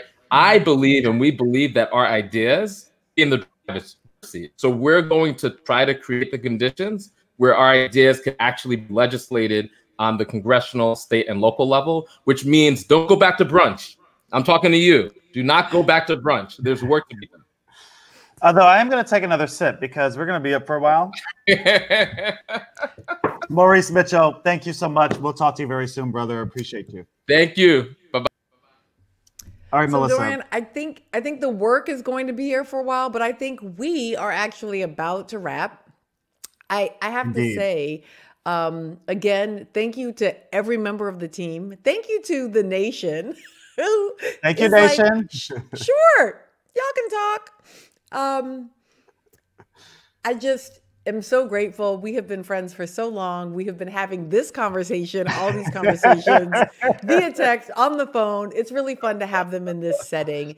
And thank you for hanging out with us on election night. For everybody who is still watching and waiting, please know that we will have a new episode of System Check on Friday. So if you've loved what you've seen here, we really do encourage you to go and subscribe and to listen on Fridays, because we will keep having these conversations. And let's also remember, everyone, the work starts on Wednesday. The work starts tomorrow. We're not done. And even more important than the work, because the work never ends. The work of organizing, of being engaged in our democracy, it never ends. But we also have to make sure we count every vote. And that's the last thing I want to say, and I'll let you in, Melissa. But we have to ensure that we count every vote. Let me give you the quick playbook. The president already, he is transparent in a sense. A grifter, a crook, a white supremacist. He's like all the things, and he has told us for 5 years now, right? Yes. And so he has already previewed the strategy to try to not win the election, but to stay in power. Exactly. And that means votes can't count. People shouldn't vote. So we have to make sure and keep the pressure on to count every vote. Count every vote, count every vote, count every vote, count every vote, count every vote. That is the task ahead of us. There will be many more tasks ahead of us. And if you stay with us on System Check, and obviously if you go to communitychange.org or communitychangeaction.org, you can find ways to plug in. Thank you so much for tuning in. And I don't know how many of you have been with us the whole night, but for whenever you tuned in, thank you very much. As Melissa said, check us out on System Check, wherever you find your podcast. And Melissa, you get tonight's final word. Well, I'm going to end with 2 stories very quick. So no matter what happens tonight, no matter how this all ends up, 2020 will always be an exciting and memorable election time. Despite the pandemic, despite the loss of life, despite the openly white supremacist candidate, despite all of it, I will remember 2020 as the first time that my eldest child voted. My daughter, who cast both her first vote ever in the primaries and then voted in the general election via a mail ballot. There are lots of things as a parent, Dorian, that you enjoy. There is the first smile. There's the first step. There's the ones you don't enjoy, like the first time they drive the car.